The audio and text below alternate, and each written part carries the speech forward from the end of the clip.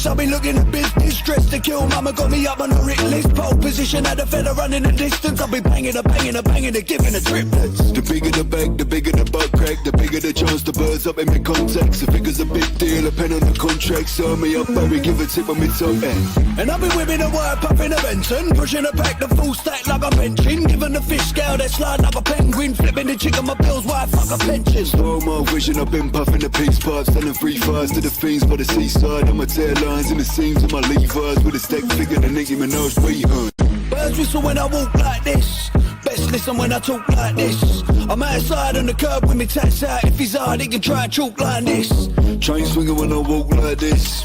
Heads bobbing when I talk like this. I'm outside on the curb with the straps out. Ever love you ain't gonna chalk like shit. I spin fellas, my swing quicker than Federer. I serve packet that bounce back on a regular. And I'ma tell her how she sing for me T-Pain. Your mama's hooked on the packs, I'll be selling her. I click hammers and bang 'em and I'm a nothing. I feel his head with the lead like a mukbang. The magazine made me lean when I walk in the drumstick. I'm making that bang like a pump band. I spin fellas.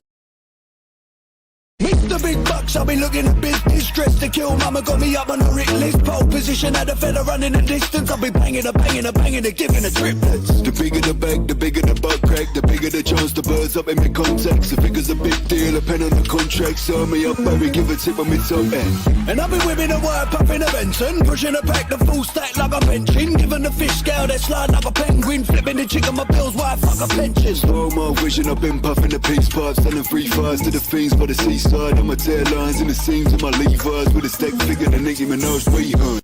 Birds whistle when I walk like this. Best listen when I talk like this. I'm outside on the curb with me tats out. If he's hard, he can try and chalk like this. Chain swinging when I walk like this. Heads bobbing when I talk like this. I'm outside on the curb with the straps out. Ever love you ain't gonna chalk like shit. I spin fellas, my swing quicker than Federer. I serve packet that bounce back on a regular. And I'ma tell her how she sing for me T-Pain. Your mama's hooked on the packs, I'll be selling her. I click hammers and bang 'em and I'm a nothing. I feel his head with the lead like a mukbang. The magazine made me lean when I walk in the drumstick. I'm making that bang like a pump band. I spin fellas, my swing quicker than Federer. I serve packet that bounce back on a regular. And I'ma tell her how she sing for me T-Pain. Your mama's hooked on the packs, I'll be selling her. I click hammers and bang 'em and I'm a nothing. I feel his head with the lead like a mukbang. The magazine made me lean when I walk in the drumstick. I'm making that bang like a pump band. Hop in the cab, I'm banging the crossword up. Head in the west and I'm banging the push bird. Couple of cans and a puff on me death stick. Click on my fingers, he's cutting me cough there. Ringing the bow bells, bringing the webs there. I'm flinging the dry food, bringing the cassette there. Belling me non-stop, sending the lads there. Hopping me drops up, I'm running the man down. Ayandaba, ayandaba, ayandaba, ayandaba. Ayandaba, ayandaba, ayandaba, ayandaba. Ayandaba, ayandaba, ayandaba, ayandaba. Ayandaba, ayandaba, ayandaba, ayandaba. Ayandaba, ayandaba, ayandaba, ayandaba. Ayandaba, ayandaba, ayandaba. Ayandaba, ayandaba, ayandaba, ayandaba. Ayandaba, ayandaba, ayandaba. Susu, baby, subramia. Baby, subramia. Suku, sunu, baby, subramia. Suku, sunu, baby, subramia. Suku, sunu, baby, subramia. Ejemo, anamana. Ejemeje, anamana.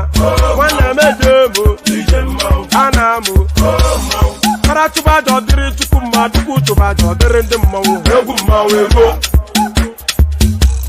Para chuba jodiri chukuma, tuku chuba jodiri ndemo. Egu mawego. Obodo jisike nubo serona. Oyibo. It is everyone, befere. Ayandaba, ayandaba, ayandaba, ayandaba. Ayandaba, ayandaba, ayandaba, ayandaba. Ayandaba, ayandaba, ayandaba, ayandaba. Ayandaba, ayandaba, ayandaba, ayandaba. Ayandaba, ayandaba, ayandaba, ayandaba. Ayandaba, ayandaba, ayandaba, ayandaba. Ayandaba, ayandaba, ayandaba, ayandaba. Ayandaba, ayandaba, ayandaba, ayandaba. Susu, baby, subramia. Suku, sunu, baby, subramia. Suku, sunu, baby, subramia. Suku, sunu, baby, subramia. Ladies and gentlemen, sometimes you just have to act like you are drunk, like you are crazy. Confuse your enemies.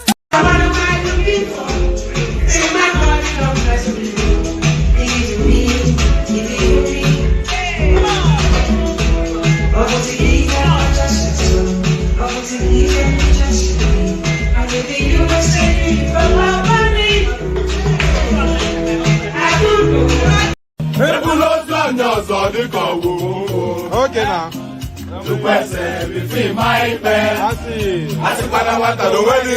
now. Okay.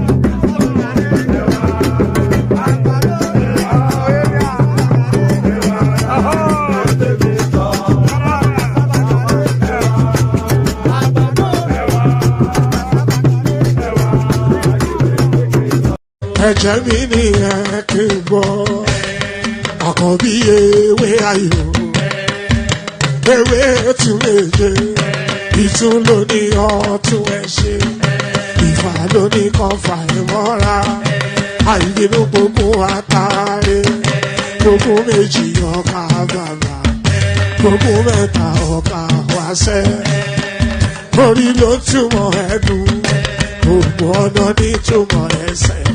Akọni ìmọ̀ tú ìmọ̀ ọjọ́, ìmọ̀ èmi ni wọn kì í dálẹ̀.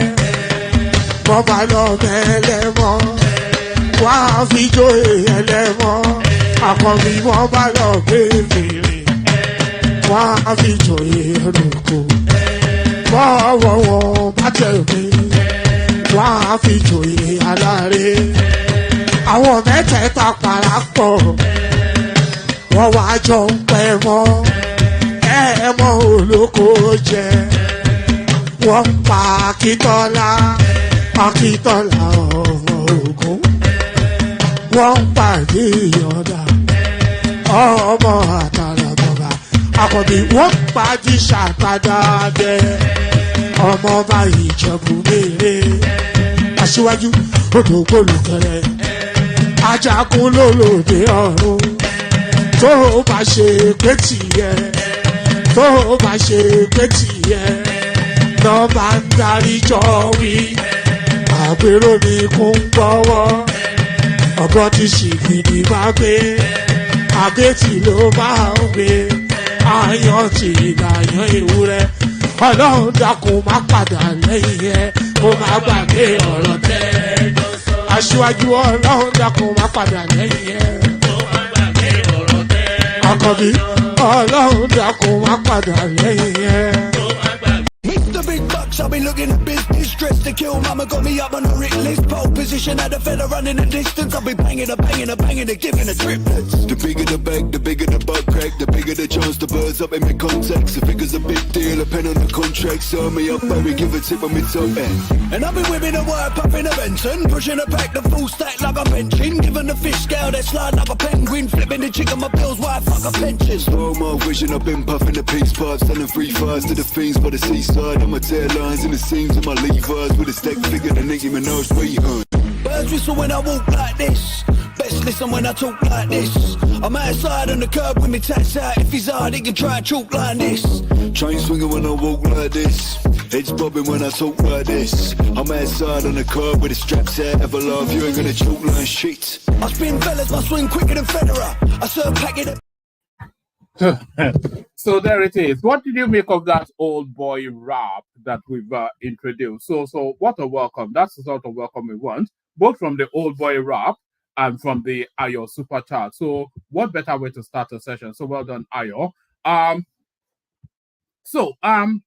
me if you like that old boy rap. I don't even know the name of the band. I just came across it. So if you like it, and if we're not copyright struck on it, then it will be part of our introductory mix. So I just love it. The very, very, you don't get more British than those people. You don't get more American than rap music. So that's the confluence of two cultures coming together. So the confluence of our two cultures coming together.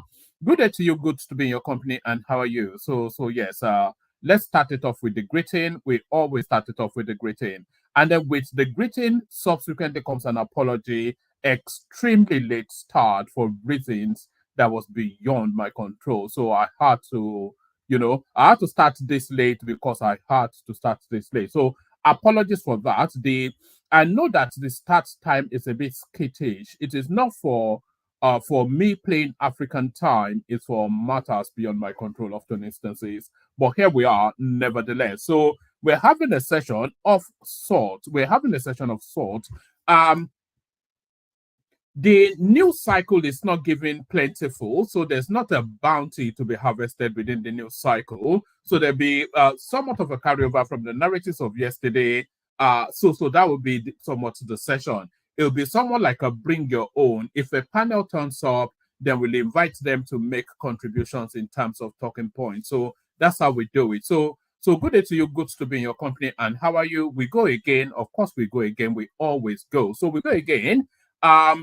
The usual protocol, click on like. So as I'm inviting you to do it, then please do it.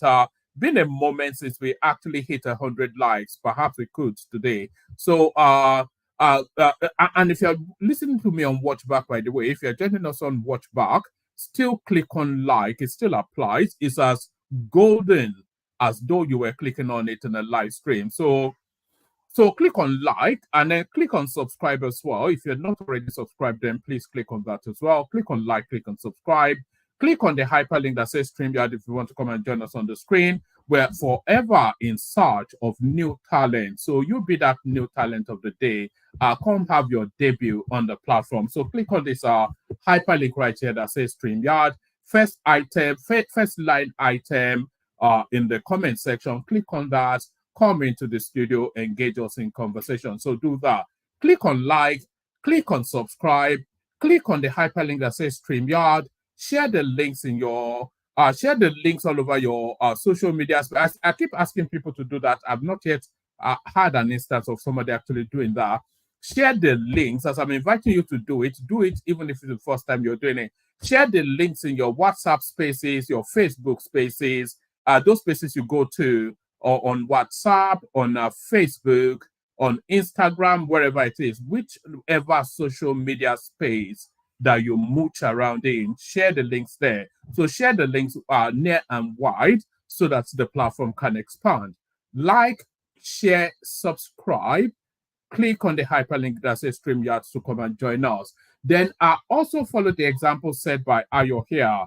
The $ at the bottom of the screen, we have the anticipation of 5 super chats per stream. I wasn't even going to say that, but I just kicked it off now because I started so late and we don't have sufficient enough news. I don't even know the direction that the stream might well go. So I feel a bit reticent to push people towards super chatting, but Ayo has kicked it off, so we might as well go with it. So we have the anticipation of 5 minimum super chats per stream. So Ayo kicks it off. So you then complement the remaining 4. So it's 4 individual rather than 4 instances. So one individual can super chat 50 times, but that still counts as one. So we need 4 different individual super chatting. We need 5 different individual super chatting. Like, share, subscribe. Click on the hyperlink that says StreamYard. Super chat the stream. So all of that. So all the funky things. Do all those, and you'll be subsumed with a glowing feeling of warmth. So you'll be subsumed with a glowing feeling of warmth. So let's just launch into it. Let's launch into what we do have. Like I said, it's going to be. Actually, let me bring this up. This seems to be how. Hold on. Let me make this. All right. This seems to be how we have been doing it over the last few streams. So we continue with that. So yes. Like I said, there's not an abundance of news, so we will go with what we do have. So we go with what we do have. What seems to be dominating the news cycle is this now still the very dark man expose on Dangote, not on Dangote, the very dark man's expose on Bobrisky's excursion to the prisons. Or lack thereof, because what seems to be imagined is that he never really spent a day in jail. So everybody is a panic now. So everybody panic stricken within the structures. So everybody's panic stricken within the structures, and the people that he stands accused are threatening legal suits. Breaking, Falana denies Bobrisky's presidential pardon claim. So this was one of the things that came out. Femi Falana is very much implicated in that. There's going to be lawsuits headed in the direction of Very Dark Man. There's absolutely no question about that. Senior Advocate of Nigeria, SAN, Femi Falana, has denied being asked by cross-dresser Idris Okuneye, aka Bobrisky, to help facilitate a presidential pardon for him while the latter served a jail term. Falana made this clarification in a letter from his legal team, Falana and Falana's chambers, and signed by Taiwo E. Olawande Esquire, dated September the 25th, 2024. Earlier, an audio conversation was aired by media influencer Martin Vincent Otse, aka Very Dark Man. Maybe I need an AKA too, although one man went to more is an AKA, isn't it? It's not my real. Can you imagine if that was my baptismal name? That was the name that my parents actually gave me. One man went to more. So of course, that's on what that's an acronym as well of some sort, isn't it? Oh, okay. Hold on.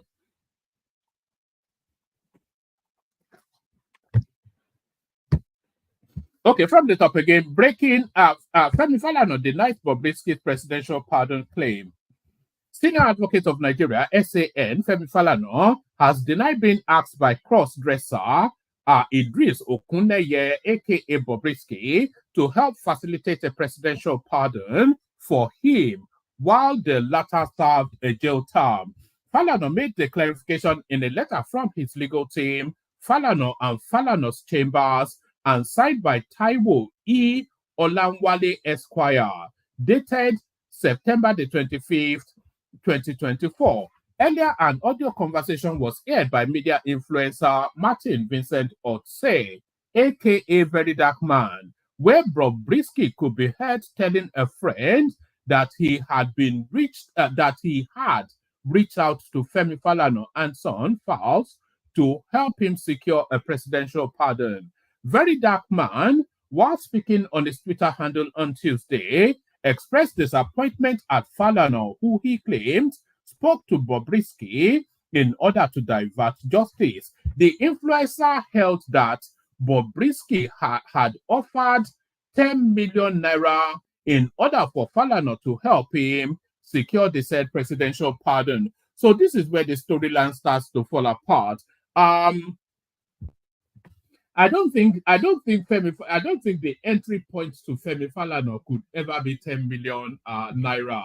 This is a multi-billionaire who has been extremely wealthy for endless decades. I don't even think the entry point to his son Fowles could ever. The entry point to you and I is not 10 million naira. Perhaps Falana may be vastly wealthier than both of us. But so that is where the story starts to fall apart, and that is where this guy almost certainly will get himself into trouble. The influencer held that Bobrisky had offered 10 million naira in order for Falana to help him secure the said presidential pardon. In its reaction, Falana Chambers assert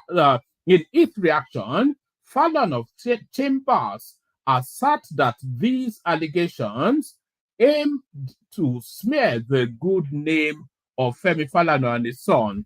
The legal team proceeded to issue a 24-hour ultimatum to Very Dark Man to pull down those comments made and make a public apology accordingly. We are the counsel to Mr. Femi Falana SAN, hereinafter referred to as our client, on whose behalf we write this letter regarding your publication and dissemination of defamatory statements against him.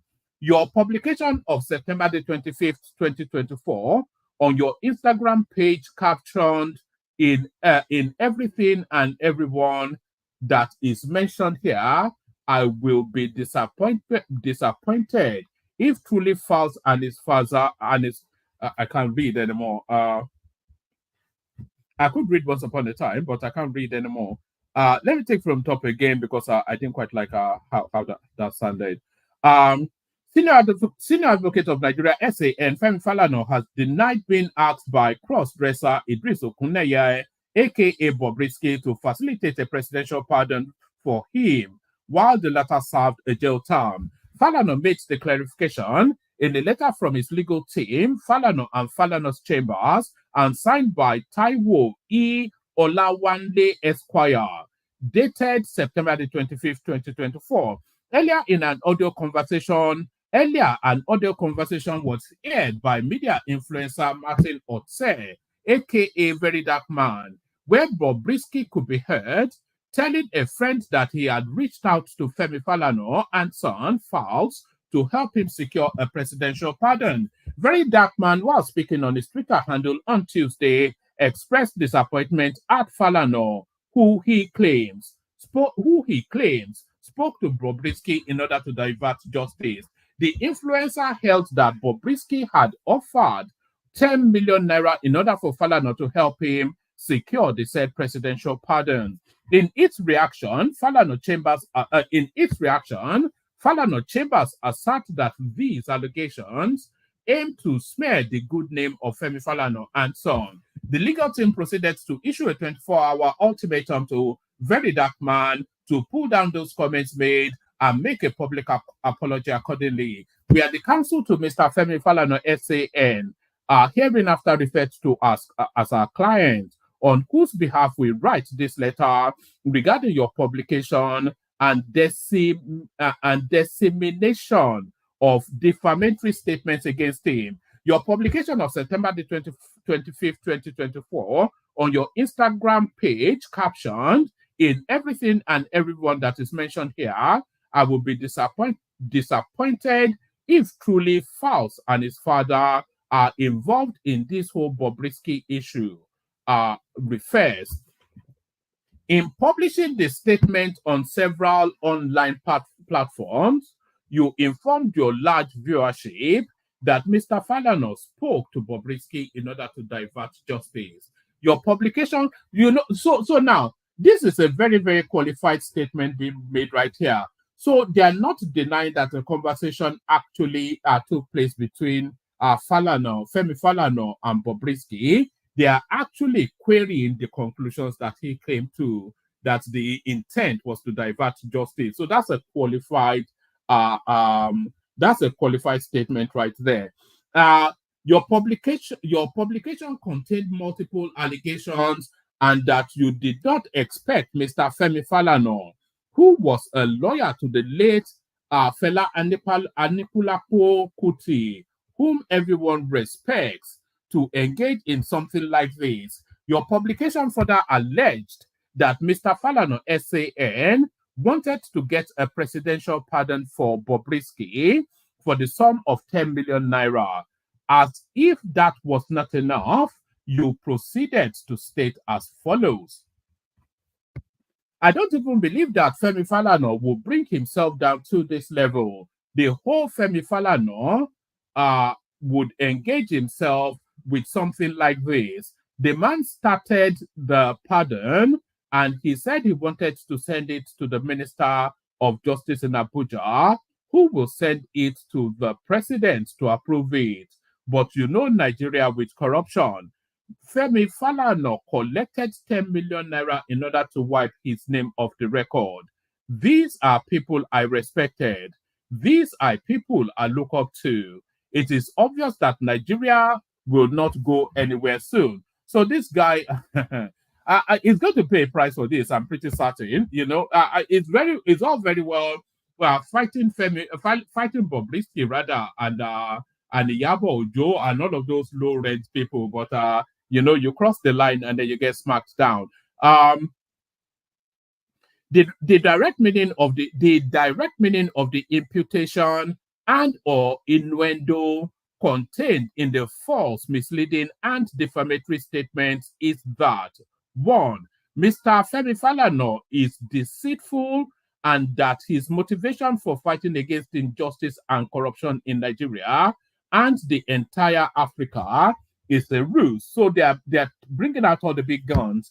And number 2, Mr. Femi Falana spoke to Bobrisky to divert justice with a view to perverting justice for financial gains and material benefits. Number 3, Mr. Femi Falana solicited a brief from Bobrisky and thereby contravenes the legal practitioner's rules of professional conduct. So apparently, I didn't even know that was a practice. Maybe if Ogwen is available, come and explain that. I didn't know that. I thought lawyers were allowed to seek out briefs. Let me read that again. Maybe Mr. Femi Falana solicited a brief from Bobrisky. To solicit is to go and seek something, and a brief is somewhat like an assignment. Or a commission. So what this is saying is that it contravenes the legal practitioner's rule of professional conduct, and I suspect it may not. But what do I know? Number 4, Mr. Femi Falana has participated in a device that constitutes subterfuge in concert with others who you also characterized as corrupt. Number 5, Mr. Falana's fight against injustice is inconsistent with his publicly acclaimed and validated record of competence, honesty, and integrity. Number 6, Mr. Falana, who is a senior advocate of Nigeria, has engaged in conduct that is incompatible with his professional role and duty as a legal practitioner in Nigeria. The entire publication was vacuous, wicked, and reckless. The entire publication was a vacuous, wicked, and reckless ploy to impugn the reputation of our clients and lower him in the estimation of right-thinking members of the public. We wish to state without any fear of contradiction that our client has never in his life spoken to Bobrisky on his alleged pardon or on any matter whatsoever, the letter wrote. Son to Femi Falana, Folani Falana, aka Fowls, has also come out to refute these claims, explaining that the only conversation he held with Bobrisky was when the latter begged for 3 million naira to help secure a VIP section in Ikoyi prison. So there it is right there. I think that guy is always been on the precipice of crossing a line, and I think that line now fully crossed. Pardon me. Fowls demands an apology from Very Dark Man. So on and on it goes. Folani Falana, also known as Fowls, has reached out to the well-known social media commentator and activist. What is it an activist for? I'm not aware that. I thought this guy was just some homosexual guy that makes noise on social media. I didn't know that Very Dark Man was an activist or anything. Folani Falana, also known as Fowls, has reached out to the well-known social media commentator and activist Martins Vincent Otse, also known as Very Dark Man, to request the retraction of a defamatory statement made against him in a widely circulated social media broadcast. In a letter released by his legal team, Fowls distanced himself from the ongoing controversy involving Idris Okuneye, aka Bobrisky. The letter further revealed that Bobrisky reached out to Fowls in a distress call on the 4th of May 2024 to beg for financial assistance to pay some officials to be permitted to stay at the VIP section of the correctional center, which Fowls declined. It further stated that the viral video featuring Very Dark Man poses. It further stated that the viral video featuring Very Dark Man poses a significant threat to Fowls' image as a human rights activist. The notice specified that the video must be removed from all platforms within the next 24 hours to avoid potential legal action in the form of a lawsuit. So I think it's a lack of understanding of how social media works for them to be asking him to take it down within 24 hours. If it takes it down or not, it doesn't really matter. It's already out there. I have a copy. You have a copy. We've all downloaded it. I downloaded it and I played it on the stream yesterday. So it's in my studio now. So if Very Dark Man takes it down, it doesn't. It adds or removes nothing. What they should be asking for is a public apology. Certainly not taking that. How can they? It's out there already. That's just the thing. It further stated that the viral video featuring Very Dark Man poses a significant threat to Fal's image as a human rights activist. The notice specified that the video must be removed from all platforms within the next 24 hours to avoid potential legal action in the form of a lawsuit. Your publication of September the 25th, 2024 on your Instagram page are captioned in everything and everyone that is mentioned here. I will be disappointed if truly Falz and his father are involved in this whole Bobrisky issue has been drawn to our notice, wherein you made some defamatory statements against our client.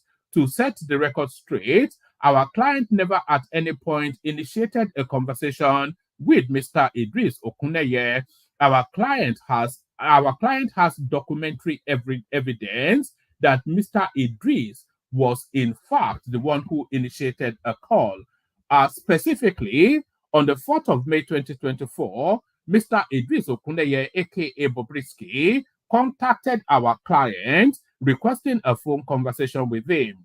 Our client graciously obliged, having knowledge of the Naira abuse charges leveled against him and genuinely believing he might require legal advice. Mr. Okuneye Idris, aka Bobrisky, called shortly after, but instead of soliciting legal advice, stated that he was in distress and needed the financial assistance of about 3 million naira, which he claimed he needed to pay some officials to permit him to stay in the VIP section of the correctional institution. Our client, in the same conversation, advised him that there was no need to pay the officials of the correctional center any money. However, Mr. Idris Okuneye, aka Bobrisky, stated that his lawyers had messed up his case by asking him to plead guilty to the charge filed against him. Mr. Okuneye insisted on his request for the money, which our client continuously disapproved. The direct meaning, imputation, purport, and innuendo of the false, misleading, and different. So it goes on and on. I'm not going to label any of that much more, but that's our Bobrisky. That's our so that's false, and his dad then are on the war footing against Bobrisky. So Falz and his father on a war footing against Bobrisky. Tinubu won't intervene. Tinubu won't intervene in Dangote and Nnpc fuel price feud. So that's the presidency right there. So a lot of people felt he should step in, but it looks as though that might well not be the case. So it looks as though it's free floating this one as well. Tinubu won't intervene in Dangote and Nnpc fuel price feud that's coming out of the presidency. The presidency on Wednesday said President Bola Tinubu will not intervene in the ongoing fuel price controversy between Dangote Refinery and the Nigerian National Petroleum Company, NNPCL. Special advisor to the president on information and strategy, Mr. Bayo Ononuga, disclosed this whilst briefing State House correspondents at the presidential villa, Abuja. According to the presidential aide, both entities operate independently in a deregulated market. It said under the Petroleum Industry Act, NNPC functions autonomously despite government ownership. Ononuga said the PMS, Premium Motor Spirit Field, the PMS regime has been deregulated. Dangote is a private company. NNPCL, should not forget, it is a limited liability company. Whatever controversy both of them are having is their problem. they are operating. Even if you go by the term of the Petroleum Industry Act, NNPC is on its own, even though it is owned by the federal government, the state and local governments, and everything, but it is operating as a limited liability company. You can see what the private market has said, that I think they find the NNPC and Dangote price too much for them. They will resolve to import fuel because they clear the market at the end of the day. It is the consumer who benefits if there is a price war. If NNPC fuel is too much, the public market can go to the market and bring in their fuel and sell at the price that they think is very reasonable and profitable for them. So my answer is that as far as this is concerned, the government is not dabbling into this controversy. Dangote, as a private company, is working on its own. NNPC, as a limited liability company, and NNPC is a limited liability company, and it has the right to fix the price of its own, and so on. Ononuga said instead of intervening, the government plans to promote alternative energy solutions like compressed natural gas CNG, offering a cheaper option for consumers and subsidizing conversion costs for vehicles. So that seems to be, I don't quite know how to interpret that. He noted that the price difference is significant, with CNG costing about 230 naira per liter equivalent compared to PMS at around 850 naira per liter. According to him, the government aims to have about 1 million vehicles running on CNG and plans to subsidize the conversion cost for private vehicle owners. I don't quite know. What essentially this means is that they are not going to intervene in Dangote versus NNPC. So they are not going to intervene. They are not going to subsidize. So that's out. So Dangote and NNPC can battle it out.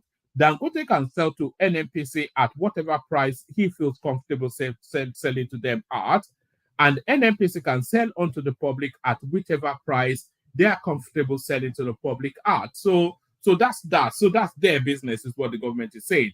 But they are also still holding that space of people being able to import petroleum. So if the market is too expensive and people can import petrol to undercut that market, then let that price war take place. But their obligation to the public, what they're explaining, is this CNG project. So they're intended to convert vehicular movements as far as they can to that CNG space. So if they get 1 million vehicles on CNG, that's 1 million vehicles of petroleum, which puts pressure even more on the price point. And that ultimately drives that price point down in a more feasible and a more permanent way. So I think that somewhat is the plan, but what do I know? Breaking presidency speaks on moves to reduce fuel price amidst NNPC local refinery dispute. So I think that's pretty much what we just covered there. Bobrisky, Falano gives Very Dark Man 24 hours ultimatum to retract defamatory statement. I think we already covered that. Right, so this one now is a process completing.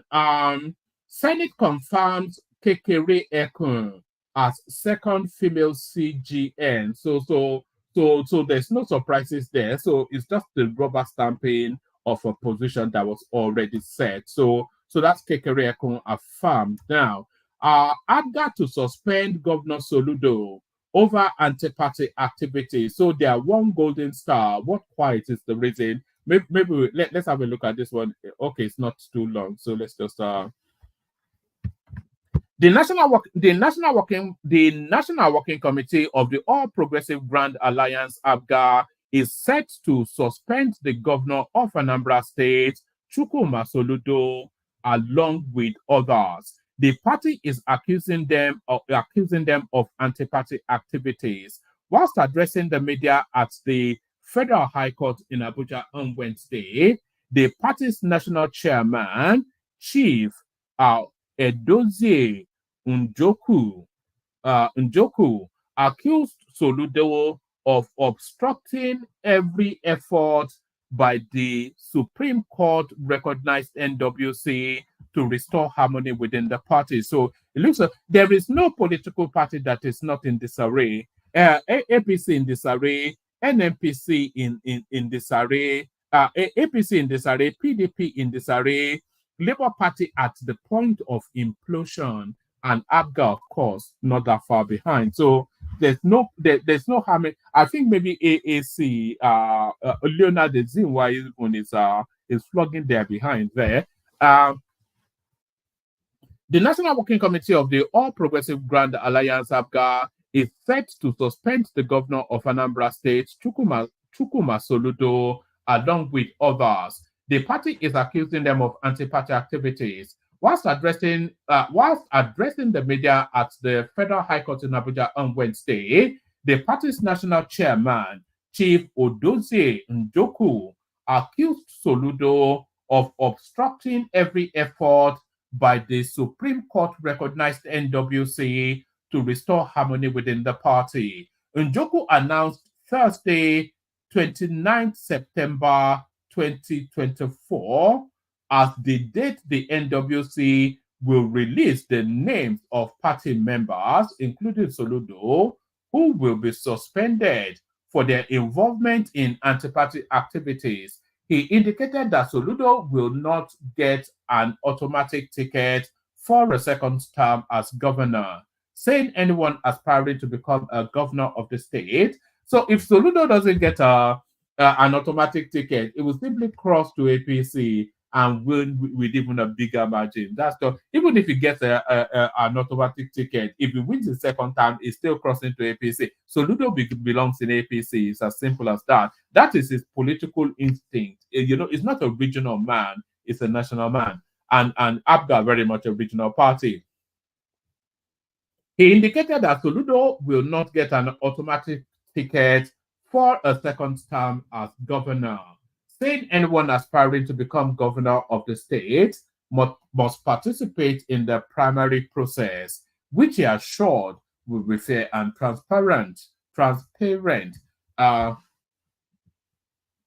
If you notice, the whole NWC are here, and a group of people are being suspended from the party. As you know, I have been preaching peace because it is not in the interest of the party for us to start suspending elected officers, to start suspending a governor, to start suspending House of Assembly members, to start suspending the senator from Abia.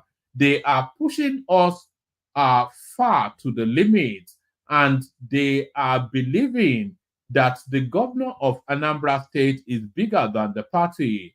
No one is bigger than the party. You will remember what the chairman of the BOT said, Board of Trustees said, that we, the NWC, must take actions so that we don't look like toothless bulldogs. So I'm not quite sure even what the backstory is to all this. If anybody knows, please bring us up to speed. Who pays attention to ABGA except people in Anambra and the East? This is a political party, and ABGA is here to stay. We have 80% agreement on those people who are going to be suspended from the party. One of those people is the governor, and I am saying we are going to just suspend the only governor we have.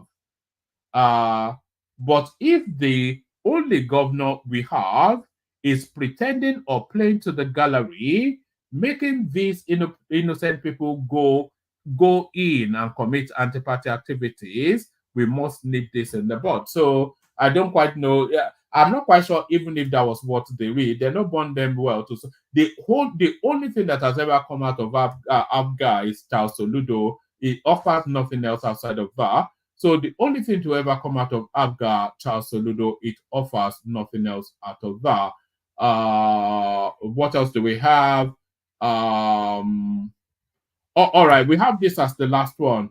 President Tinubu to reshuffle cabinet accuses ministers of not engaging media enough to announce their achievements. So it's the same narrative actually for the Buhari administration. I have a clip on this, but let me give you the readout anyway. And by the way, this is going to happen before the October the 1st, which is what? Within next 6 days, it should happen. President Bola Tinubu is set to reshuffle his cabinet, signaling imminent changes in the leadership of key ministries. During a press briefing at the State House in Abuja on Wednesday, Bayo Ononuga, the special advisor to the president on information and strategy, disclosed the president's concerns about the communication gap between ministries and the public. Ononuga stated that while significant progress has been made across various sectors, many Nigerians remain unaware of such due to a lack of media engagement. The president has directed ministers to be more proactive in publishing the activities and achievements of their ministries. He stressed, Ononuga said, he stressed that the reshuffle will help reposition the government to better serve Nigerians, whilst urging ministers not to shy away from media interaction. The president has expressed his desire to reshuffle his cabinet, and he will do it. I don't know whether he wants to do it before October the 1st, and he will surely do it. That is what I will say, but he has not given us any timeline, Ononuga said. Speaking on the performance of the present administration, Ononuga said, the president has given an order to all ministers at the last Federal Executive Council meeting to go out there and speak about the activities of his administration. Some of them have been media shy, television shy, radio shy, and he wants them to overcome all that and go out there and speak about what they have been doing. So, does it still offer more? All right. All right. Let me actually play you a clip of Ononuga saying all this. So let me play you a clip of Ononuga saying all this. So I've got just about 2 clips to play you. So I'll play you Ononuga, and then I'll play you a clip of the Oba of Benin telling us that the Yorubas are superior to the Benin. Audio Jungle.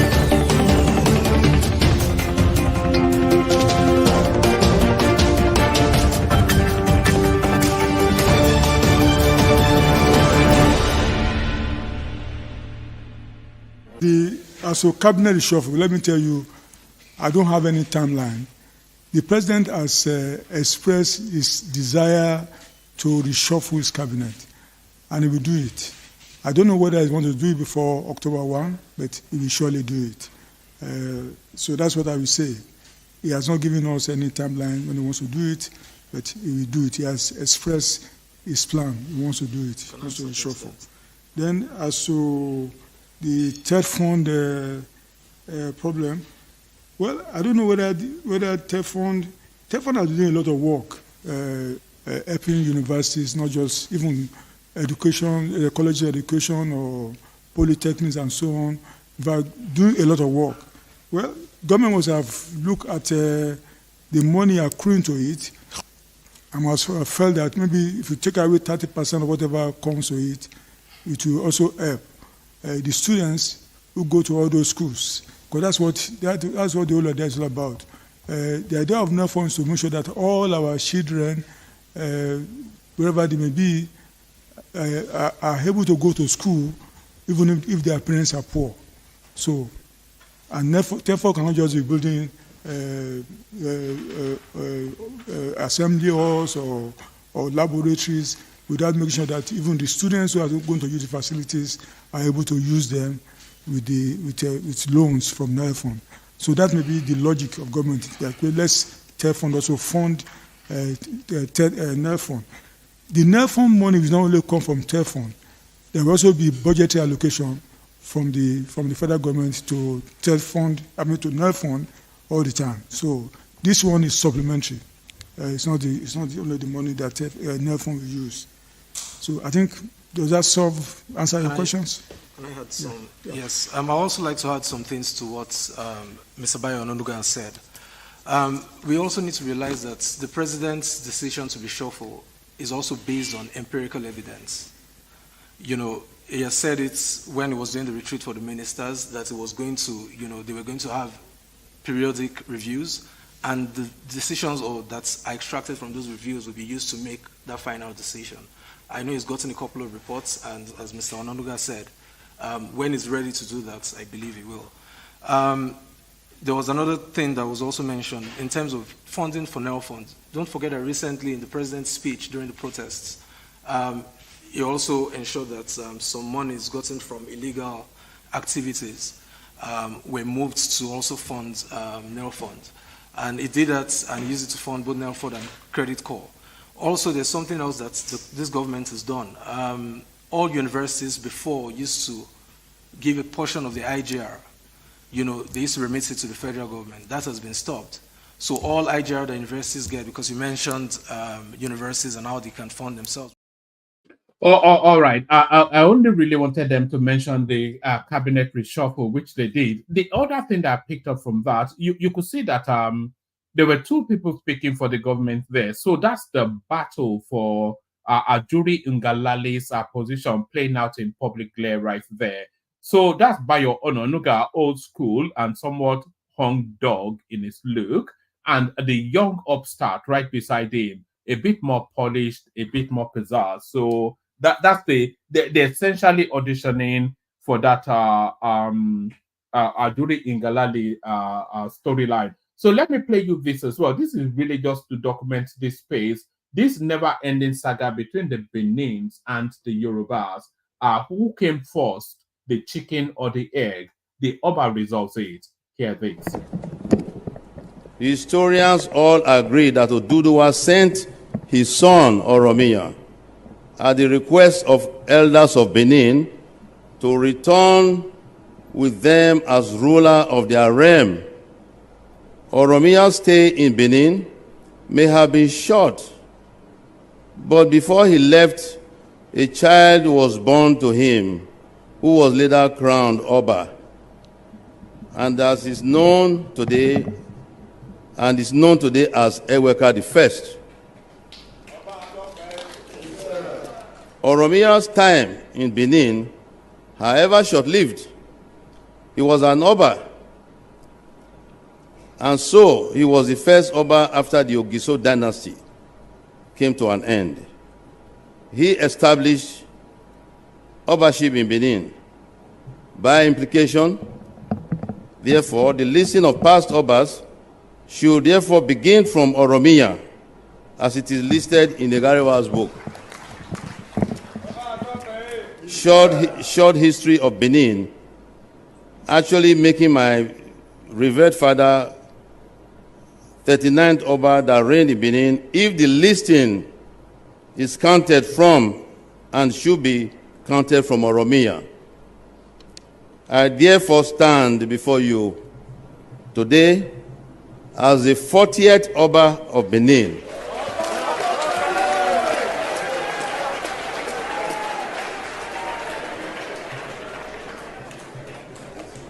A direct descendant of Oromia, the son of Oduduwa.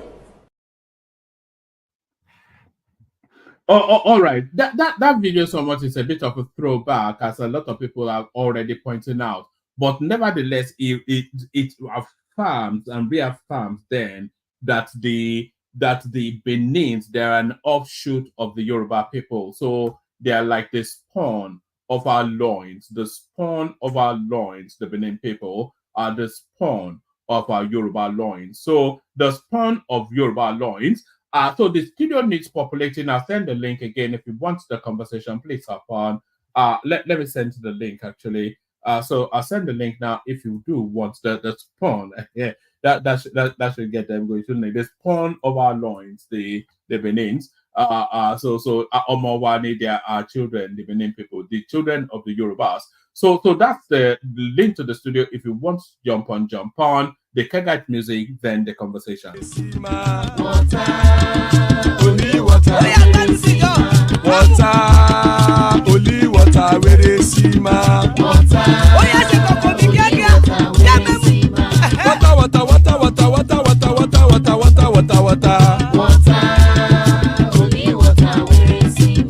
Hapa o naido.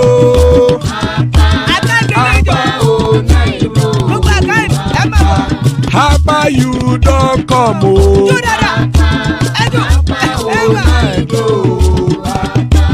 Hapa o naido.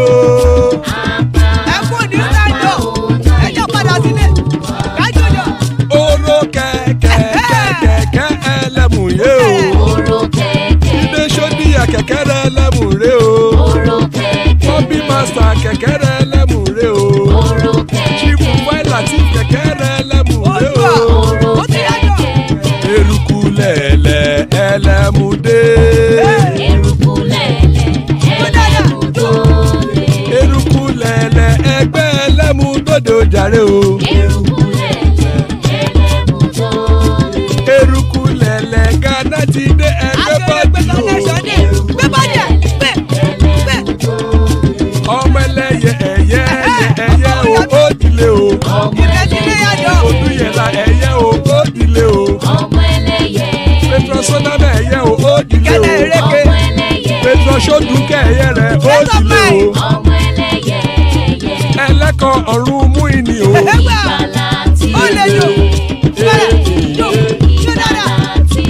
Àkùkọ ọ̀run mẹ́kọ̀.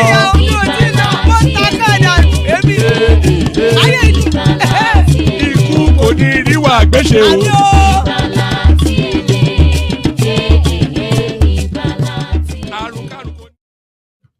And there it is right there. Ikoko Niruagwete, may death have nothing to do with us. So, amen to that on behalf of myself and you, my friend. So, amen to that on behalf of myself and you, my friend. So, joining us, gas them up. So, always a delight to have gas here. Baba is in the house. A real treat to have Baba. Ajandro, of course, steady as a rock, and Thomas right there. So that's the list so far. Anybody that wants to hop on. Let's kick it off with gas them up. So, Gas, I suspect you've come to defend the Benins.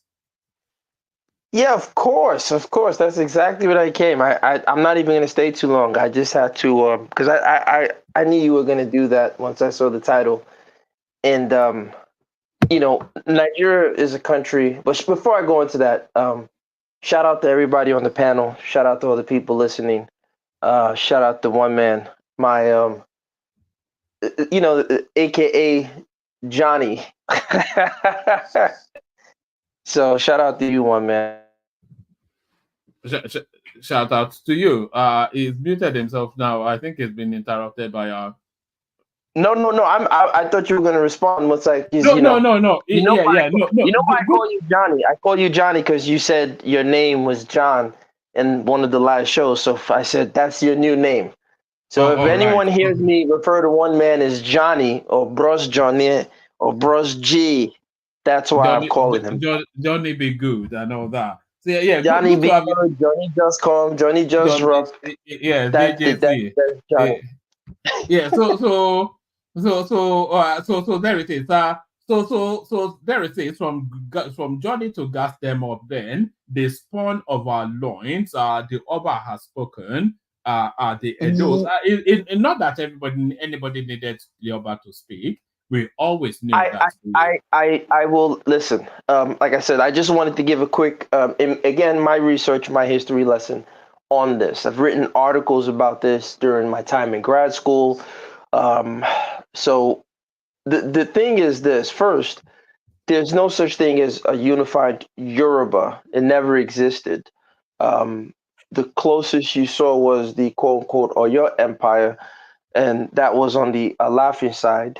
So you had, of course, the Alafin. But in terms of the historical place for Yoruba people, it would be Ilefe. But ironically, it's not only for Yoruba people because Oduduwa is the father of all mankind. So that would include all people, not just Yoruba people. But let me get to the whole crux of it. So the Oba Tokpe, right, as he rightly said, Iweka, and forgive me if I mispronounce it, I'm not Benin, and I don't have a dog in the fight. But there was a You never shift. seem to have a dog in any fight. You're always not having a I dog in don't. the fight. Yeah, I don't like to have a dog in the fight because when you start having dogs in You the get fight, rabies. You get rabies. yeah. Not only that, you put yourself in a situation where, excuse me, I just had to say something. You put yourself in a situation where you get muddled and you get muddy. Fela had that song Rufo fight, right? So then you can't tell the difference.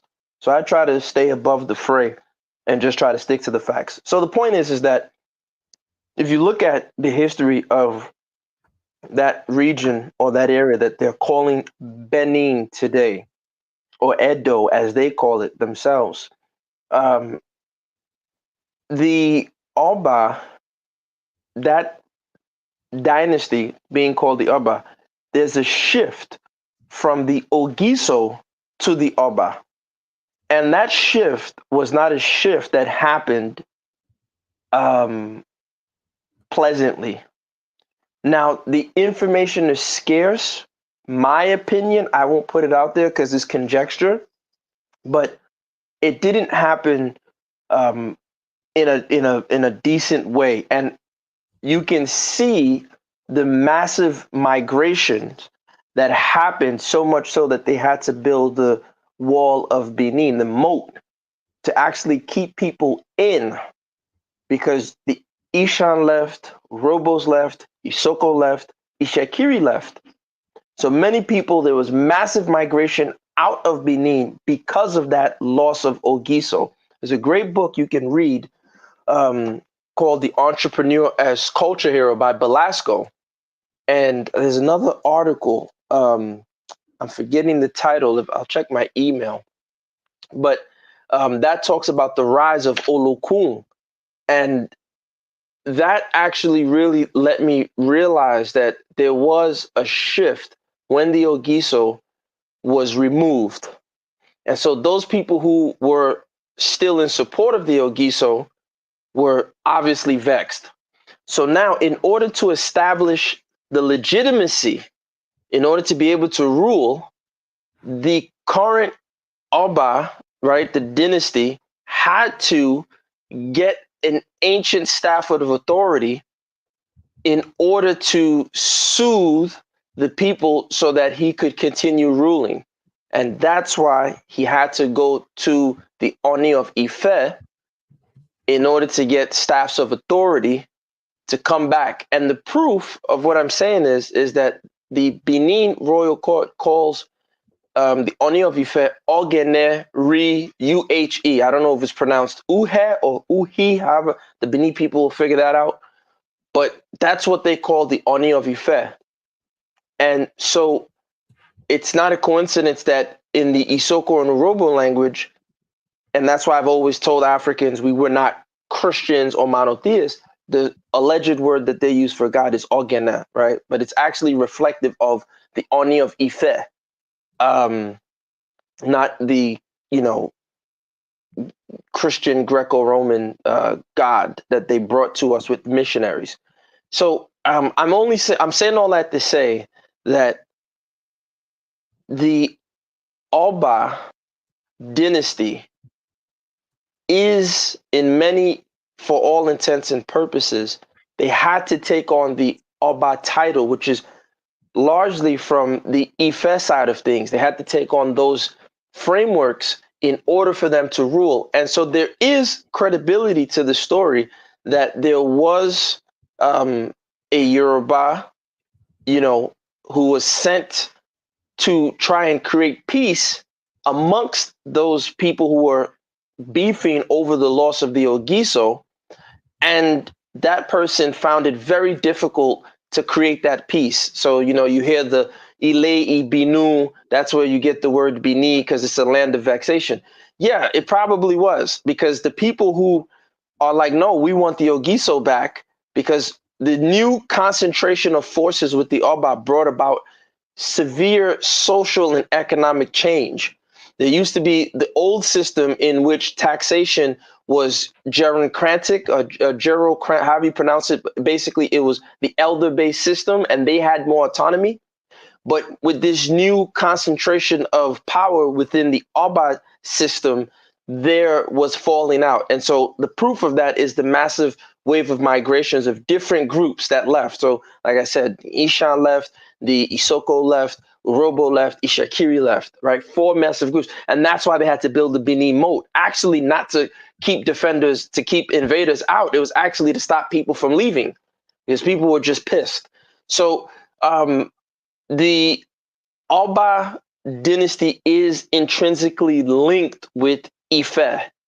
And they are not, as what one man is trying to push, spawns of Yoruba people, because Yoruba people didn't exist at that time. Ogun, or what we call Ogun State, Ondo, they were all different. Then you had the people in Benin Republic. You had the people in Togo that spoke Yoruba. They were not under one unified pan-Yoruba, confederation. As a matter of fact, like I always say on this platform, the largest enslavers of Yoruba people were other Yoruba people. Largest enslavers of so-called Igbo people were other Igbo people with the Arochukwu, right? So we never had one identity. As a matter of fact, the people who brought that conception of a unified identity were actually the quote-unquote founding fathers, the Zeeks, the Awolowas, and the Balewas and all those guys. They're the ones with their newspapers, because now they use ethnicity as a rallying cry to create votes in their eastern regions and blah, blah, blah. So, and their western region and all this other stuff that they were doing. But that's my whole push on the history. If you want, I'm very accessible. Cast them up at gmail.com. I know people might disagree. We can have a great conversation. I can send you all the research that was done on it from credible sources. We've actually had a lot of conversations around this, and we've not really yet come to a conclusion. In fact, some of the biggest conversations we had on this platform had been which came first, the Benins or the Yorubas. All of the history, tells us that the Yorubas progenited the Benins. There was no Yoruba. But the Benins, because they are emotion-led, they recall from the idea that they are spawns of the Yorubas. No, I don't. I think you're Kaizo. I guess you guys went to that same MI6 school of trolling, but you have this way of framing things that, of course, will agitate people. Again, there was no Yoruba identity during that time in the 1600s, 1500s. Now, you had Ife, you had inklings of the Oyo, trying to arrange themselves, but there was no unified Yoruba identity. So to say that Yoruba created a spawn, that doesn't make sense. If that's the case, then technically the Edo identity comes first in terms of a nation state, right? With Benin or the Benin Oba coming before what you would call a Yoruba identity, if that's the case. Now, if you're saying that the Benin royal family and the Benin royal state had to use the staffs of authority from Ile-Ife, 100%. And they had to, because there was issues after the removal or the fall or the transition from Ogiso to what we're calling Oba with Iweka the First. That's all I wanted to put out, like I said. So anyone, if you want to have a serious conversation, no trolling, I'm very accessible. Cast them up at gmail.com. We can have a great conversation. I wanted to run through all right. topics. You're always pumping out your email address. It looks as though if you don't have a friend, I'll be your friend. You don't have to beg for friends. If you don't have a friend, here's the funny part. I'll be your friend. Don't worry. That's true. You are a great friend of me. But I'll tell you the funny part. And I'm sure Kaz was told you, I have a channel. I just don't care about YouTube. We had a great thriving channel. I just don't care about it. I'm busy. I'm going to speak to you offline. Actually, I want to be opening up the platform to esoteric ideas and or even psychedelic musings. So maybe I'll speak to you about that. You can be hosting some sessions as a standalone. Let me take you Let me take you to the Yes. other let me take you to the other topics. Are you following the narrative of Very Dark Man, the expose around the Bobrisky excursion to the prisons or lack thereof, the people implicated and threats of legal suits? Yes, I am definitely following it. Very Dark Man is very entertaining. How did Again, it don't have a suddenly dog blow in up? the You know, fight. I wasn't even aware of this guy a year ago, and suddenly some rather funny looking fella is suddenly now the number one trending on Nigeria social media space. But sorry, carry on. Yeah, no, listen, he's an interesting character. I'm always skeptical. I like whistleblowers, right? But I'm always skeptical of they're all in the same cliques, right? They're all in their estates in Lekki phase 1, 2, 3, 4, 5, 7, and 99, and in their estates in Abuja and Kwarimpa and Maitama. They're all in their cliques. They all know their BS about themselves. It's like a sick, useless mixture of Game of Thrones meets Spartacus with African accents. That's how I look at these people.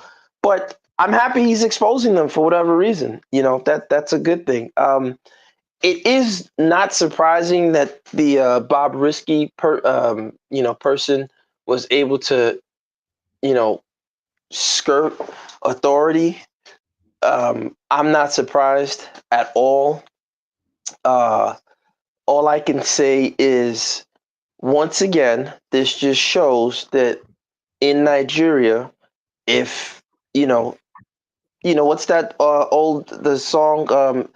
If the poor man steal money, we show him on crime fighters. If he steals Maggie, we show him on crime fighters. But with the rich man, he steals at the African China song. Rich man steals, no one sees him on crime fighters, right? So it just shows once again that these are the things that are going on in Nigeria, and until we can change that, until no one is above the law, until the Nigerian state, and that's It's not peculiar to Nigeria though. The law manifests differently on the rich and the poor, universally, globally. no, that's standard. But what I'm saying is, how can I put it? The key That's them all. difference. Good Yes. evening, one man. Good evening, yeah. One man, why don't we start from here? Do you think, and gas demo as well, you can, yes, you can put it to your question as well. Do you think high profile case like Bob Risky will not spend time in jail? Somebody will whiz him out of the jail. How popular Bob Risky was? Do you think even the claim of the guy can be even correct? Why don't we start from there? Yeah, thank you.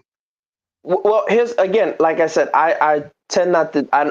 Maybe one man can have an answer for you.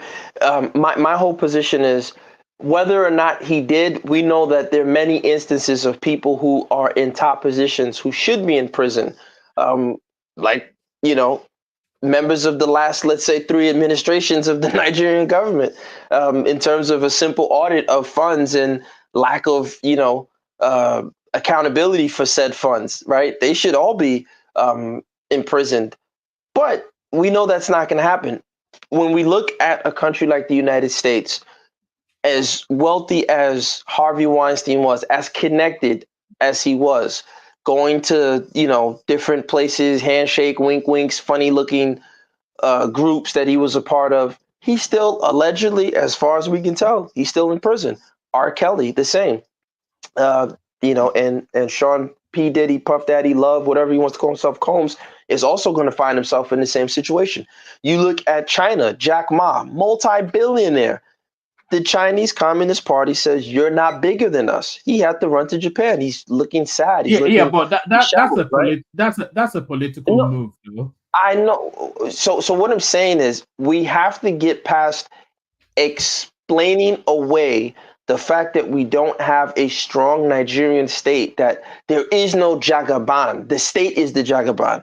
There is no cabal. The state is the cabal. And the state is there to function so that all Nigerians can benefit as best as possible. Now, are we going to say that every Nigerian is going to be treated equally? Yeah, of course not. No. Every country has a deep state now. What we are calling what we call in the cabal, what we call a cabal in Nigeria, they call them the deep state in America.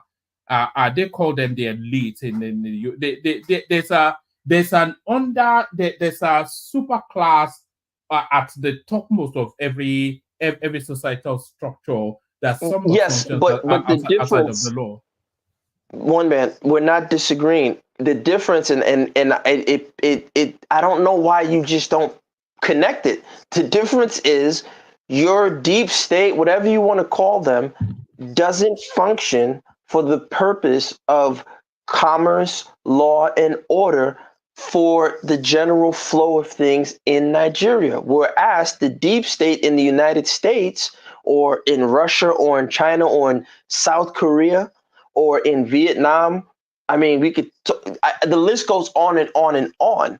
They take an approach to where, listen, we are going to still make decisions that are 10-year, 5-year, 15-year projections for the betterment and overall purpose and movement and capacity of our locality. The Nigerian deep state does not do that. They seem to not care. And I hope one day you stop making excuses for them and at least hold them to task to say, you know. I'm not holding excuses for them. I'm speaking to the reality as it obtains. The deep state doesn't operate for the for the general well-being of any society. They operate for control and power and to keep. But you just had him explain to you what a deep state. No. But I am disagreeing with him on his explanation that the deep state in America is not there for the general well-being of Americans. They are there to keep them in abeyance, to keep them in. That's the thing. You don't get it. That's what he's trying to explain to you. They understand that they need the system to continue as it is, but so that they can continue making their money and continue having that fame and fortune or whatever they desire. They know that the opposite of what is the reality today would mean a total loss of income, fortune, or whatever you want to call it. If America is to become like Nigeria, whereby the whole institutions don't function like they are functioning right now, you think all these Elon Musk, all of them will exist? Maybe they will exist in a different way, but you can't afford to have the kind of you understand the stability that is in America here. People that benefit from it, the billionaires that benefit from stability. I mean, you look at it. If they were to have the kind of situation we have in Nigeria, I bet you a lot of the Americans billionaires will take out their money out to other places where they can get the kind of stability whereby you can manufacture things. You don't have to worry that somebody's coming to kill you in your house. You don't have to worry that you have to drive at night. You cannot drive at night. I mean, you see, that's the thing you're not getting, one man. So the no, I do get it. I think you may not be getting what I am saying. Let me hear you. Okay, I'm saying the deep state, like you've just described it, they keep your society functioning in order for them to continue to enjoy the privilege and power and oversight so that they can function outside of that society. They keep it in abeyance with an established structure. So that's that. But that is the same thing in Nigeria as well. But it is rudimentary and crude because of the phase of evolution that we're in. It's still the same set of dynamics, but one manifests in a smooth and well-fashioned manner, and the other one manifests in a crude and rudimentary manner for reasons of the phase of evolution that we're in. Yes. I beg you. You like this your English evolution manifestation. No. Come on, one man. Don't give us all these. Don't sell us all this BS. You always like it here. Like you know what I mean. Well, I get you. I understand. You understand because you know I'm right now. I'm always when am I ever not right? I'm always right. Parallel. Everybody wants to make money, right? That's the idea. But the way they are, the Nigerian leaders, the political leaders, and the elites, the way they reason, it's not how they reason here. If America is to have the kind of problem, America will not be a war power. And you know what that means? If Donald Trump if Donald Trump was average Joe, would he long have been in prison by now? Well, You that's see, the thing. one See, man. that's the thing I want you to understand. In every society, you know, let me say this. I know our friend Gazdemir. You see, this yesterday when you asked me to comment on this guy's the very dark man, I think the guy, I think he's chasing. Let me use your word. He's chasing clouds. He's chasing that clicks and everything. He wants to be recognized. He wants to be known. I think that's what it is for him, because everybody now wants to be having the content online. But if you look at it critically, I sat down and look at it. I listened to it this morning, and I listened and I heard it. See, the thing is this: in some societies, in many societies, there are some people. I mean, if you are sent to jail, you can opt for another form of kind of a way you can serve your jail term. Maybe the way they did it was not right, but my point is this: is that if he said, okay, I don't want to, okay, can you put me on a house arrest? I can afford it. Yeah, they do it here in America. Some people do it. Some very rich men, they can do that. They can I mean, during the plea bargain, they can make it like, okay, I won't go to maximum security prisons. I won't go to any this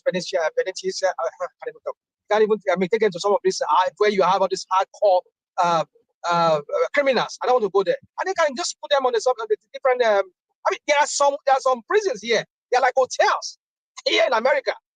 There are some prisons like that. They are like hotel. You can opt for that. So the point is this: is that I understand she can. I mean, he or she can opt for that if it's allowed. And then the other thing he was talking about as a lawyer, you have the right to like ask. Guarantee your client that, okay, I can get you off this. There are ways. If he knows the law, and no more way. If you know the law, you know the way. Or because for the fact he said, hey, I'm going to get you off the book, I'm going to get you pardon, some kind of pardon. If he knows how to do it, why not? See, the thing is, we need to understand something, that not everything that we have to see from the prism of, it's wrong.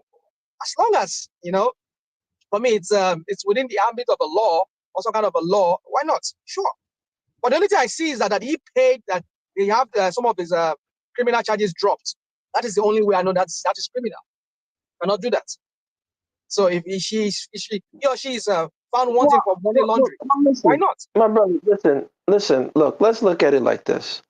The guy who ran the biggest crypto scam, Sam Bankman-Fried, unless they, appeal his case, he is going to federal prison, not club fed. He's not going to a minimum security. He's going to a maximum security federal prison. His girlfriend, they just sentenced her to 2 years. They seized $11 billion, I believe, in assets that she has to forfeit. There was a guy, Martin Shkreli. I won't say how I'm connected with him, but he also served prison time for offenses against the SEC. So we're seeing this, that even people with money have to pay the tune when the piper plays. My point is this, because I know there are other topics and I don't want to take too much time. This is all I'm saying. As I've said before, if you look at the history of the United States, if you know, for example, New York City, if you know Chicago, you would know there were people like Boss Tweed, who makes Tinubu, IBB, and these guys look like choir boys. Boss Tweed is the one who made the quote, "You can always hire one half of the poor to beat the hell out of the other half of the poor." And he had literally like Aso Rock. They had Tammany Hall in New York City. And there was a lot of corruption. They would allow the robber barons, the Carnegies, the Vanderbilts, the Rockefellers to build railways, have, total say. You look at people like Al Capone, the Valentine's Day Massacre, just rampant killing in the United States. During that time of America's industrial rise, it was a terrible place to stay. Same thing with the UK. You read Upton Sinclair's The Jungle. You read Oliver Twist by Charles Dickens. You read some of his other work describing Victorian England at the time. These are places where women were throwing their babies in the garbage can, throwing their babies overboard. The water under London Bridge was filthy. It was just a mess, a complete S-hole, right? SHITHOLE. Where are we going? I'm almost there. My point is that in order to transition from the S-hole that they experienced, there was a concentration in state power. For example, you look at after the crash in the Great Depression, where they allowed free market economics to run wild. Don't lose us in Americanism. Don't lose on it. Bring it back to Brett Ackman. Yeah. Yes, the counter narrative, that the counterweight was someone from your neck of the woods, one man, John Maynard Keynes. Now, Keynes was a British economist who advocated. No. Don't take us into deep waters. Just we're having a light conversation. Don't take us into deep waters. Just bring it back to So my point is that back to Very Dark Man. It is a problem that people like Bob. First off, it's against the law for the activities that Bob Risky is doing in Nigeria, allegedly. We have laws against that. They raided some guys in the north. They raided some boys in Asaba for doing what Bob Risky's doing, poor ones. They raided them. I remember 2 years ago I was in Nigeria. I saw it on the TV. They raided them. And the police arrested them. And I'm pretty sure they're still sitting in the guard room today, right?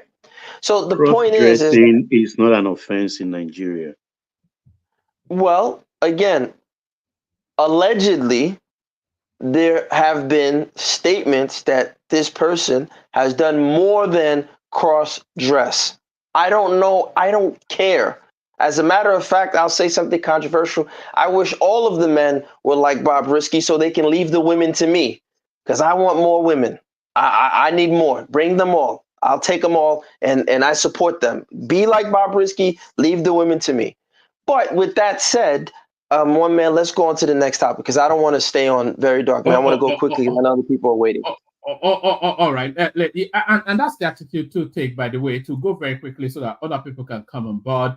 Tinubu now set to reshuffle his cabinet. That to happen now before October the 1st. So it's a departure from what we had under Buhari, where being a minister seemed to be a job for life. Well, you're still showing Bob Risky. You're not showing the Tinubu quote. You haven't switched it on the screen. Yeah, carry on anyway. Okay. Yeah, listen, look, I mean, I hope, I'm over here in New York, right? The Nigerian, elite, they're all at the UN, you go to Nigeria House, consulate, you'll see them there, they're all there. I hope, listen, I don't agree with his economic policies, but if reshuffling his cabinet is going to bring much needed change, then I don't want his failure, but I hope he's not pig-headed to the point that he doesn't see alternative opinions. Free market policies that he's a fan of don't necessarily work to develop a country. And I think he's running into that, where it's like, they told me my Lebanese bosses told me, Shagari told me, if you do this and follow Milton Friedman, this will be great. Nigeria will improve. And now he's running into it's not happening. And, so now it's like, well, let me reshuffle my cabinet. Maybe they're not celebrating the fact that now you can buy tomatoes for 7,000 naira. No one's celebrating that. So I don't want his failure, but I just hope he understands that whether you change 1,000 ministers, at the end of the day, in the long run, we're all dead. And, he needs to fix the economic policies in Nigeria. The shock and awe tactics are not working. Next line. I'm not sure that I agree with you. A lot of people, including myself, would argue that the economic thrust of so that's somebody applauding you right there. That's there. So good to see you there. So come into the studio there if you have a moment. A lot of people will argue that the economic thrust of the Tinubu administration is the only action plan that rescues the country, but the administration of it is where it falters. So there's that argument. And just on so many prisms, you're saying free market enterprise is not for development. A lot of people will argue that it is. It's the only model that guarantees something that that automates itself, works seamlessly without needing excessive lubrication. So a lot of people will argue that, and it's They something. can, and the problem is when you start to give them a history lesson, you'll do and say, don't go too deep, right? You know, like my women tell me, they say, oh, don't go too deep, right? No, I'm just joking. The I'm point sure is there's no woman that has ever said. how do you know? Have you been Well, spying on me? How do you it's know, just my man? anybody that feels the need to make that boast is trying What to man? It was a joke. You've is made trying to jokes about your compensate for. performance with Doopsy before. You've made jokes like that. Come on, No, carry on, come it's on, banter. one man. No, carry on. No, but look, listen. Whether or not a person agrees with free markets, now the fact of the matter is, if you know the history of the free markets, you'll know that free markets were planned. Planning was not. And no one, I'm not saying socialism or Soviet style planned economies. I'm just simply saying that it's interesting that in the very UK that you're residing in, they're not even practicing free market economics. Sweden, Denmark, the OECD countries, the Nordic countries are not practicing free market economics. In the United States, they don't even practice free market economics. You can't have a free market and have a central bank. You can't have a central bank and say you're a proponent of the free markets. It's just, these are things that are just fallacies. You can't have too big to fail where you're bailing out banks that the market has told you should collapse, and then you bail them out. No, That's no, not free market. I think you have been literal, because if you can't have free market, if you want to take that, if you can't, you can take it to the extreme and say you can't have free market and have a government, because you don't need a government in a free market. So it's somewhat of a hybrid, isn't it? It's somewhat You of can't a. say that. What do you mean you don't need a government and a free? That's impossible. How do you enforce property rights? That's what I'm trying to say. There you are. So if you want to take it to the furthest of extremes, you can just put models in place and things run automatedly. So No, but automation that's is the end what point you're of free marketism. Yeah. what you're proposing is part of this, engineer God rational system of like Descartes. They've been proven wrong, one man. No disrespect. Ideologically, they've been proven wrong. But I don't, like you said, we're going to go into the weeds. You believe in it. I don't. And I guess we'll agree to disagree. What's the next one? Because I know other people like Baba are patiently waiting and rational mind are patiently waiting. All right. I think we may well have done the rounds. The last one Okay, so will be the Abga looking to suspend Soludo, who is their only governor. I'm not quite sure how invested you are in Southeastern politics. Well, again, I don't have a dog in any of these fights, whether it's even in my state. My whole thing is, if he's suspended, what is that going to do for the people of his state? Is that really going to help the people of his state? Do they really care with the current, situation in Nigeria? So, look, listen. I'm hoping we get to a point in Nigeria where we're not. How can I say it? I'm hoping we get to a point in Nigeria to where we're not caught up with ideologues. We're not caught up with cults of personality. Who cares if Saludo's suspended? Are the roads working? Can the kids go to school? Are the public schools at the same standard as the private schools? Are the hospitals worthy of being called a hospital? At 3 o'clock in the morning in Nigeria, heaven forbid, if anyone had an emergency, can you safely get on the roads and get to a hospital in a timely manner, regardless of your economic status? Is that possible? That's what we should be worried about. When we get caught up in these cults of personalities, that's what I'm saying. That's why our deep state is failing, because we don't have an idea that the nation, the state, is stronger than the individual. And realistically, that's why when we travel abroad, we get treated like dirt.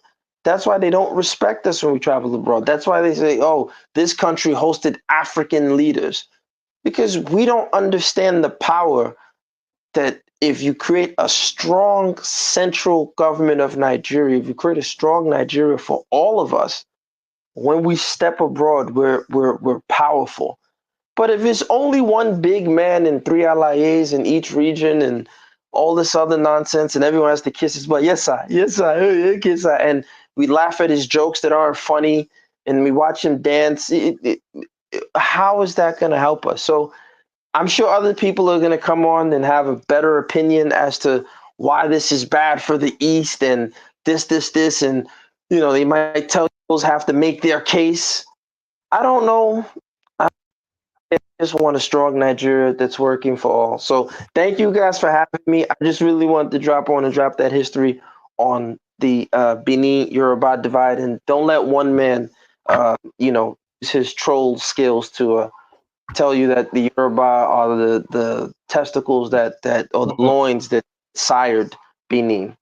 All right. All right. Thank you. So that's Gastemop, of course, the mighty man himself. So thank you, Gastemop. We've gone from Gastemop to Baba. And just to correct something about Gastemop said there, I did not say that the Edo people are the spawn of Yoruba loins. It was the Oba of Benin that told us that. But Baba, you're up next. So Baba, that Edo thing, just a bit of a side dish. You can speak to it however you like.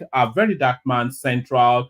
Tinubu intent on reshuffling is actually telling us that the minister is frustrated somewhat that the ministers are not communicating as much as they should in order to highlight what the government has been doing. So a lot of things in the news cycle. What exactly piqued your interest, Baba? Yeah, hello, woman, and Good to see you. the co-panelists, people of the comment section. Our able listener watchers, I hope you've clicked the like button. It's very important for us to stay up every day for you. If you haven't done so, please do so right away.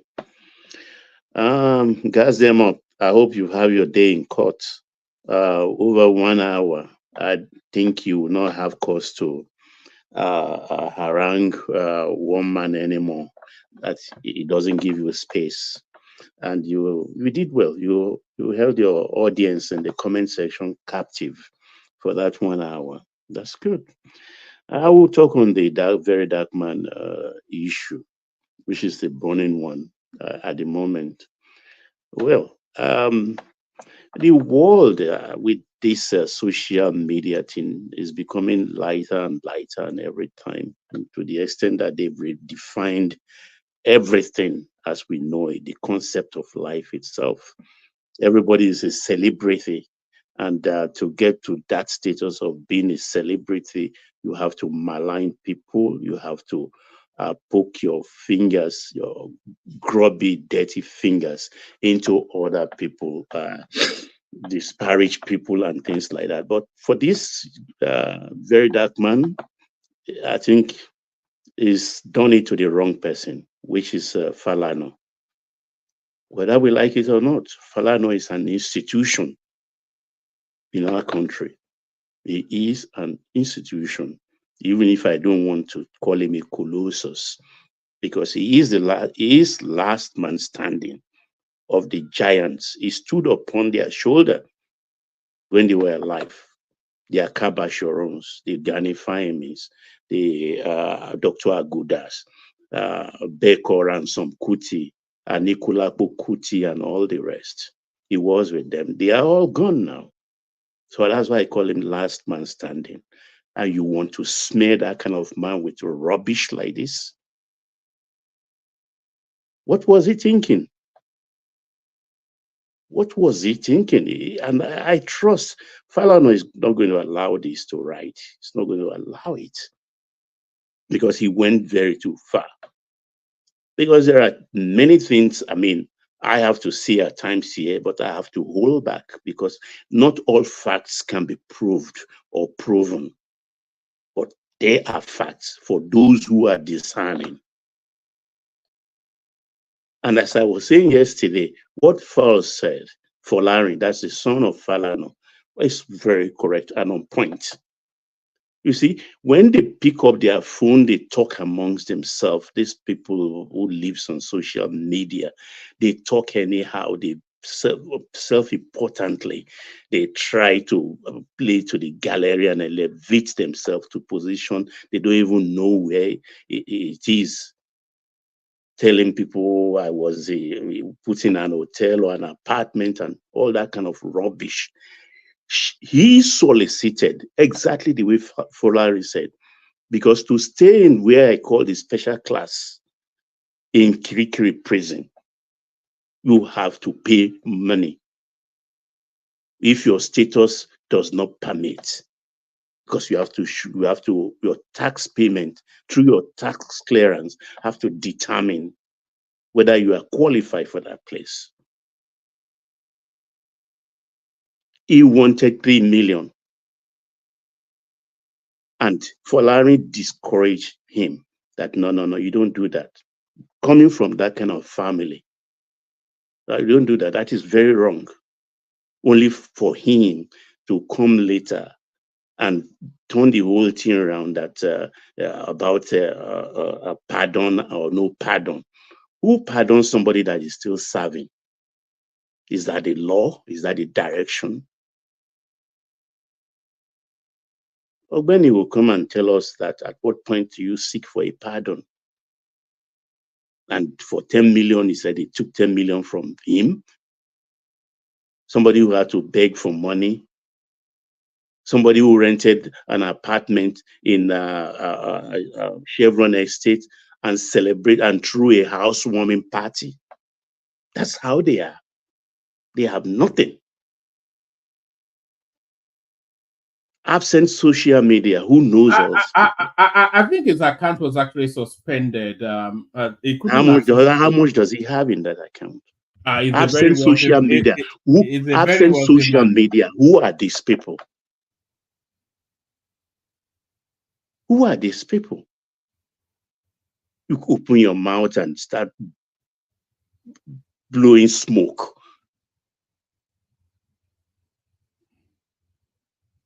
He was in Kirikiri prisons. Yes, they put him in special class, not because he is worthy of that status. I know he must have paid some money, but because of his sexuality could not be determined. And in the yard, he faced a lot of harassment. This idiot grew, let me use one RM colloquium. This idiot grew beards in that yard. People visited him. Like I said yesterday, the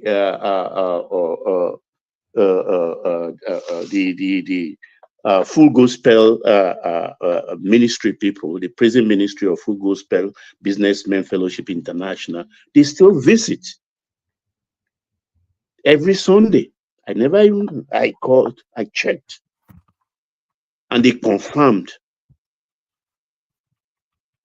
Because at times they do foray into the living area quarters to maybe seek for converts.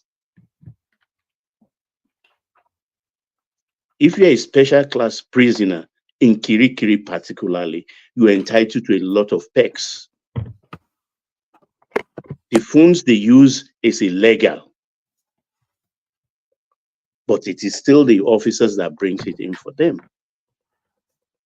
So he was communicating whilst there doesn't mean that he was in an apartment outside. But the emerging controversy now is the Falanos coming out to say, one, I think that man may well be in trouble, saying that he paid Falano. He's in big trouble. Yes, because I don't think 10 million naira will even get Falano out of bed. Never mind. Do you know the money this man has made? Do you know his properties in Abuja and in Lagos? 10 million for Falano. He will prove that the account they paid that money into. He's going to prove it. Let him come and prove it. Who gave him the account details or coordinates into which he paid? Did he even have 10 million that period? When he was saying he was borrowing money to even pay EFCC because they blocked his account. They picked the wrong person to cash cruise. They picked the wrong person. Actually, the person that might well be in trouble will be very dark man, because all Bobrisky needs to do is to say that he wasn't party to that audio.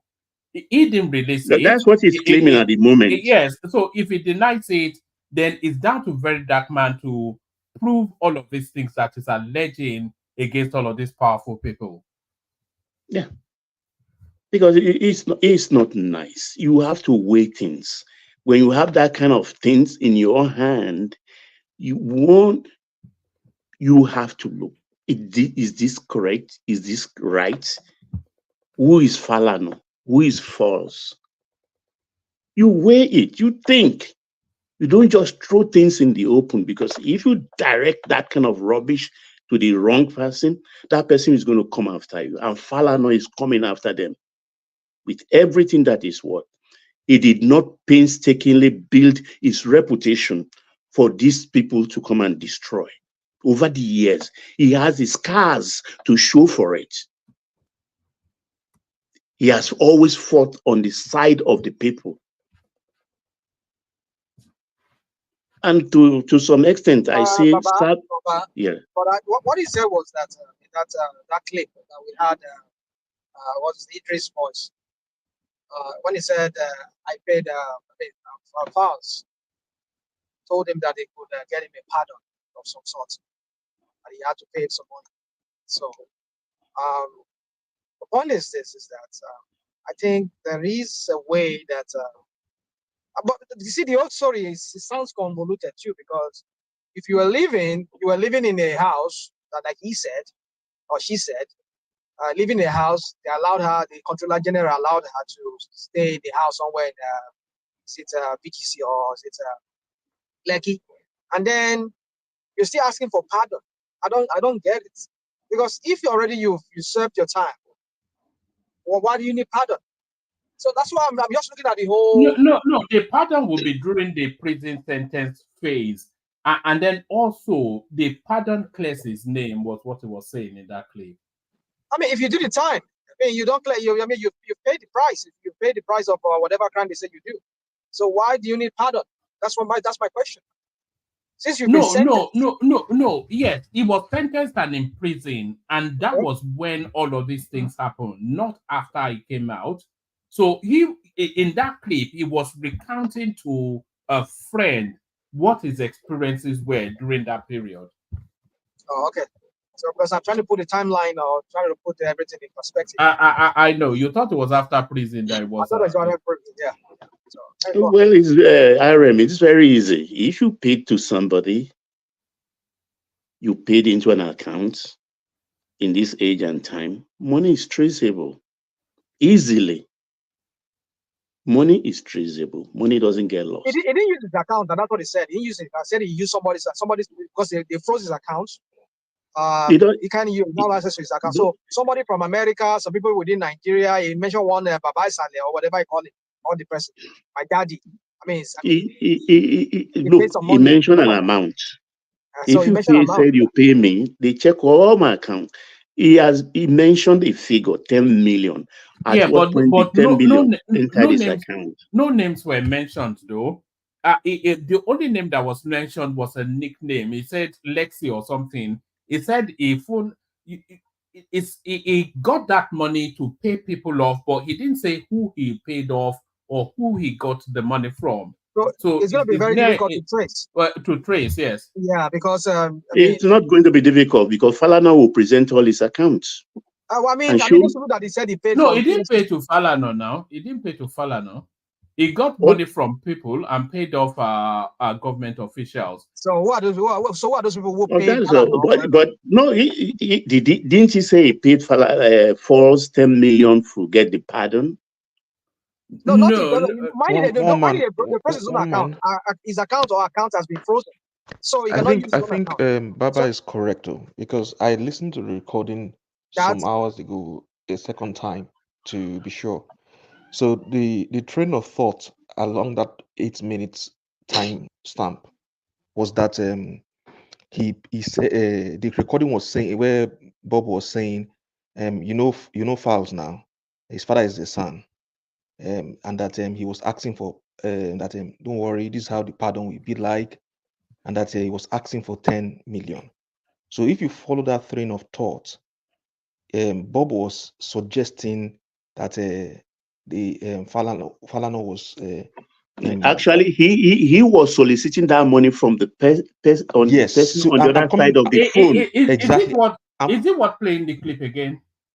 No, it's not what I'm coming. Let's listen to it. I mean, let's listen to it so that we can Okay, guess. yes, you can listen. You can listen to the boy around the. You see it around the 8 minute mark. You'd see that he I made think it's only mention of about that. 6 minutes. It's not 8 minutes, but let's listen. Yes, all Sorry? right. In respect to Bobrisky, what I'm about to post now, a lot of names will be mentioned.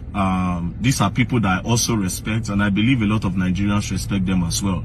I am very, very disappointed in the agencies that are involved in this, and I believe that this call recording that I'm about to play, even Bobrisky will not expect it. That is what is crazy. But all the people that will be mentioned, I don't care. You understand? I don't care. And from today, no longer respect for all of you. As you can see, it is a call. Listen. You know, I'm a very big influencer. I have over 5 million followers on my Instagram. So my Facebook, and they're paying me on my Facebook every month. So I'm okay.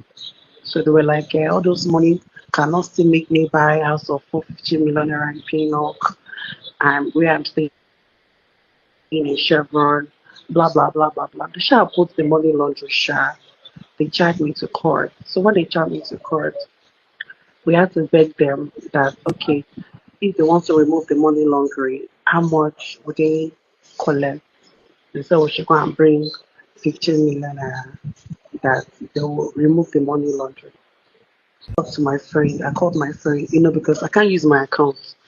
I wanted to send money from my account, but they said I'm still under investigation. I cannot withdraw from my account. So I now called a few of my friends. You know Polanco, Elele. Mm-hmm. That Polanco, yeah, is my very good friend. So I called him. I told him. He was like, no, I can't want to send the OC. I can't want to send the OC. He now I gave him my brother's account. He now sent 8 million naira. He can't want to send the same year. Yeah. I was even shocked that he can send that kind of amount of money. He said, Omogidini Oshomobega, a very nice person.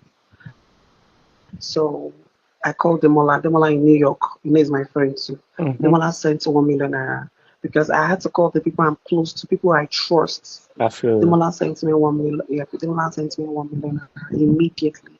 Transferred 1 million naira to my account. Then I called other few people because I can't start making call because I don't know who set me up. So let me not start calling the wrong people. Do you understand? Sure. So I called the people I trust. So the money shall complete 15 million I paid. They now remove money laundering. They now took me to court for spraying of money.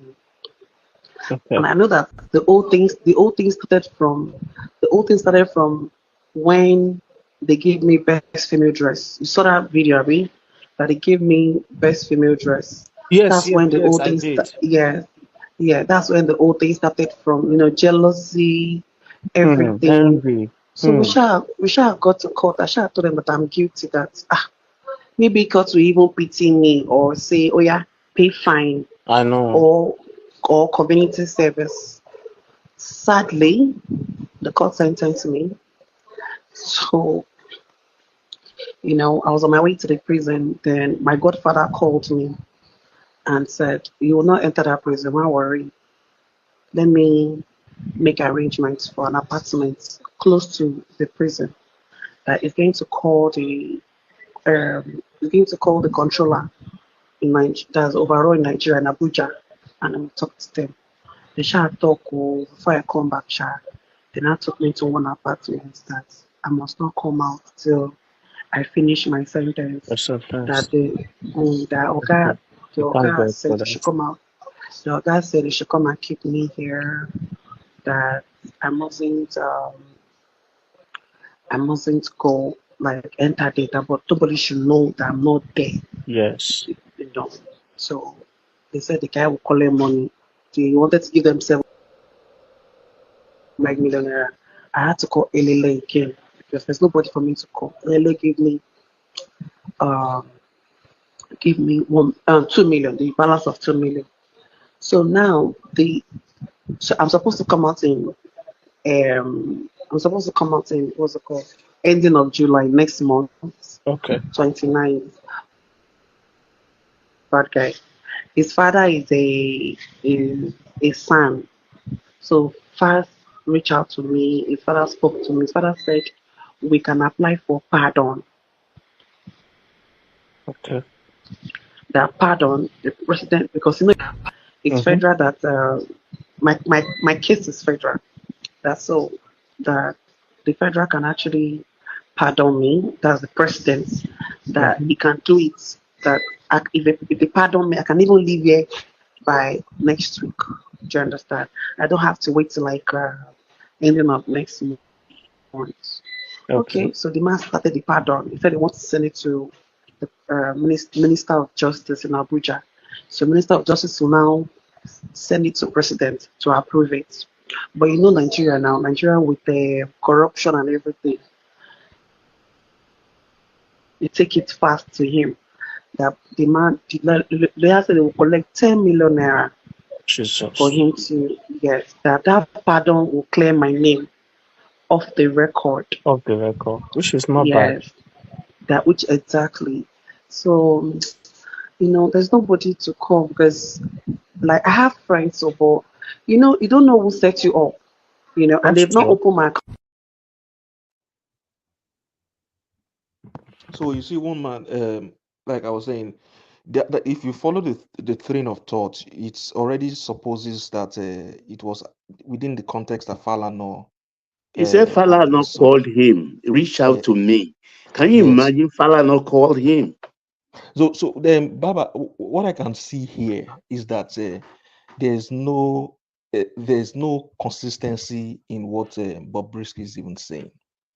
It seems to me that Bob is soliciting for money from the caller himself. Exactly, person he called. Yes, so he was trying to look for a ground to which to request for money. Now, mentioning like Falana is like, oh, what that 10 million really? Yeah. Okay, I'm going to give you. I'm going to drop it. So like you were saying, because I listened to the show yesterday and I heard how you started, and which is very, very correct. I feel I'm sorry that I'm taking something. I feel that this issue is like you said, is a issue that has to do with trending and social media and the rest. And VDM has, the way he came in, you can't really say this person is an activist. You can't say he's a commentator. You can't say he's a social media personality. They just come in. I mean, I think it's part of their generation, and for years we've seen people like this before. It's not the first time we've seen something like this. I mean, look at the case of the Elsa boards of this world. They came lawyers. They just come, the gist lovers, Tunde Not. We have and Daddy Freeze. There was a time Daddy Freeze was always on the news for everything wrong. So it's a way of generating controversy to generate traction. Then from traction, they can have money from their Facebook and their feedback. And that was where he missed it, because he should have, before you begin to name names, at least you have he claims he knows Seun Kuti.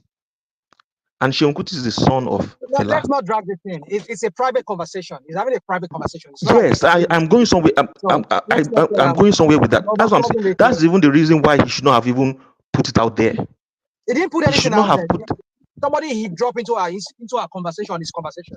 That's what happened. I don't think she did it. Okay, everybody, hear me what I said or no? I don't think that's what happened. Somebody hijacked that conversation from somewhere. He has to be the second party in that conversation now. So yeah, regarding it surreptitiously, except that maybe that one. So now, as if you release that thing, let's not do this. I mean, just go on. And I don't Okay, know but the way you interrupted, I don't even know. Okay, anyway, what I'm going to is that it was even wrong from the onset for him to run that kind of commentary, because if you look at the way after the ending of that recording, if you hear what VDM was saying and insinuating, now the main problem is that what he was insinuating, he might have been saying things like, if this is true, I'm trying to look for a way not to hold himself accountable for what he's going to say. But then the damage has already been done because he tied Femi Falana and his son to the 10 million naira that was requested. That alone has already caused the damage. And Femi Falana and his son, I think it was Falz that first lawyers that were the first to release and say and ask for an apology. And one man, I heard you when you were saying that when they asked for that you should take down the this thing that the damage that has been done. I think it's part of the remedial action that should be taken. Even in the US, they still ask people to retract a publication. It's part of a way of showing that you are apologizing and you are taking a recourse for an action that you took. You understand? So I feel that that is necessary, and it's a way of showing apology. Because you see, this current set of this generation, have you noticed something about this? His fans, they call themselves the Rattel. I still don't see a difference between the way they operate and the way the obedience operate as well. Because yesterday, when some people were saying, why is it that the VDM does not even confirm these things before Falana? Is it true or not before he posts this kind of damaging information? There were people from his fans that were silencing people, bullying them, and telling them to shut up, telling that VDM is fighting for the rights of Nigerians. So that is becoming a problem. And if you notice something about his trend, he doesn't really have a pattern of loyalty. Today he can attack Obi Governor. Tomorrow he can attack EFCC. Then next tomorrow he can attack police. He's all just doing it. You begin to wonder, what is his motive? What is his objective? Is it just to cause a disruption in the system? So I think that is, and I think at some point somebody has to come and somebody has to use that as a kind of scapegoat to kind of bring normalcy back into the social media space. Yeah, thank you. Let me continue. Baba, let me say this. One man. Yeah. We always talk. I hope you are not recording me when we talk. It's such a thing. I'll tell you that I have been recorded in a private conversation, Wow. and it had consequences which I didn't like. You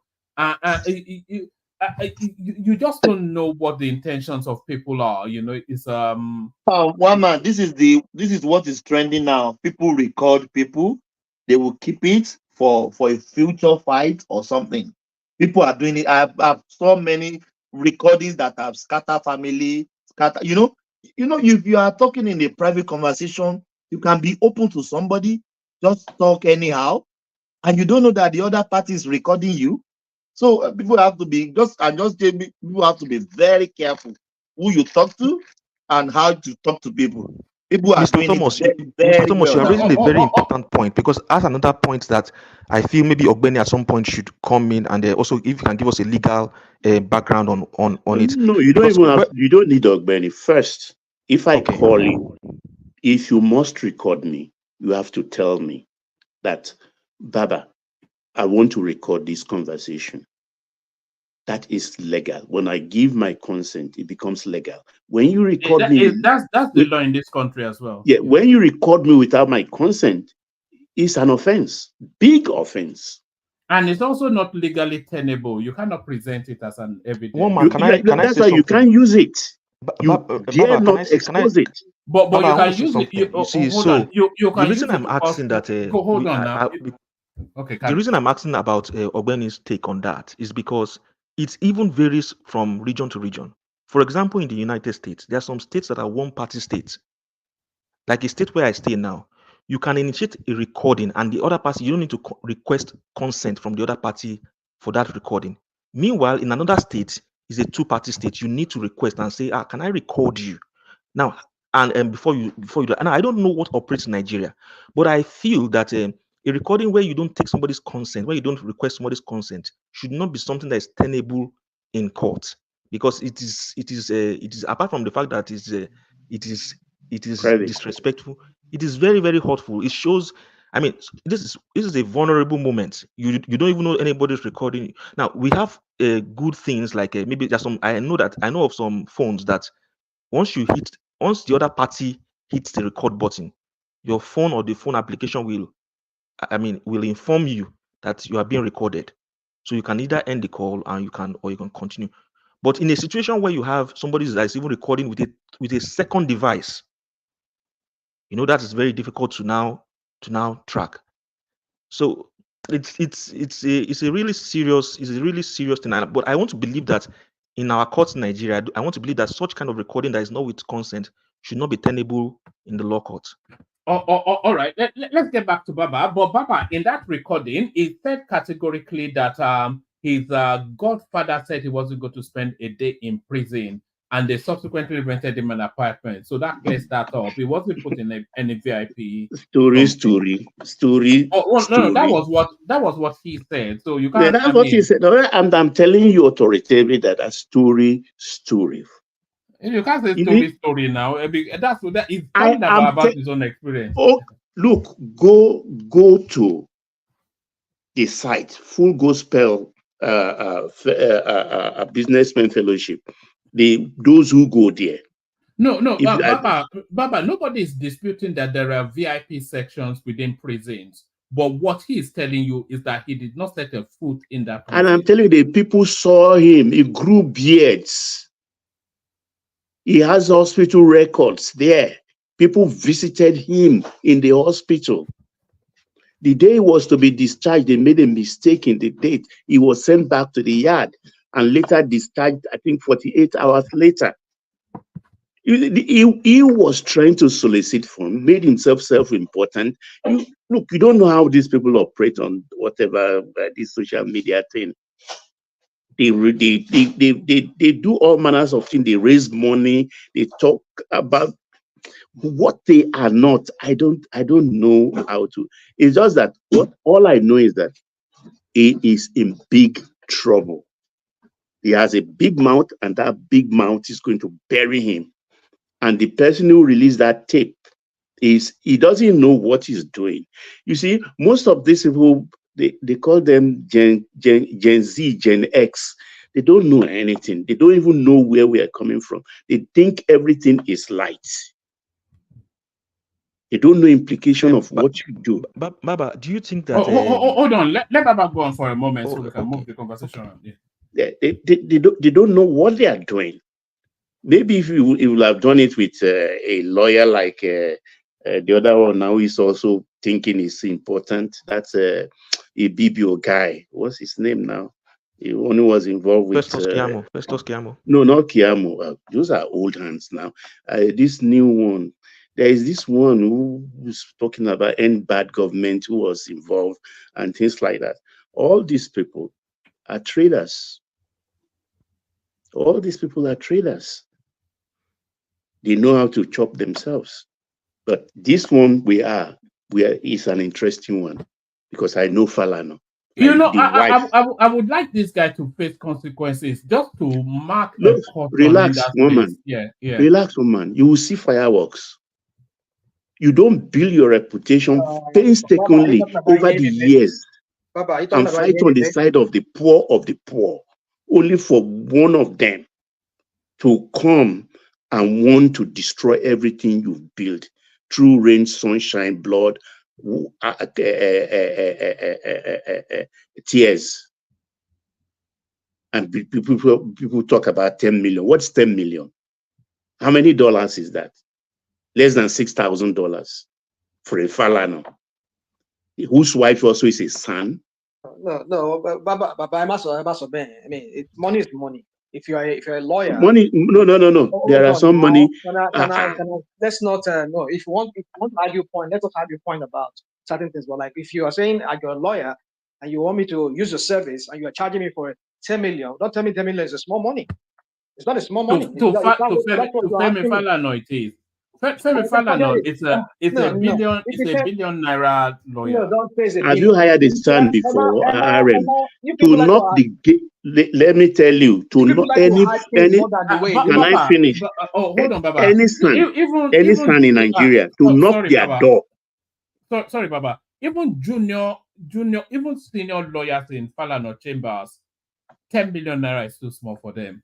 Even because he has a large chambers, even the most senior lawyers there, you won't even get to get a handshake for 10 million. 10 million naira is not don't money. say all these things. I don't believe all these things you're saying. I mean, maybe 10 million naira is not money. Forget it. Well, you can say it's not money. Yeah, it's not money now. At that level of function, it's not money. Everybody, no.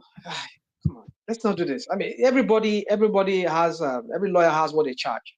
If I have, depending on the case or how you see me, if you see me as somebody who cannot afford certain amount of money and you feel like, okay, I want to help you, okay, give me 10 million naira. Yeah, every case is. I mean, most lawyers, they will charge you based on how they perceive your income. Lawyers, they do you that here. When they see that you're not somebody who makes a lot of money, you look at it. I mean, some lawyers will ask you, It's Falana we are talking about. No, let's forget this Falana, son or no son. People have status. People have chips on their shoulders. Well, I understand people have chip, they have status because, like you said, he's a son. But if that's what he said he wants, well, what are we talking about here? So don't say because it's $1 billion Calm lawyer. down. Don't worry. He will prove it. Because Falana, I know, will not look in his chambers. There are, apart from the madam, who is also a senior advocate of Nigeria, there are other 2 senior advocates that grew up within the ranks. To become a senior advocate, I don't have to say much, but it doesn't come cheap, apart from practicing at least minimum 10 years and winning cases in Supreme Court. So they can talk all the nonsense in their comment section here, cranky head of people under 30 years. I don't give it them. But I know that they will be punished and punished severely. That's my take on that. All right, Baba. Can I quickly say what I wanted to say then? Because I think it will tie into what you wanted to say too. No, I wanted to move away from that topic because I thought we were over-laboring it. But make that final statement. Didn't pay a penny. Falana fought that case as Fela's friend. You're backing them in the comment section now. Make that statement. Hold on, Baba.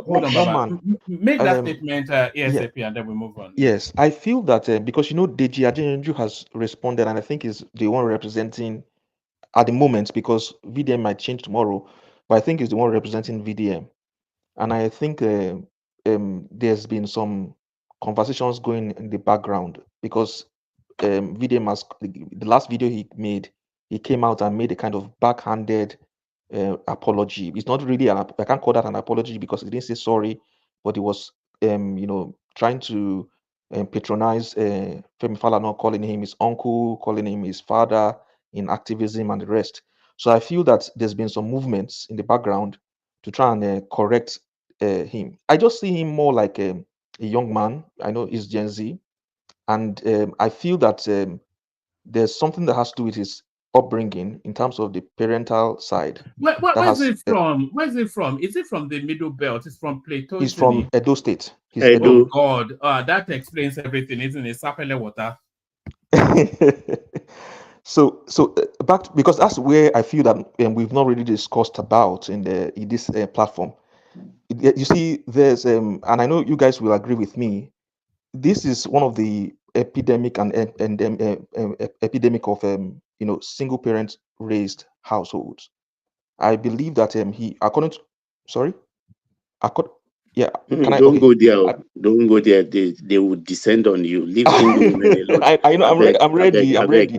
But you see, and actually, anybody that wants to really look at what I'm saying, they should look at it from the results and see: do they want something that will be better for them? Do they want something that will be useful, economically in terms of social utility for them? I mean, if you want something that will bring about benefit, then you are looking at something that's tied to traditional value systems. And VDM himself has said it in the past that his father was not really there. I mean, he was raised primarily by his mother. So you see in the way he composes himself, the tenacity, in which that drives some of his narratives. While they may be useful, there are things that show that there's a void that he is trying to fill. The way he talks, the way he acts, the way he reasons, the way he analyzes. Are you psychoanalyzing him now? Are you qualified? I know, I'm coming. I'm going to carry back. One man, hold on a minute. Hold on a minute. No, hold No, on. one man, hold on a minute. No, this guy is talking about VDM. It is going for his personality. One man, please hold on for 1 minute. Have I abused him? I've not abused him now. So why are you saying I'm going after his personality? No, hold on.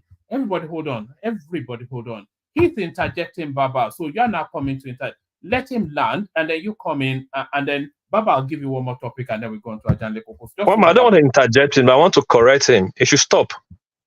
Stop. What has he done? What have I done? He's going to VDM personal. He's going to his personality. What is a single parent has to do with the voice note and whatever? If there is a voice note, hold on, one man. Let me just land. Yeah. If there is a voice note and they call Falana, cause whatever they want to do, the actual thing that they need to do is to pick up both of them, VDM and Bobrisky. To me, I feel Bobrisky, if Bobrisky is just making all those things up, they will just running up and down. We don't just take what somebody said, a convicted criminal, and take it to start judging a person of such character like Falana. To me, it's a simple matter. Bobrisky had a big mouth, and he will pay for a big mouth. In America, so you have a big mouth. Thank you. I don't know why people just running, start calling, this, that. It's the Bobrisky's problem, and he will solve it. Hold on, Bob, but there's no basis to pick up Bobrisky. That's the basis. Bobrisky has the voice. Now. Oh God. Okay. People are hold on. Just hold on. People have to leave slots for people to. So if somebody wants to say something, let them say it, and then you come after it. There's no basis to pick up Bobrisky because Bobrisky did not release the tape one, and he has distanced himself from the tape too. So what would be the basis of it? Unless they get the voice experts to assert that. One man, forget all that distance. This is nobody's playing with nobody here. That's Bobrisky voice. Two-way conversation. His number. That is his voice. Not just his WhatsApp number. Not like it's just a audio tape played. This is his record screen WhatsApp number. His picture is there. Everything. Hold on, please, guys. If they want to do anything.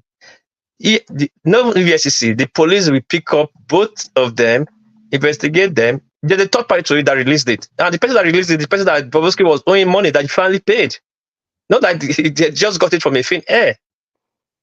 So what are we not talking about? Bobrisky is supposed to go back and they're supposed to scrutinize him. They find me wanting, then go to jail again for indicting people for reckless talk. We know people have big mouth. People show off. People like to say things that is not there. I don't know why we're talking about these things. Since I've been hearing these things, only the people that want to make a move out of hand take these things that far. Is Bobrisky and VDM so problem? Mostly Bobrisky.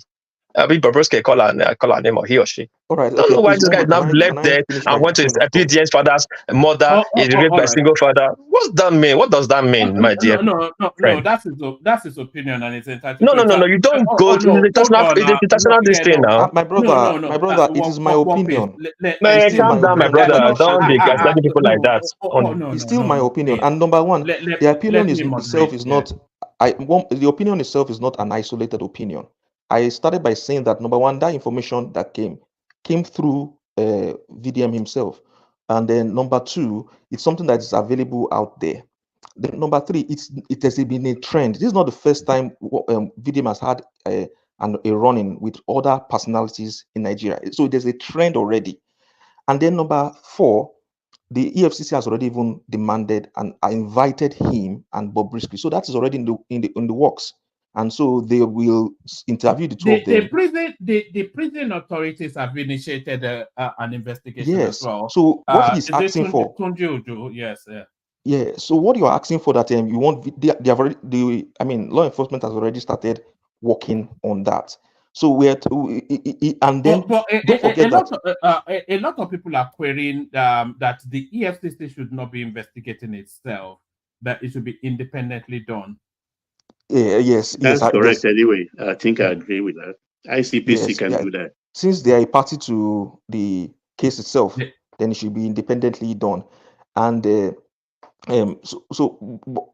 the idea is that none of us here would have, as big as Bob British mouth is, as big as that, I mean, that argument might be, none of us here would have been aware of that recording if had VDM not put it out there. So there's no way we can, absolve him from that responsibility, which is why I went into what I said, because I mean, it's part of what we're talking about here. The Gen Z generation, they are the ones that seem to want to talk to elders and without thinking of the consequences. I mean, we've had a lot of revolutionary figures in the past in the world, but there are ways to go about things that you do. You can't just wake up one morning and look at a personality like Falano and then talk to him and then talk anyhow about him. They now come back and now start finding a way to apologize. Why didn't you, if you had taken the right approach, if you had done your investigation, if you had, I mean, you have the ear of Seun Kuti. If you had called him, I heard something, can you confirm from Fars? His Fars is also a friend to him. You could have called him and said, is this so? Then you couldn't have damage, but the damage is already done. People that have been looking for a way to smear Falana, we know he has his own enemies in the nation. They've been able, now they can able to say, this is what this person is doing, and they can run with that. So I feel that this generation, they are more reactionary. They act first before they think, and social media has not helped matters. So there's a way that, and there at some point there is a need for a kind of normalcy.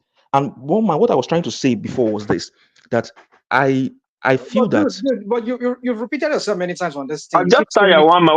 If I interject now, you say I'm disturbing the show. Why can't you let this guy just be saying? I don't want to use the word like he woke me from my sleep. What's this guy saying? What's he saying? Who's this guy saying? All right. Even Baba had the floor, but ASAP. What? Even Baba, I will angry for Baba to even let this guy to start to talk this long. What's he saying? Who's this guy, Seth? You just go and head us beyond me saying all this kind of nonsense. Do you have any problem with me? I have problem what you are saying. I have problem what you are saying, my man. No. I don't. Okay, let's give it a wrap. Let's call it a wrap. You understand? I want it to remain convivial. I don't want it to go in the direction. Yeah, but you can stay focused on the point. This thing now. Why is it just talking gaslighting? I feel that Falano will not take this matter to that extent. I feel they are already talking to him, and I feel that he would. I disagree, because its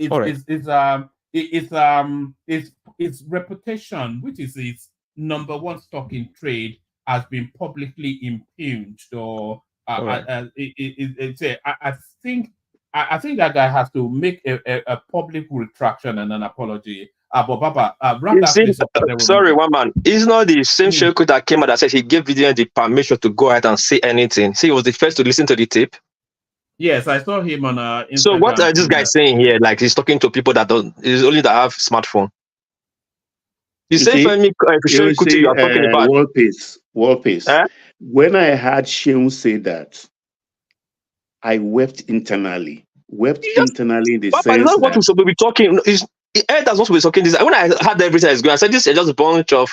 We should not, because it's a simple matter they are making. This does not make sense. If two of them is found wanting, two of them going for him, both the VTM and the Bobrisky. VTM should caution itself, because sometimes you mind how you jump out. If sometimes you have, as I said, just say my mom used to tell me, when you react so bad when you are right, you become wrong. You have to caution yourself when you are reacting. World peace. Sorry.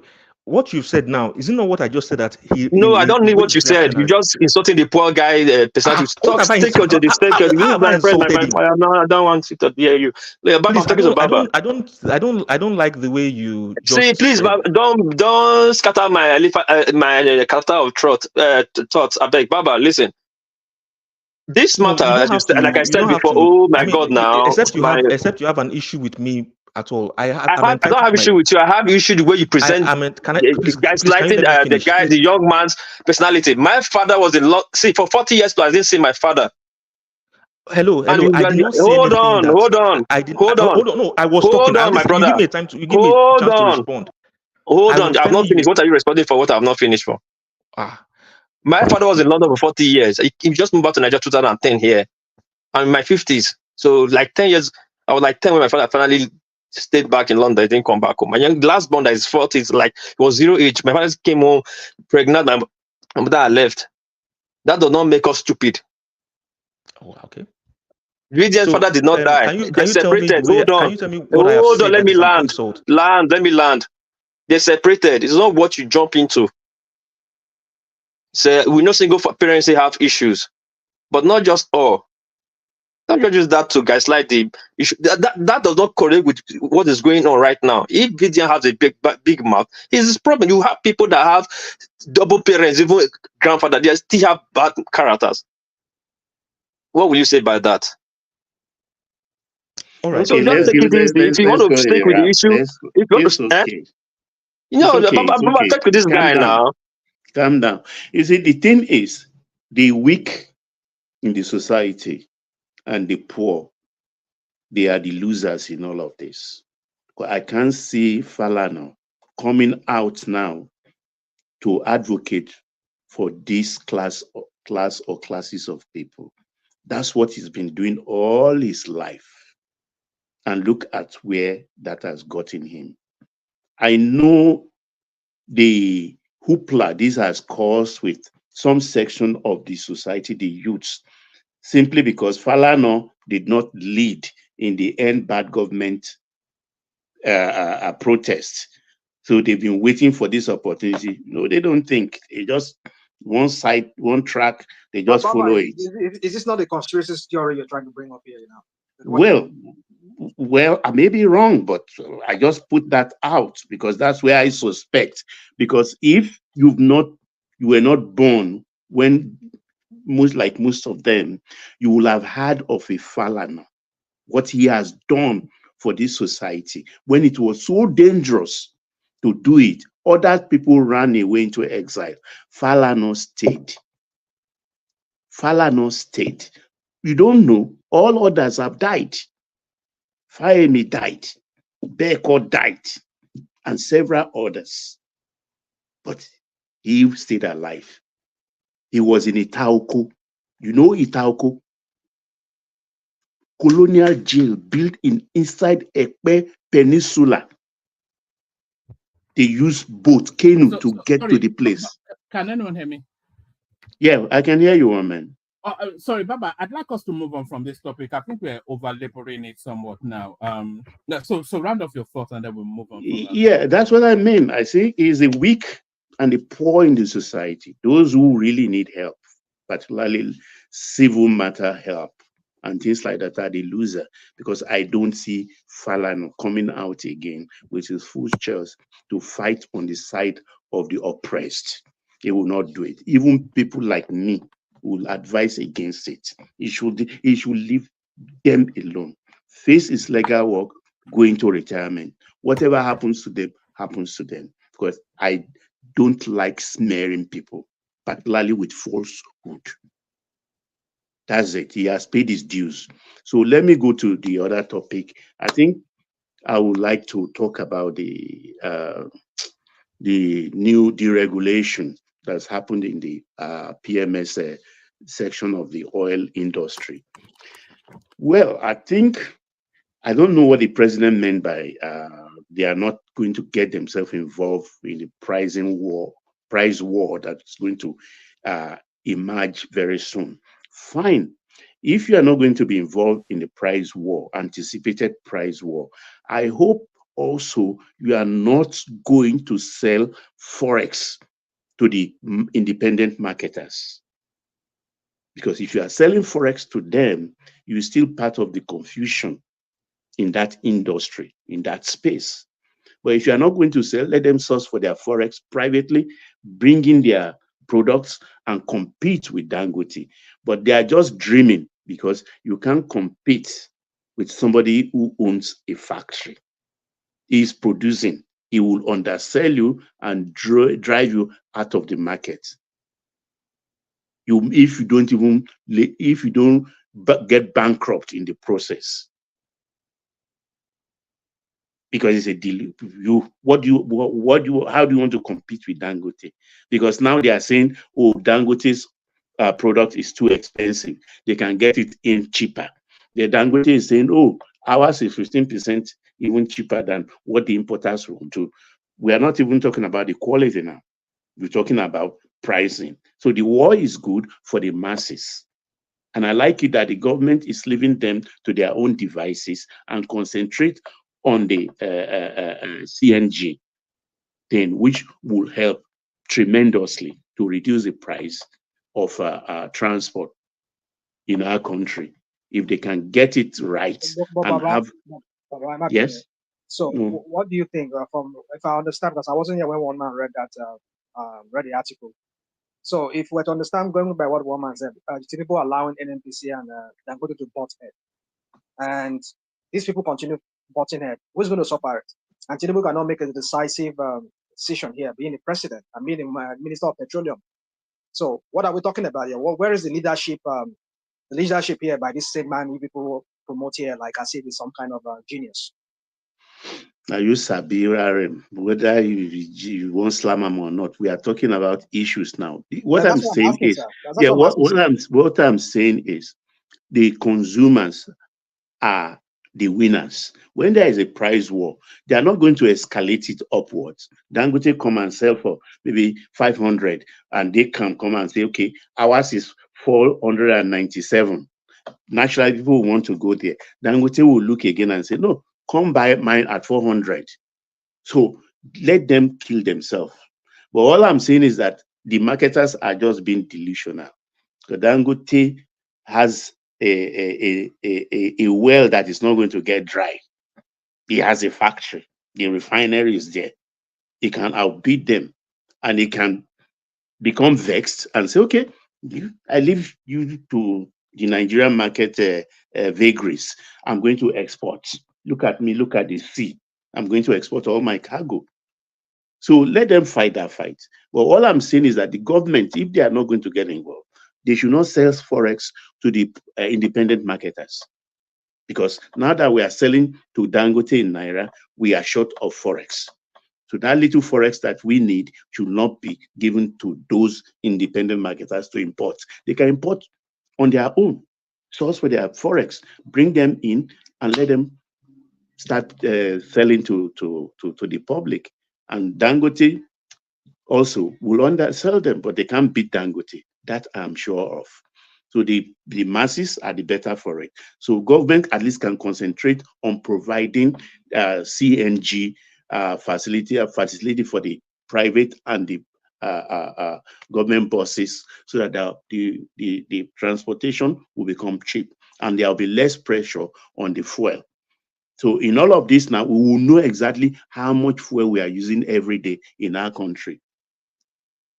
Because as of now, even that 6 billion they say we are owing to the independent marketers, the part of the thing they use is 60, 63, 68 million liters a day. When at the beginning of removal of fuel subsidy, the whole thing dropped to about 33 million. So when did it rise again to the old practice of the Buhari era? We don't even know. Upon that, now they say we are owing 6 billion. I don't know who's going to pay that. So good, that one man. I think there is one more topic I can't remember. Okay, the ministers. Well, it's an idea that is overdue for practice. Only give that a minute, just because of other people. Yeah, so okay. Give I minute, think Tinubu should, like yesterday, the ministers should have been changed. But then the ministers not emanate disseminating information. I think I still put that at the doorstep of the chief of staff, because it's like the engine room of the government. Any minister that is not performing as a chief of staff, you are supposed to correct them, except maybe because all of them lack initiative. The way I look at them is not even the fault of the ministers. It's like somebody has warned them that before you do anything, you must take permission from this caller. And that permission not coming, they all keep quiet, because none of them is selling their product, which is their ministry. The only person I see that's making an effort in that direction is Keyamo in the aviation ministry. And he was a success at it, or is a success at it. But the others are just dormant. So that's my take. Thank you, one man. I yield. All right, Bilan. Excellent. Thank you, Baba. So thank you, Baba. Let's go on from Baba. Let's go to Ajale Koko if it's ready. Rational Mind if it's not. But gentlemen, let's try and speed it up so that we can get to the voices a bit quicker. Ajale Koko, you're up next. Yeah, thank you, woman. Greetings to our listeners around the world. Click on the like button, share and subscribe if you haven't done so. Let me start with Bobrisky. You see, a lot of people will go to prison on this defamation of character that they think they can just carry out online against somebody. So Bobrisky, I think he will soon go back to jail again, soon go back to prison. And I want to assure you guys that he will deny that statement that he made in that video when they when they charge him, or let me say they carry a lawsuit against him. He will deny it. And particularly, I don't know why some people, like yesterday, when Ogbeni was insinuating that Falano, you can't trust all this, our lawyer, all this human rights, they do some shady deals and stuff like that. I think I came out against him saying, you cannot conclude, you are sounding conclusive already on this video. So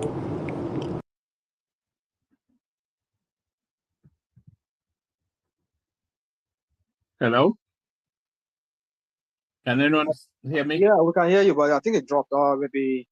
Yes, I think it's driving, so maybe it's gone through some. can you hear me now? Yes, we can now. Yes. Okay, sorry. So, yesterday when Ogbeni was insinuating that Fanano is not that clean, we should, when he was expressing disappointment at Falano that it took 10 million, according to what she was saying. I said, Benny, you can't conclude like this. You just heard one side, you've not heard the other side, and you are sounding conclusive that Falana has already committed an offense. So, yeah, I don't know why we want to believe or stand by what an ex-convict is saying. In this country where I live, once you are an ex-convict, I mean, your integrity will not be trusted again. Your integrity will not be trusted again. So, and look, he might be having some kind of bipolar issue,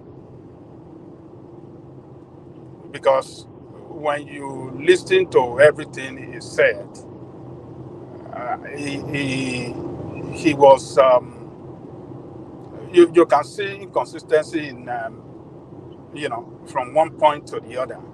I call so Can you give me money? You know, I don't want to get that money by myself. I don't want to Ajala lose. all was Bajue. That tape was all Bajue. She was just making mouth for the opposition person. I don't know who she was talking to. She was just making mouth. And that man to put her in jail.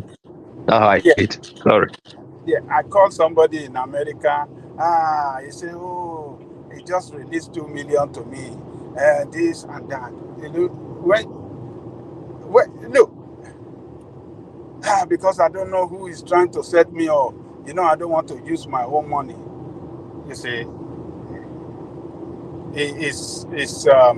I think it's preparing herself to go back to prison again. Femi Falana is a son, is a constitutional lawyer, is a man of good character, is a man that has built a good reputation, one of the best that we have. I'm not saying that he's perfect. I'm not saying that, you know, he cannot do wrong. But for Femi Falana to go low, to say, "Oh, come and give me," I will go and meet the president, so that they can pardon you, this thing. All right. Where they met, where he made the payment, all those documents and everything that he used, the account he paid to, everything will be asked for. So, look, you will see her very soon begging online again. So I just think that she have some kind of bipolar issue, and her mouth. You know these people that run their mouth online all the time, running all sort of rubbish. Like us, you mean? We gather here every day to talk rubbish to Ajale Koko. So no, No, we come here to discuss issue concerning our nation politically, economically, and other issues that concern our. We have different opinion on that issue, so our own is different. But all these show people that run their personal, podcasts, showing off. They have billions. They do this. They do that. So many times, because of attracting people to their platform, they will just run some untruthful things on their platform, and easily they will get in trouble. So I think she was. I don't know what is going to happen, because I know that he's going to get in trouble with this. He's already in trouble already. EFCC is going to invade because he accused so many people. He mentioned he mentioned EFCC. He mentioned Falana. He mentioned some other people. So he's going to. He has so many battle to fight at the same time. At the same time. Can he win those battles? It's going to be difficult for him. So I believe that Femi Falana will want to show to Nigerians that he is not a corrupt Nigerian.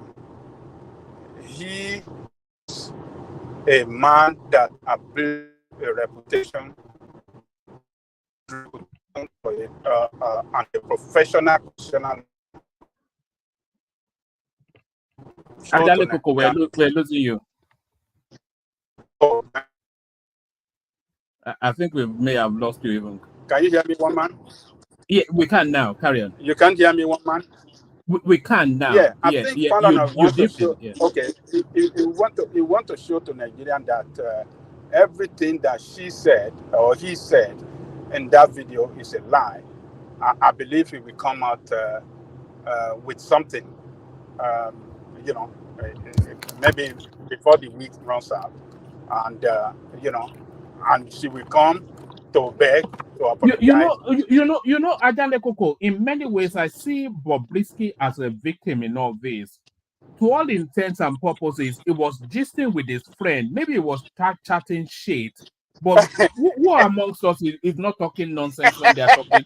Yes, you're If you right. know it was being recorded and it didn't put the thing out, so I can't see, why everybody is weighing so heavily down on him. He didn't put anything public. He was just talking nonsense with a friend. Who he did not know was recording him to make money. One man. The person he was talking with is the person she's he or she here, but I don't know to classify Bobrisky. It's the same person he was owing. The person put it out. Now he has paid now. The person wants to get his money back, and you warned him.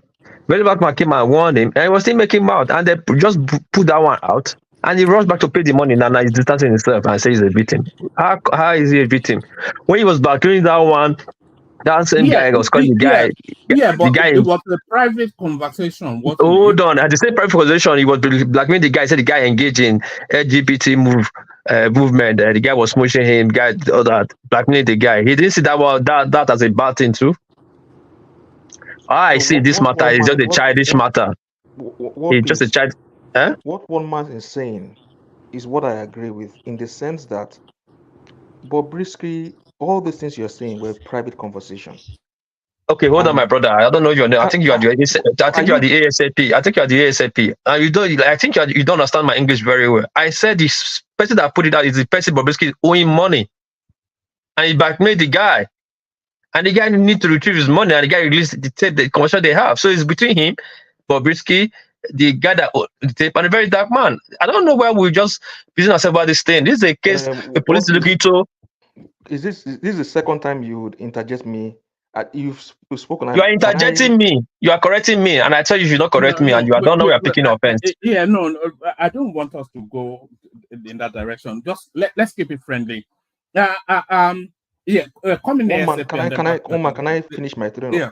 Yeah. So I feel that like you said, Bobrisky is not, and then if you notice it, the lawyers, when they were going to send their in notices, they didn't send the notice to Bobrisky. They sent it straight to VDM. I mean, that means they don't see VDM, they don't see Bobrisky as the respondent. If unlike what Peace is suggesting, because if what Peace is suggesting is the truth, then they would have sent the letters straight to Bobrisky. But in this, that's why we're saying there's no way the world would have known about all this recording if VDM did not put it out there. Yes, Bobrisky at some point we have to answer to the things he said, but the main person who put it out there and ran a commentary on it was VDM, and he is the one that is the respondent on those notices, not Bobrisky. So I agree with you. All right, back to Dan Coco. Yes, it's just an innocent standard by, in all of this about Bobrisky. I cannot see how they can drag. Oh man, you are doing Yorubasism, nepotism, tribalism, allism, and whataboutism. How did that come into this? Where did that come from? How did tribalism enter this matter now? How did that come? How did they take analyze issues? How did tribalism enter this matter now? Okay, is what piece Edo from Edo? No, it's Japanese whiskey. It's Japanese whiskey. But it's from Edo, right? It's been drinking that. What piece? Are you from Edo? You're from Edo. Everybody knows that. It's a okay, and VDM is from Edo. We don't see the tribalism when you talk. Okay. I All didn't right. even I know why you better don't say anything against Edo when everyone is around. Why is this guy attacking me? What have I said now? One man is doing Yorubasism. That's a new language on me. I just wonder, say, why this guy they attack me? What did I talk? Say, what did I talk way back now? I never even talk anything. Now it makes sense. It makes sense now. One man. See, there's no need speaking on. Actually, I don't say you should not speak on the matter, but is between VDM, Bobrisky, and the guy that gave the VDM the tape. And again, I did. For me, I'm very disappointed why fast, because truth to be told, I have not seen any letter from Falana Chamba, so that would not be pulling the guys. Probably is that there, but I have not seen. I saw it. I saw it. There's it. Okay. It's out there. We read out it there. I out saw it. earlier. Okay, all right. But the one I first saw is that fast giving VDM to apologize. There's one thing I learned in Japan: when you try to defend so badly, means you are wrong or complicit. Because if you are not involved, you don't bother yourself. Because who has this problem? Actually, is Bobrisky. He alleged he caught 3 people. He didn't just say one person, and he tied it was a leading conversation. He said he went to prison. And his godfather called. We are yet to find out who's the godfather that said that he will not go to jail, and they rented an apartment for him. You see where he's going. He indicted the godfather, the prison director. Then he now went and called. Then his friend called him, and I said, okay, that's where that link it to Falana. So you see that I just look at it and say, well, this girl or guy is just having a big man, and this man to put into trouble. And I look at when I saw this guy talking about it. Where that man, I said, this guy to activism.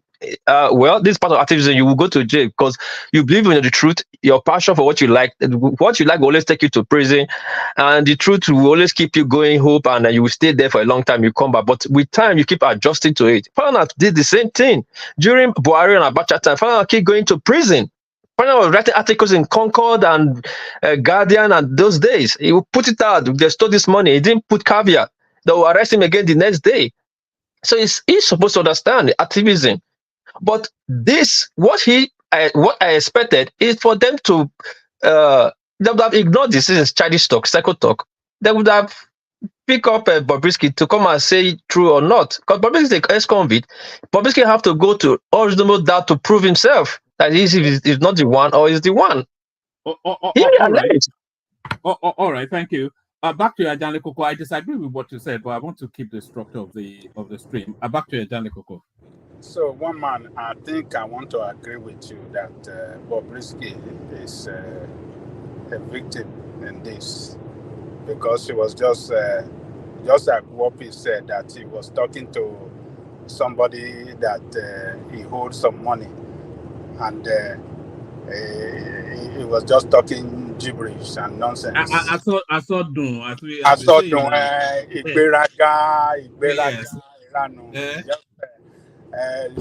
Show your pomposity, all this lie, this false life that they live in Nigeria. All those people, they call themselves, what do they call them? Is it superstar or celebrity? Influencers and stuff. Yes. All this false life they live in, So that was what she was doing, and she just, unknown to her or to him rather, that somebody on the other hand was recording her or him, and now VDM bust everything to open, and he was acting crazy online, talking, I'm not going to hide anybody's name. I don't care whoever that is going to be a victim in this, whoever that is going to run into problem can run into problem. And it was just part of those stupidity that they do online when they are running their personal platform. So many people, VDM will get in trouble, Bobrisky will get in trouble, and maybe some other people will get in trouble, but it's because you want to drag it to the mud. Constitutional lawyer, they will tell you that they know the law better than anybody. So I'm expecting Bobrisky very soon to come out and apologize and beg for forgiveness, and I think that is what I would like to see that very dark man. I would like to see that very dark man punished, because it's getting a bit. there was a time he was dragging it with Iyabo Ojo. Then there was a time he was fighting it out with Tonto Dike. And then he's just hopping from one big name to another, trying to, clout off their name. So I think they should pull him up short. And I think this might well be that window. That guy they call VDM. Yes, he's a notorious clout chaser. One man is not. He's a notorious One Piece brother. He's just doing what he likes. Just that he will get shaken. He will get shaken by time. Maybe that. Mama, you're looking for trouble this night. Maybe that room that Bobrisky left in Kirikiri. Maybe he needs a new occupant. VDM will learn with time. He will learn how to put caveats in his words, and he will learn how to choose his words correctly. At least I did to Showore now. Showore did a revolution now. He did 2 or 3 years imprisonment. So you have to understand that's part of activism. Next time he will choose his word carefully and learn how to put caveat in what he's saying. If you have said allegedly or according to this tape, then they will not hold him responsible. I don't see, for me, I'm not seeing any way this will not involve him. He will do small time or will get a slap in the rig or will get a serious warning so that you understand. But I don't see Falana jailing there because he was once an activist. He did worse than this, so... But this is not activism now, this is defamation. VDM did not defame him. It was Bobrisky that defamed. He spoke. Bobrisky did not defame him. Bobis, there's something you're not really getting in this thing, though. I don't understand why he said people feel like he can lecture me or make me... Wopis, hold on. Let me cite an example for you. There's a case currently in the US. It has to do with medical stuff in Georgia State. I'm going to summarize shortly. The doctor was performing some surgery on immigrant women. One of the nurses went to tell ABC News about it. ABC News, instead of them to do their findings, they did small findings. They saw that there was not much evidence. They took that story and ran with it. To cut the long story short, that doctor is suing ABC, not the nurse that broke the news to ABC. Okay, I got what you said. Like you don't get what I said. I said VDM with time. All right, guys. Let me say this one man. Wait now, one man. Let me say this now. Wait, sorry. No, I'm not. It's not fight. I just. Hold on, it's getting a bit skittish now. Where it's getting a bit. Make that point, and then Yeah, I just said VDM will learn with time. They learn how to choose his word carefully. Activists always get in trouble because of their truth. I've never supported VDM. I point out the mistake from both side of the game or angle of people involved. I've not at once supported VDM on this. He didn't put his word correctly. He did present his case well, and he will get at least a bit, or I don't know how they take the case. It will involve him too because he presented the case out. But to say Bobrisky will not involve, if Bobrisky let go in this case, VDM will let go too. If Bobrisky get punished, VDM will get punished too. That's how I see it. And one man, I yield the floor. Thank you.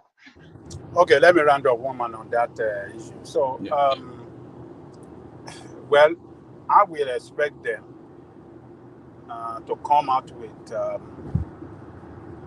apology, Bobrisky to apologize, and I will expect VDM to apologize to Falana so that they can beg for forgiveness. So that Ajale Kubo, sorry, I have a question for you. One man, I'm very sorry. I want to move away from this topic. That's all right. That's all right. Ask the question. I will expect them to apologize. They should reach out to Falana, and whatever the lawyer is saying, they should do for the public to correct the good image of Falana that they defame. They should do it. Apologize and reach out to them to see how they can settle it amicably But on the side of the EFCC, I don't know how Bobrisky and VDM will not get punished, because government have responsibility to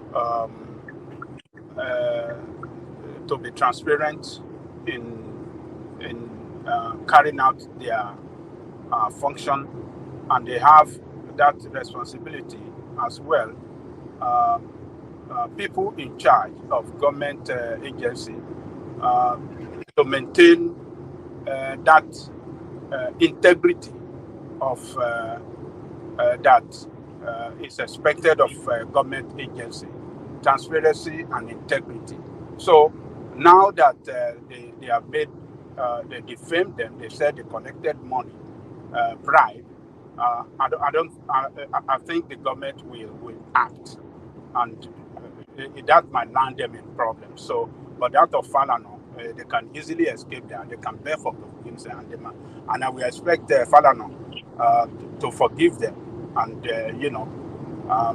just see them as young boys that are just doing their rascals online, and just treat them like his children. So that's the way I will leave that there, woman. And so on the,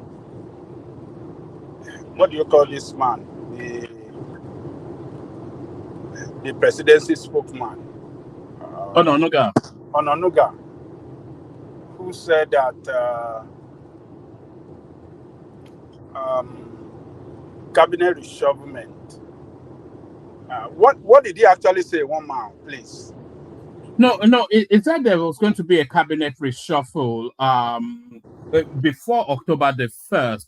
And it also said that part of the criticisms against the ministers is that they are not communicating at the achievement of their department and by extension the administration enough, which is a criticism that the Buhari administration labored under.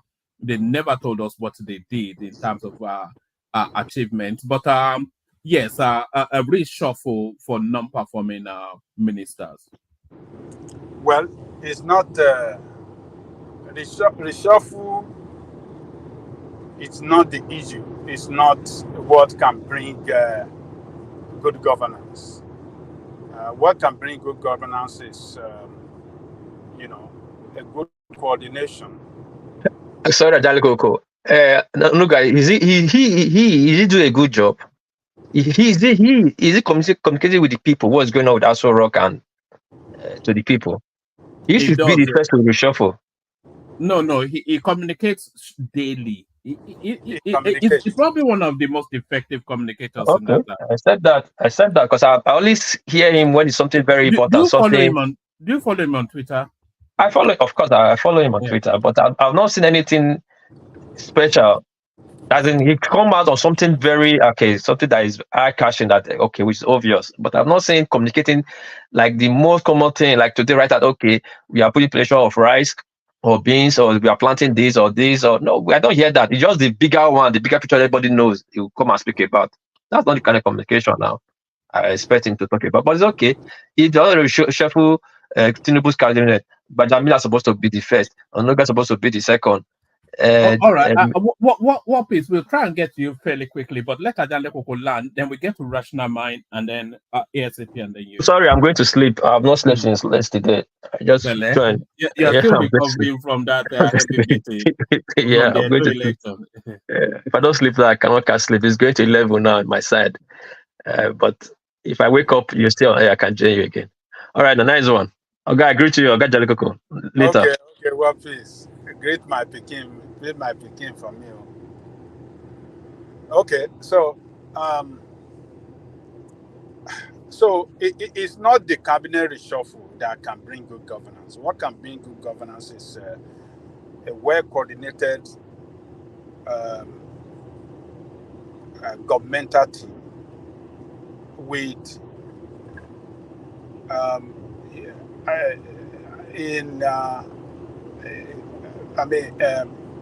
well-coordinated team in government, and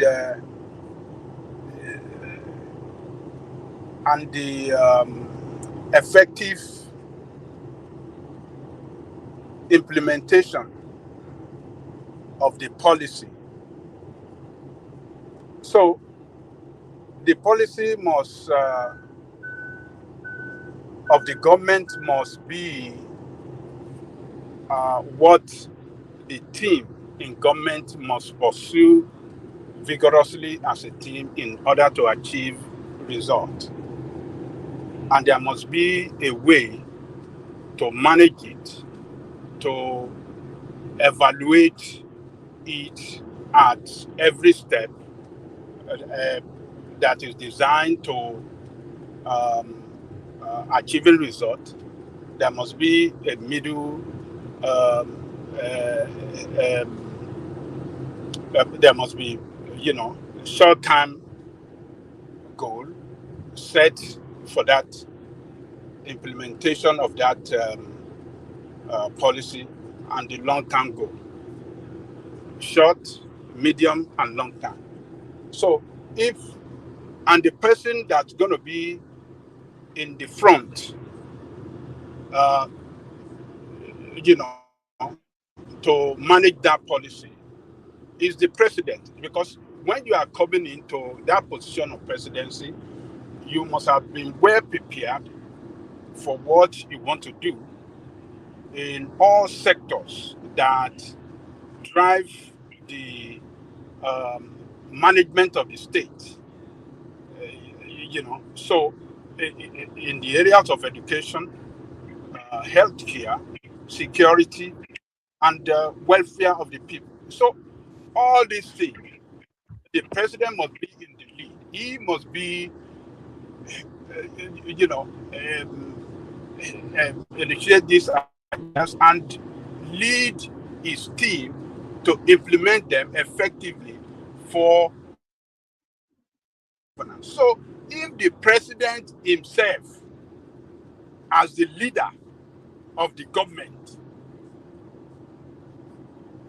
fail to lead the team and monitor them well, have a mechanism on how they can be well monitored and achieve results, then it's to fail. So if it's blaming these people, some people cabinet reshuffle and this thing, it's because in the first place he failed to appoint the right people for the right position. If you have appointed competent people that he himself have known for a long time,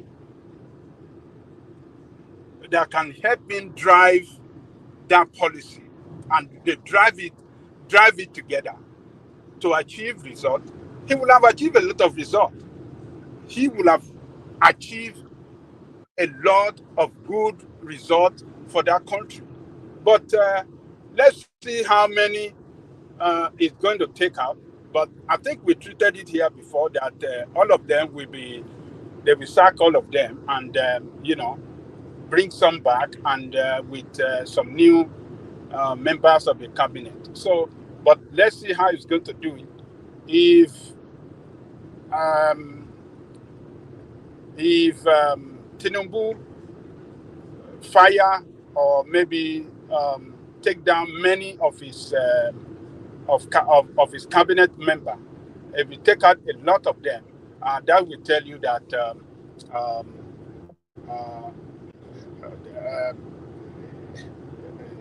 they failed, and himself too. I don't have the anticipation that he will take. I think he'll probably take out about 2 or 3, but then he'll move quite a few of them round. He'll just change the portfolios. Oh, move them. Okay. Let's see how he's going to do it. Because if he should take a lot of them down and bring in a new team, I will see that as a failure on his side too, on himself too, for not choosing the right people in the first place. To manage those government position. So, but let's wait. Let's see how he's going to do it.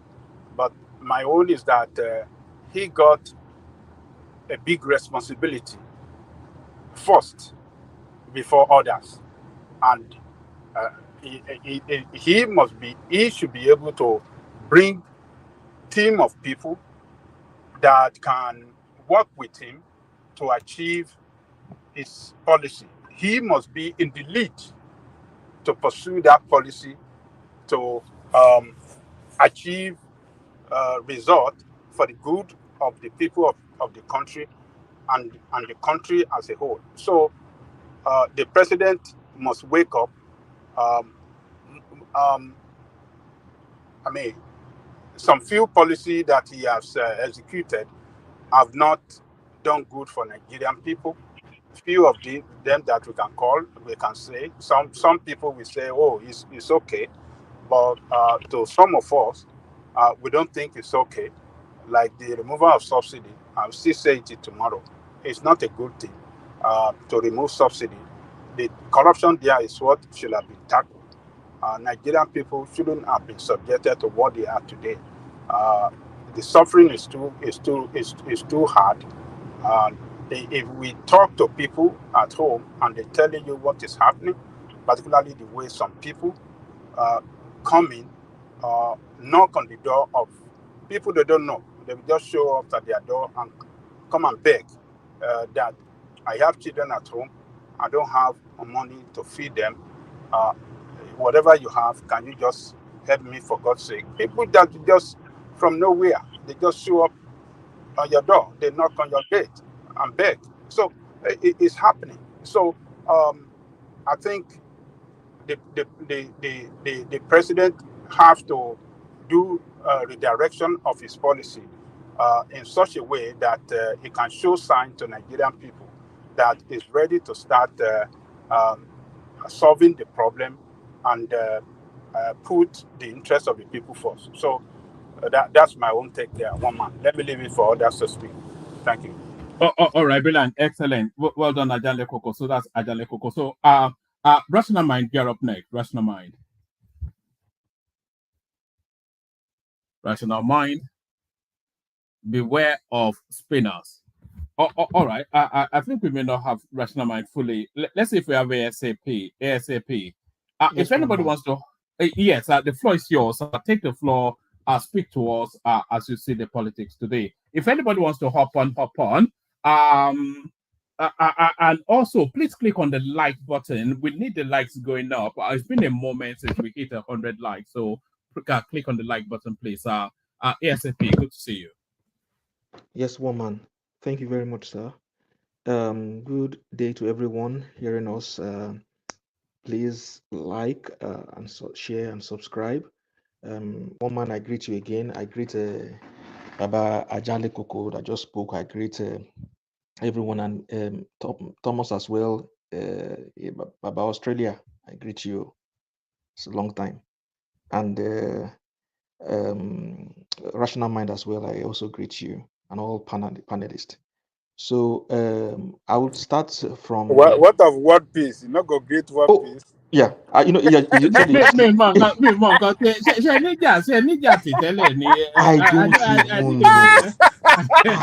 I didn't know where that came from. Honestly, I think it's been I was drinking like, some of that Japanese whiskey. Have you shown me nínú tẹ́lẹ̀ ni? Show me nínú ni.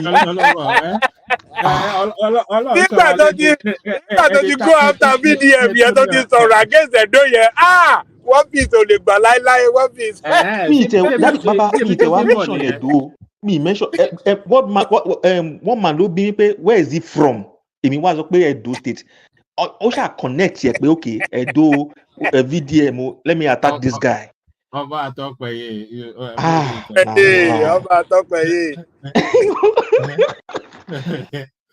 You know, well, I'm not me ní sọ̀rọ̀ lọ́bẹ̀ mọ́, so ẹ jẹ́ fi area there. So I'm not going to say So I think what concerns me about the economy that really struck me today, which I don't know. I know that one man and Baba Ajale Koko would have seen, and the audience as well, was something about the what's it called? The things that the budget that we have, I think 800 million naira approved tricycles, bow, and the rest. And then I think he bought some cars. I don't know how. I mean, I don't know how true that is, woman. Yeah, carry on. It's not something that I have. Yeah, carry on. Educate us. Woman, what is really happening? Because I want to believe that the president is doing his best, and but I would love to see more in terms of the way he engages and the way the economy is being run. I'm not too pleased with it. So, for example, I think yesterday you were talking about the interest rates, and people were going back and forth with it and the rest, and how it is moving away investors and the rest. I want to believe that people like Yemi Cardoso, I mean, woman, you sold this man on a very, you sold this man to us, and that I thought when initially when you talked about this man's CV last year, I was expecting much from him. So I really feel that if I were to score their performance for this administration, I don't think I would even score it up to 5/10. So that's my main take about the economy, and I expect that maybe All right. Who replaces them? Who replaces the Tinubu administration? You see sorry, because I think we cycled this wagon in the past. A lot of people criticize the performance of the government at the moment, but then when you ask what's the better plan, who has a better plan, then people start to struggle. So they'll start to come up with names like Shore, and Shore may have a better plan, but Shore is not likely to be the president easy. So anyway, but carry on. Sorry, yeah, carry on. Woman, I will not lie. You are very correct. When you immediately ask me that question, I don't have anybody as a replacement, to be honest. So I would not suggest that there should be too much shuffling of the cabinet. Like the person you mentioned, as the what's it called again? The one that we mentioned for Minister of I think is it the information and the rest. I think they are doing their best. I just feel that Ononuga? Ononuga is sorry, Bayo Ononuga.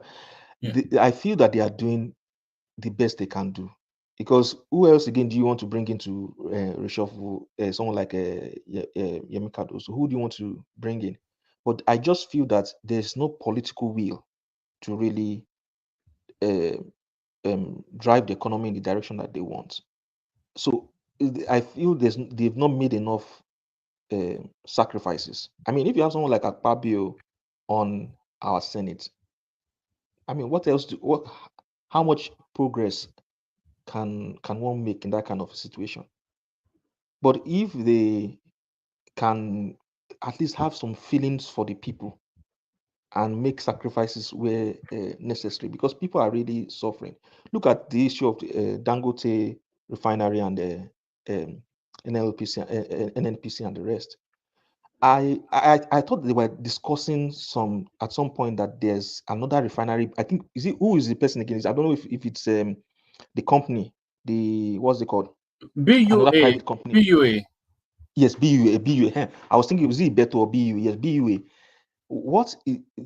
I don't feel that Dangote should be the only refinery that is private that we have. I expect that the government should support and give people like that BUA, so that it will generate a lot of the problem is he is not ready yet. It's a long way away from completion. Yeah, from completion. So because having Dangote alone, I mean, it's not going to, and we've seen it already. And I remember telling people back then that even if you have Dangote running the refinery, we're still back to square one, which is what we're experiencing now. I mean, with the marketers saying to do that, they will buy from I'm not an expert in that area, so I don't really understand what's going on. But I believe that with my little knowledge of economics, if there's more competition, then there will be more a kind of a free market that will allow prices to be determined by the market itself. So that's what I feel about that. All right, brilliant. The reshuffling. Are you satisfied with the quality of ministers that we have at the moment? Do you think they are up to the task at hand? No, I'm not satisfied with. What man? Are you going to somebody else? I'm No, sorry, I no. stepped out. I came to you, but you were not there. Then we went to ASAP. It's okay. It's okay. Just go. Maybe when he's done, then I'll. Yes, you're after him. So I think you may well be the last person unless somebody pops in. But yeah, back to ASAP. Yes. So one man, I'm not satisfied with. I'm not satisfied with the ministers that we have, and I feel that we need to really. I can't say they should change them. I can't. I don't advocate that they should shuffle them, because who are the ones they're going to shuffle? Who are those that they're going to bring in? They're still the same old. It's still the same. And then even another thing that many of us might not be looking at is the state government themselves, because they are also part of the problem. For example, with the revelation of this flooding in Borno State as well. And I heard, I don't know how true it is, allegedly that there have been donations towards the state, which has gone into government coffers, but we don't see all of those things being implemented. So if you look at that, for example, that is not on a federal level. That's something within the state. So it's not. I don't think that if we even reshuffle the cabinet, right, that will naturally change the state of things in Nigeria.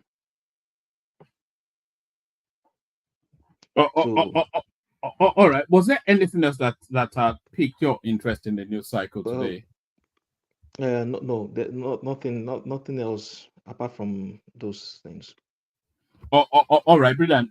Let's go to Rational Mind, and then we'll cycle the conversation again. So, Rational Mind, you're up next. We're talking about Very Dark Man and the wahala that he has gotten Bobrisky and Falano into. Tinubu says he won't intervene in Dangote and Nnpc price feud. So you wonder then what purpose is serving as a president. The APGA, they are looking to sack Soludo to suspend him from the party, even though Soludo is the only governor that they have, is the only star in the party. The Senate confirms Kekere Ekun as second female CJN, so that rubber stamps complete. President Tinubu set to reshuffle cabinet, are complaining that the ministers not engaging with the media now. So that or anything else that interests you? First of all, well, thank you so much. Oh no, not another deep in and out. Are you there? Knock, knock. Yeah, one more. I remember something I was going to say. Can I just, while he's away, I'll just quickly say. I'm still here. I'm still here. Okay. You want to say something, you said?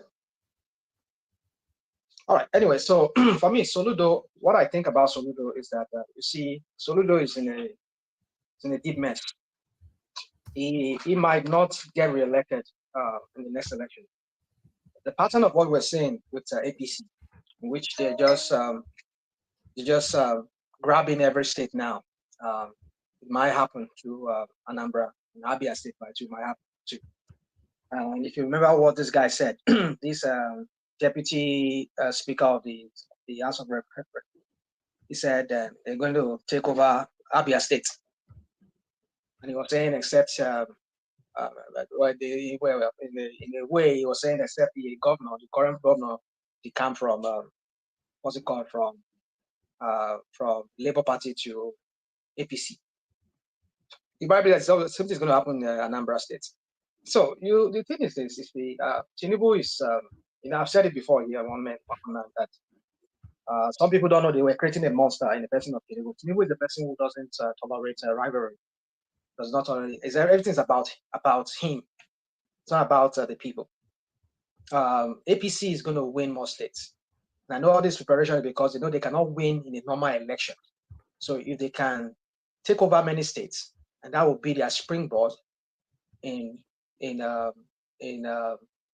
the election for 2027 for Tinubu, because Tinubu knows that you never get re-elected by Nigerians. Nigerians will never vote for him. So by setting up his machineries in the locality, if APC can take over at least 20-something states, is guaranteed of the 2027 election. And that's what is playing out already. So, and he needs at least that's a wide appeal. Like, okay, among the Igbos, at least if I can take over Anambra State, already I have Imo State in my pocket. If I can take Abia State and join it to it, then I'm guaranteed of at least those 3 Igbo states, and I could create an illusion, a facade of the election whereby, they voted for me from that area. Because I know that's what some of you were saying here when APC took over in a fraudulent way, they took over Edo State. So my point is that I'm just seeing that playing out. So I think Soludo is seeing the handwriting on the wall. And I think that's setting jittering because this is a guy, Tinubu is a monster. That guy's a monster. I mean, you guys don't understand what you guys are up against with Tinubu. I mean, this is a guy who promised when he was not, I think they said that video was when he was not even a president, which I doubt. He was saying that, you want a Edo State, I will give you a Edo State. As the president of Nigeria, I'll give you my goodness. That tells you what you need to know. So we were seeing all the shenanigans we're seeing, all the video clips and even some of the reports that we're seeing coming out from Edo State tells you that it's the same pattern. Look at it. They did not win 2 senatorial districts. PDP won 2 senatorial districts, but yet APC won. See that math? So that tells you that and it's the same pattern they did for that presidential election. How many states did Tinubu win in the presidential election? But yet they declared him the winner. Even his own state, Lagos, he lost it. But look how they do that mathematics. They gave him some close. You see, it's the same thing they repeated in Edo State. PDP won 2 senatorial districts. APC won only 1, and yet APC won the election. You see that? When I saw that breakdown, I was like, "Whoa!" RM, can you repeat that again? What did you say? Can you tell us again? One man, rational mind. I don't know. Say you did listen to Aja. What is senatorial seat in this governor's election? What are you talking about? Let's hear you. PDP won 2 senatorial districts, Central and the South. In which state? In Edo State now. You know win it? No. APC has 2. They don't count it like that. What they do is they go local government by local government and governor. This is not senatorial. This is not. Anybody can. Okay, can we go and dig that in house? They don't hold on one man. I understand. I understand what you're saying. I understand. Yeah, you can't base it on district when it comes to government. I'm not saying. Hold on. On local government by local government. Yeah. I get it. It's not the highest number of votes. But they had They had the highest number of votes in South and the Central. APC only won. Where the magic came from was in that what's it called? From that northern senatorial districts. That was where all the magic came from. And the margin they put between them and the gulf between them and what's it called? And PDP was so like. Where did you see that? Hold on now. Is that what? Where did you get that information? Okay, woman, can you pull up this the analysis that they did on Channels News some days ago at that very day of that election, maybe a day or after that day. Look at that analysis that the guy was doing for one other guy that works in the Channels. He break it down. That was why I saw it. That they won 2 senatorial districts. APC. You mean Ogunsonwu? I don't know, maybe Ogunsonwu. I just watched the clip and that was it. The guy broke it down. They won 2. PDP won 2 senatorial districts. APC after the election. Yeah. One man, can you? I don't know. Okay, you just go and look at it. So my point is that If going by what I heard, what I saw in that breakdown, then it tells us that we are up for something in that country. When somebody that does not even have the majority is being declared the winner. What I mean the majority in the sense is that it's 2 senatorial districts where the population is. Look at how they do that. They do that wayo. They go and put everything in the north because they know that north, which is from Yosho modeling, they now, in fact, even the turnout there was not even like the one in presidential election, but the turnout was massive in this gubernatorial. That's to tell you that there is a lot of manipulation. You will see some places whereby only 500 people voted. Under which authority is that guy that you listen to? Okay, under which authority? Can you? I can't do that right now because I'm using my phone and my phone is switched to. I have to switch. Is that person an INEC official or how? No, it's an analyst on channels. That was why he broke it down. What of if so that person you are referring to is a PDP man, right? No, I don't think it's a PDP man. It's an analyst. Just an analyst on channels. Look for that. What's the name? What am I looking for? Just say breakdown of Edo State election. I think about 2 days ago, or I mean that's either that very day of that election or the day after. That was on channels. On channels, yeah. On channels. So that's where I'm going with. So I was like, oh my goodness, look at how they did all this. Look at Tinubu won how many states? Is it 13 states? The closest rival was 11. Was what's it called?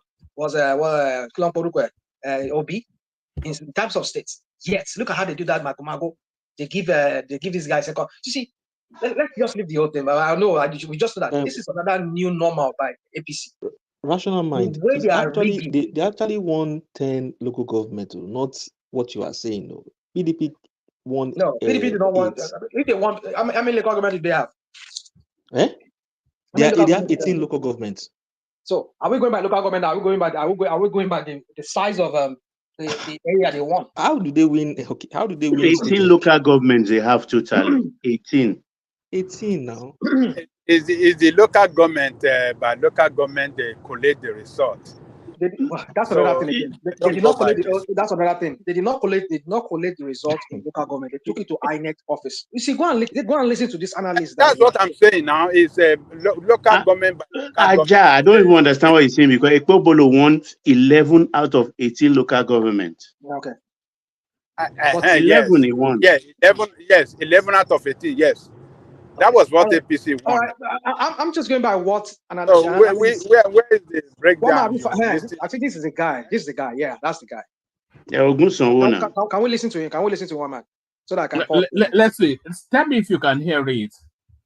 No, we cannot. Declared that only one out of Edo's 3 zones. You heard me clearly.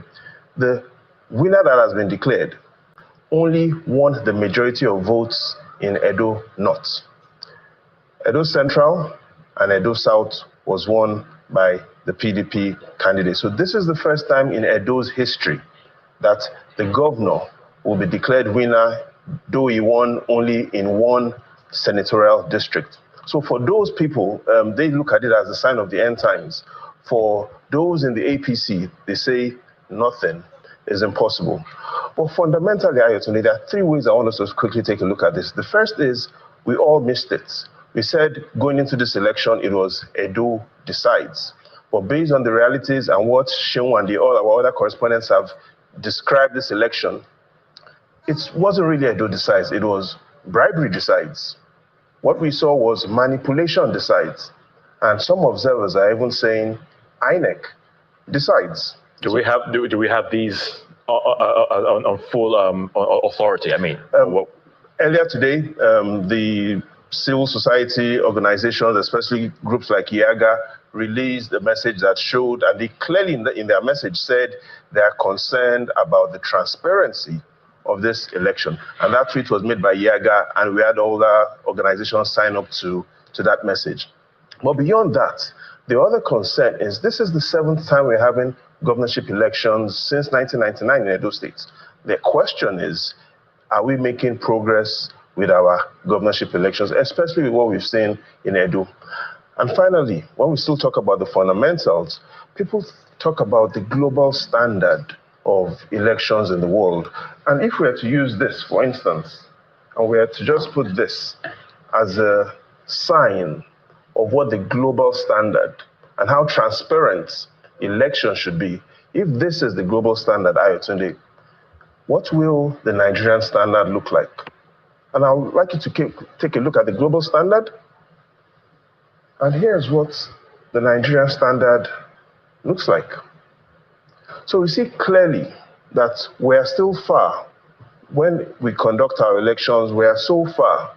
The image of what the global standard looks like and how transparent it should be and what the Nigerian standard is quite different, isn't it? So is there any correlation, Babajide, I mean, as to how the people of Edo State voted, during the last presidential election and this present election, the governorship poll? Some correlation. We see if we are taking, and if the candidates are taking a look at. One man, Edo South, wait. Edo South, 52% of the voters' population, Edo South. Edo North, 28%, and 16% for Central.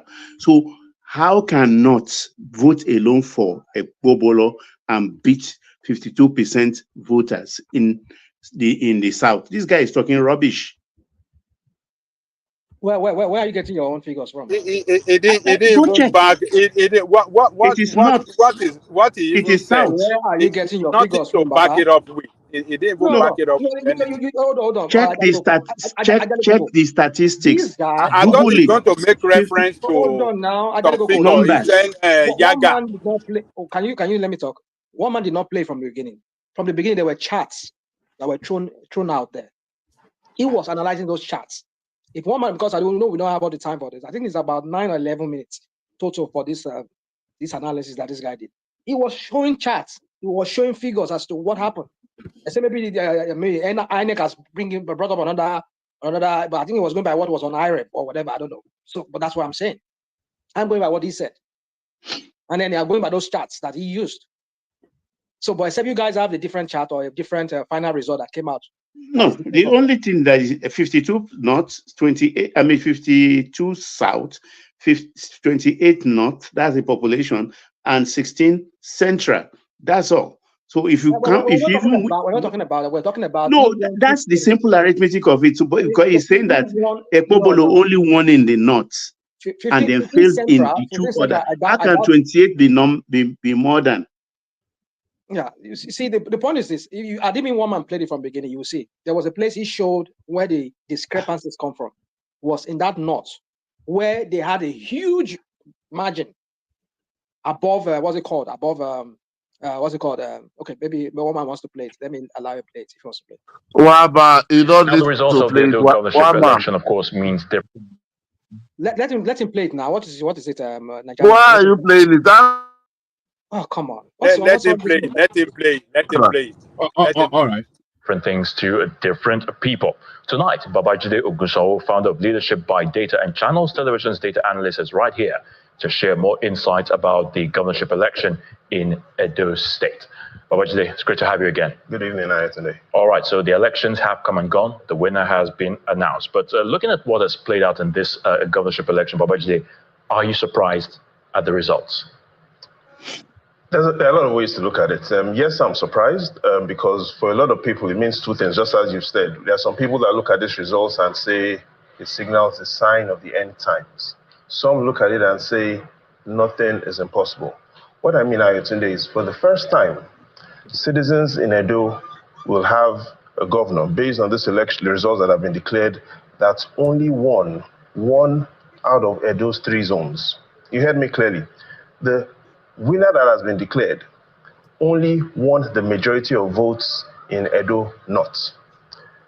Edo Central and Edo South was won by the PDP candidate. So this is the first time in Edo's history that the governor will be declared winner, though he won only in 1 senatorial district. So for those people, they look at it as a sign of the end times. For those in the APC, they say nothing is impossible. But fundamentally, Ayotunde, there are 3 ways I want us to quickly take a look at this. The first is we all missed it. We said going into this election, it was Edo decides.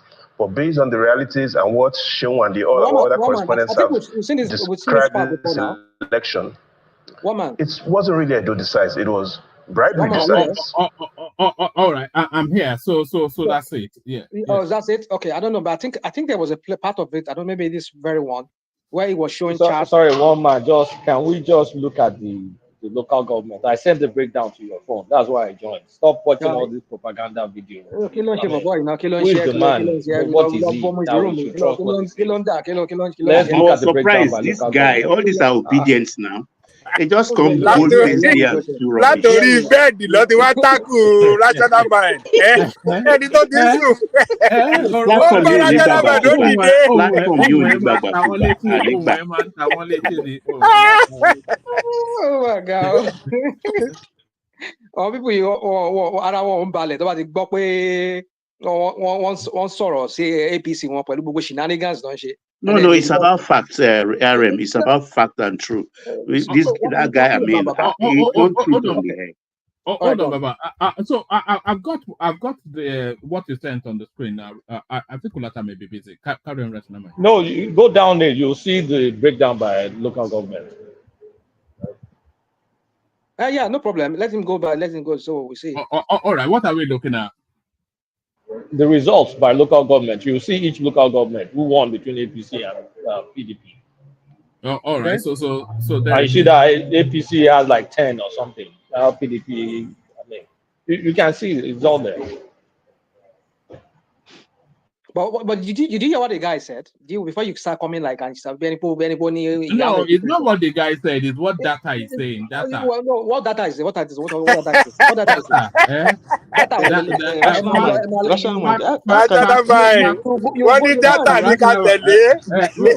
is it? Facts versus opinion. Facts versus rational mind. The guy was talking a completely different thing. He was taking a narrative and twisting it. He was talking about senatorial dispute. Don't give me that something.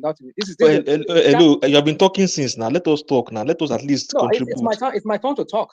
It's my turn. Right. If I want to talk, you talk. Oti dasi rough. Oti dasi rough. ASP. If you want to go that way, I'll go that way with you. If you want to go that way, I'll go that way with you. Yeah. So I don't want to stifle your voice, but then if you want to say, oh, it's your time to talk, no, it's not your time. It's my own time to talk. Yeah, no, that's the point. So, woman, the thing is this: I understand. I'm going back. I think that very clip you played was the very place where he was doing the chat, and he break it down in Edo North. That was where. So that was where they had the margin, that huge gulf, that huge gap between them. You get what I'm trying to say? So my point is this: from the tabulation they did, PDP won the 2 senatorial districts. Either maybe there are 3 in the central. That's not true. APC won central. Stop lying. But you had him. You heard what he said. And I'm going. Who cares about what he said? Who is he? Is he God? The data is in front of you. I'm not saying he's not. I'm not saying he's God. Farabale already. Farabale, Babo. I'm not here boy. Yeah. Because this guy is just something else. So the point I'm trying to make here is this: Kulata, Bia sent me a complaint essay about you, and not even a note or an essay. He sent me a complaint essay about you.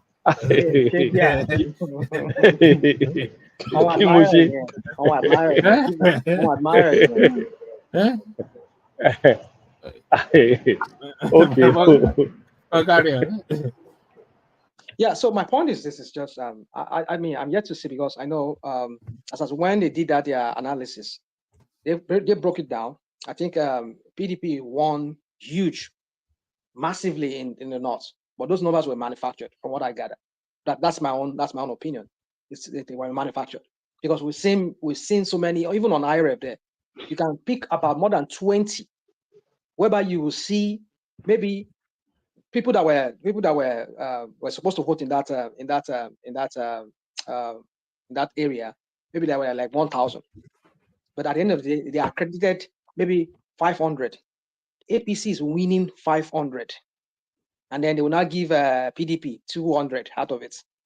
and they accredited 500. How did APC won 500 when they accredited 500? So many of those discrepancies like that. That was where they did their magic from that north, because north is a Oshomoles area. And then they did not allow them to collate something at the local government level. They took everything to what was it, their INEC office. So the point is that, you see, we're seeing a pattern here with Tinubu and his APC. They are gradually, we said they've captured the states, they've captured the institutions, and you people are not perturbed as to this. You don't even know what this portends for us. So you wonder why people like what's his name? What's this guy you're talking about? Because that was the issue that maybe talk about this. You wonder why people like Soludo has been doing anti-party activities. Probably that's the reason why they sanctioned it. Because no governor now that is in opposition now, that will not be like the fear of APC is the beginning of wisdom. So because they know what APC are capable of doing, they would do it with impunity. They will tell you go to court, because the people in court, we've seen Wike. Look at what the magic Wike is doing.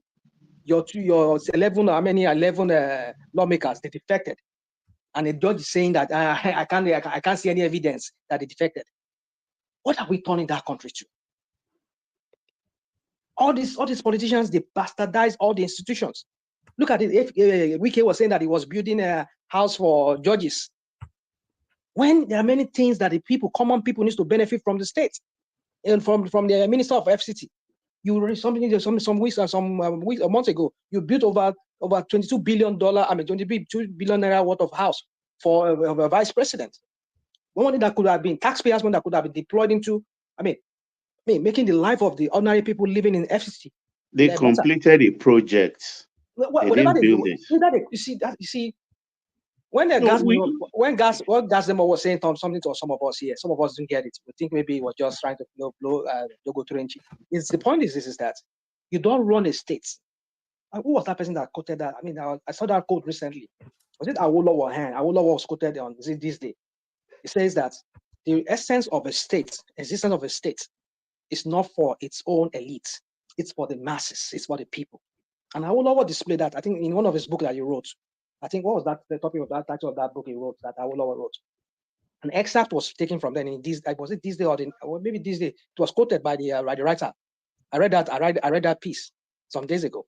So my point is that these are the people who understand the essence of governance.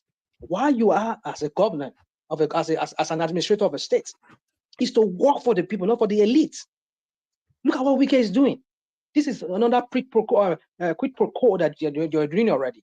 Because if you are building house, here in this country, all the judges I know in this country and many countries that I've been to, they live on their own. As long as the state pays you, you will go and get your house wherever. Can I ask you a question? Don't ask me stupid question. My stupid question. Allow me.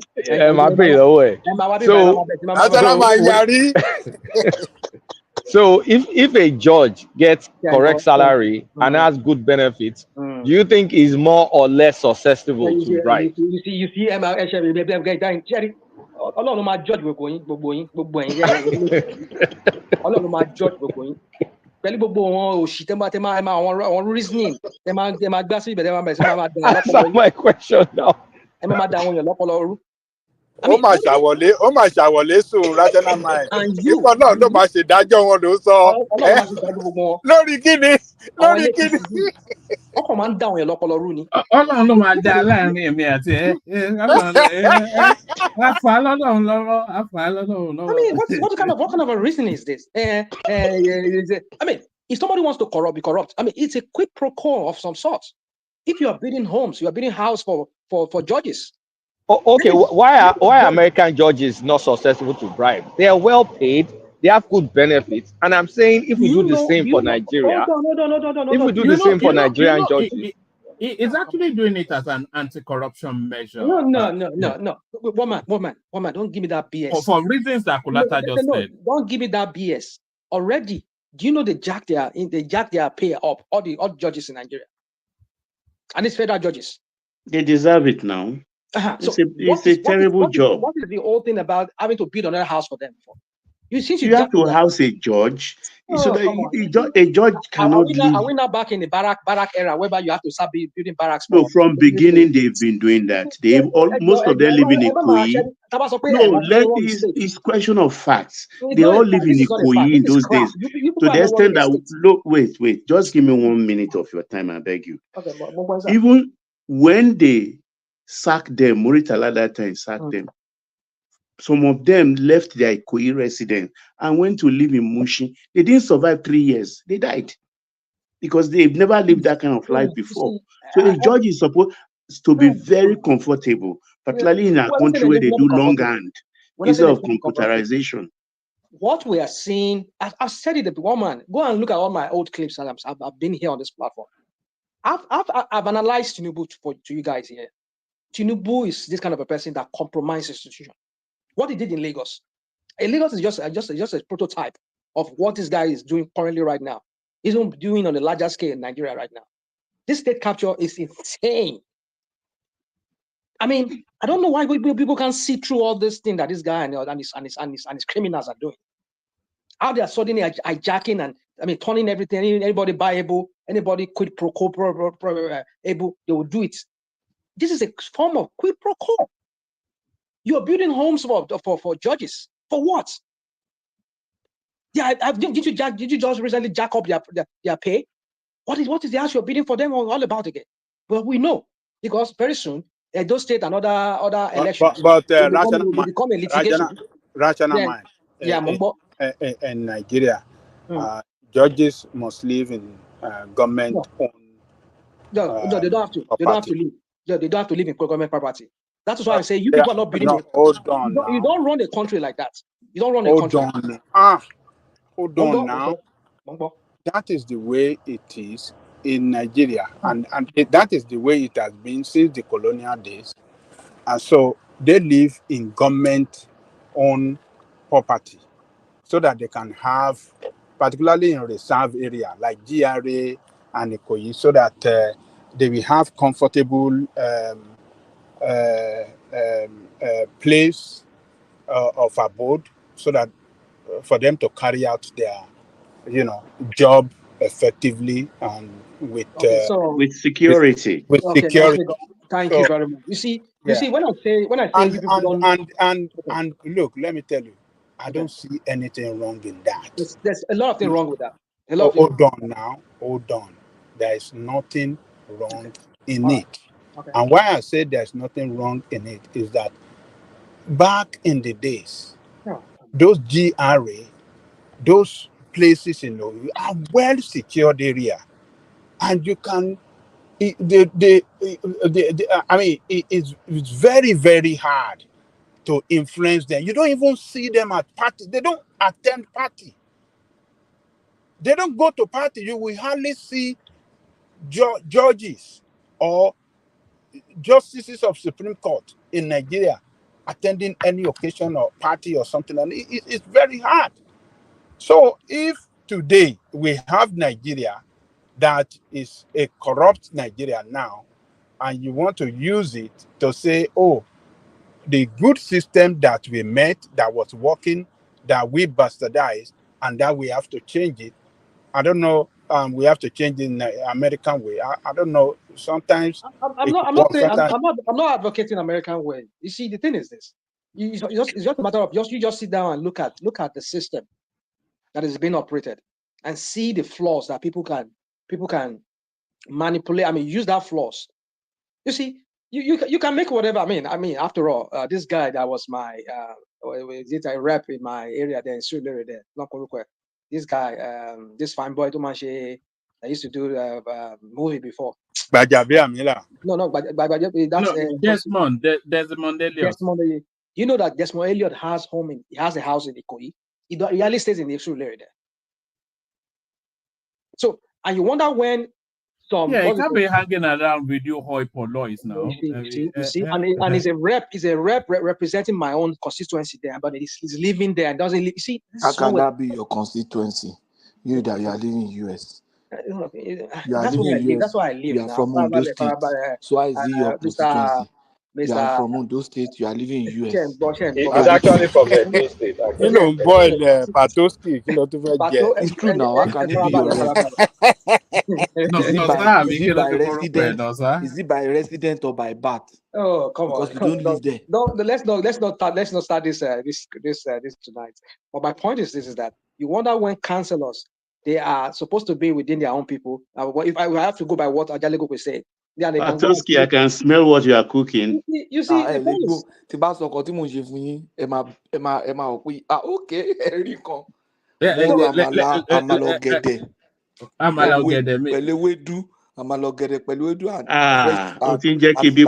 Fish and Have you been drinking?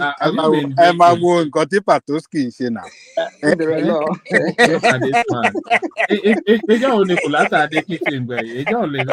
at this man. I'm getting and I have fish. You know, I'm living alone here in like a camp, and I have. Are you using microwave?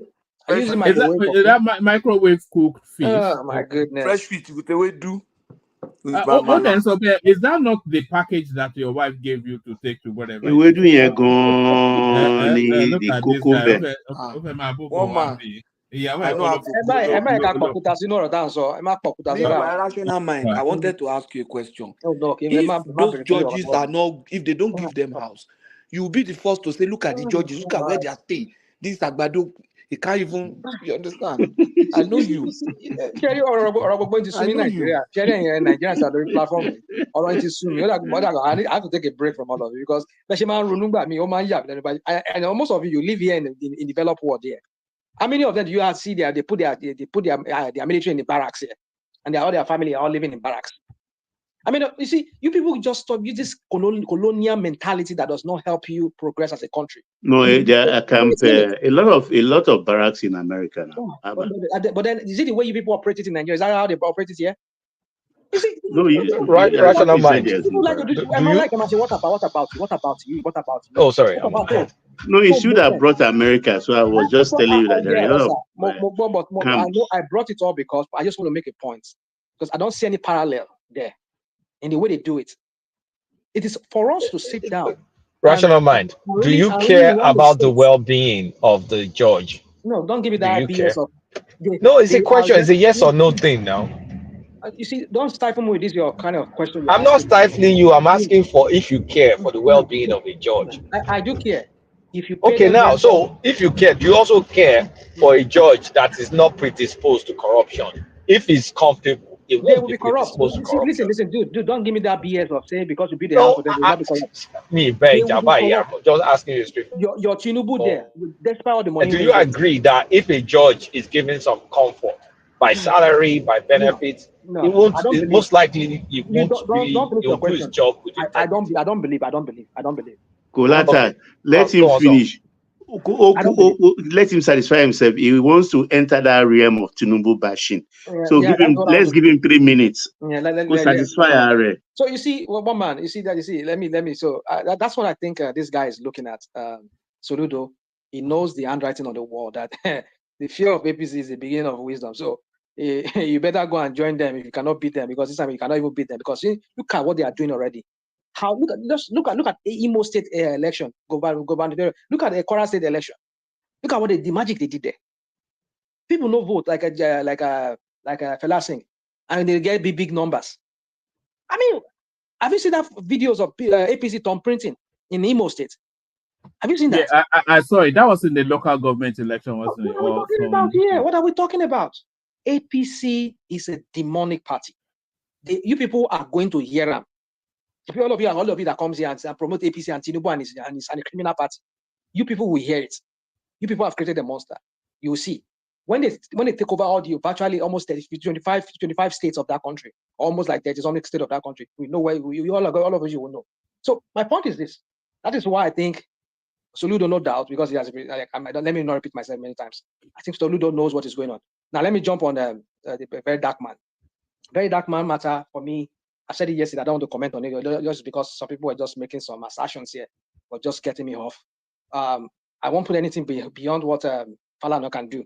If Falana is guilty of whatever, let him face the music. But I don't want to believe that Falana would allow his reputation like that and stoop that. We see there's a lot of things like around that. This guy's what's his name? Idris Okuneye. This news about him, and I think there's more to it than what we know. But I don't like I just said I don't want to dignify with any. What seems to underpin it is not so much naira abuse, but money laundering. That was the original charge. So, but then I don't know. Yeah, go on, please. Go on. No. If it was laundering money, then the next logical question is for whom? Exactly. That's another you question. know, and then that for whom it then takes us to this is Godfather that I was talking about on that clip, and then it might start to open up a wider portal. Exactly, it could be. So there's so much to that story that maybe we know, but then one news is that stories like this, I think this guy should be careful what he breaks. Not because he want the clicks and you want the likes and you want everybody to know you. I think that guy is overdoing things. He needs to just needs to temper it down. I mean, temper things down, and not just because you want to chase clout and you want people to know you as somebody, whatever he's trying to. I don't know. But my point is just that the angle I'm coming from is I've had many people here, including Baba, and our guy from United States here that was talking. Is it ABC? What's his name? That guy that was speaking here that was almost confronting me. Now, ASAP. So you people have been taking that. I know where all of you are going with all of these things. You want to stifle the media. You want to stifle social media in Nigeria. Of course, I know some people use social media for all this crap without verifying stories, and they want to. But now look at where he was taking it to when I had him when he was talking. Oh, the obedience is a obedient narrative. What do you consider obedience? She obedient the law. She on the tap on the law. He drop into his conversation. On the tap lining. On the record the lining. You see, you people just come here, everything pin it on obedience, hang it on their neck, so that we can hang them. You see, these things it doesn't make sense. It doesn't make sense to some of us to me here. I mean, everything is obedient. That is obedient. That's obedient. What look obedient? I don't get it. And then you were making it like, oh, they should start stifling social media. Most of the things most of us discuss here won't even be here if not for social media. You people don't know what you're asking for. If you ask these people to do this thing because of all these things, you are getting so-called evidence or you are trying to manufacture. Say, oh, because people are abusing their social media, so therefore we should regulate it. We should stifle people's voice. We shouldn't allow people to. You people very soon. You people, you now saying I will collect. I didn't hear anybody say that to Rational In fact, I wanted to one man. Can I at least he has mentioned my name now? Can I respond you were at some saying, point? hold on, you have to time to respond. I'm not saying you should not talk. I'm just asking one man. Will I be able to respond to? Let Rational Mind come to a conclusion, and then you get a brief response. We go to Ekene, who we've not heard from. Yeah, my point is this: is that I just see this as you people are calling. You're calling for something that is going to backfire on you someday, because you're asking the government, oh, because the people everybody should be given microphone to talk on social media. I believe that yes, maybe not everybody, but the way people are taking it, making it look like the problem is social media. No, the problem is not social media. It's the individuals that are using the social media. And not because of that, I use that as say the government should regulate social media or regulate the media online. Because if people are asking for that, oh my goodness, I bet you will lose your freedom too. You lose your voice. So let's stop. If you want to criticize somebody that is in the wrong, criticize that person. I don't criticize that medium. Because when you are criticizing the medium, oh no, you're very dark man, he's getting clout, and because all disobedience should not be allowed to use social media. Come on. It is me today. It might be your own turn tomorrow. Oh man, I leave it at that. All right, Brian. Only a micro response, and then we go on to all right. So this is the second time that Rational Mind will be doing this. Rational Mind, please, like Baba was saying, nobody said all of these things you've said. I even wonder where you're getting some of these ideas from. Nobody said we should stifle social media or regulate, like you used the word. What we're saying is that we're talking about the way they can responsibly use social media and that people should be held accountable for their action. If you come out and you say certain things about somebody, you should be able to prove it, or at least even do an investigation and confirm it before you release that to the public. That's what we're saying. We're not saying we should stifle that. Nobody can say that. And you can prove it. They put in the slammer. Yes, and if you make a statement, at least you should be ready to stand by it. I mean, now that Falano has already given them a notice already, let us see whether they will come out and defend it. So that was, by the way. Then on what you were saying about the election in Edo State, and you kept hammering that Edo South. Number one, the way the governorship election is done is by the number of local governments. I Has thought we nothing were to do just with. responding to where he mentioned you. We have to move. I know. One man, I'm coming. Okay. Okay. Go on. Just make it brief. Sorry even from the data that one man showed us there, Edo South has 7 local governments. Edo North has 6. Edo Central has 5. Going by what Rational Mind is saying, that man was saying that the PDP won the largest local government as Edo South. Let's even say they did that. APC won 11 out of 18 local governments. Edo South has 7. Edo North has 6. Edo Central has 5. 6 plus 5 is 11. So even if we're going to even go by that, if PDP wins Edo South, APC still won that election. I don't know why Rational Mind is just sensationalizing this issue and saying it's like APC or APC. Have you seen what is on IREF? Rational Mind, please try and have you seen what is on IREF? Correctly. I'm asking you, have you seen what is on IREF? Sorry? Have you seen what is on IREF? Have you seen it? I've seen some of them. I've checked them. Some of them. Some of them have seen. Anyway, one man, I rest my case. So, is that what? We have what seen some of them. What are you talking about? I said I've seen some of them. And so what did you see? I see APC winning now. You saw APC. So you didn't see manipulation. You didn't see some of the figures that were uploading. What the figures they were cooking up. There are some changes here, but I still saw APC. No, see, look at how you trivialize it. There are some changes. You see, there are people in abroad, they were not abroad. Emma live a good, better life. But you'll be wanting something less for our people back home. All right? Mofi, when it's all along, my judge will go.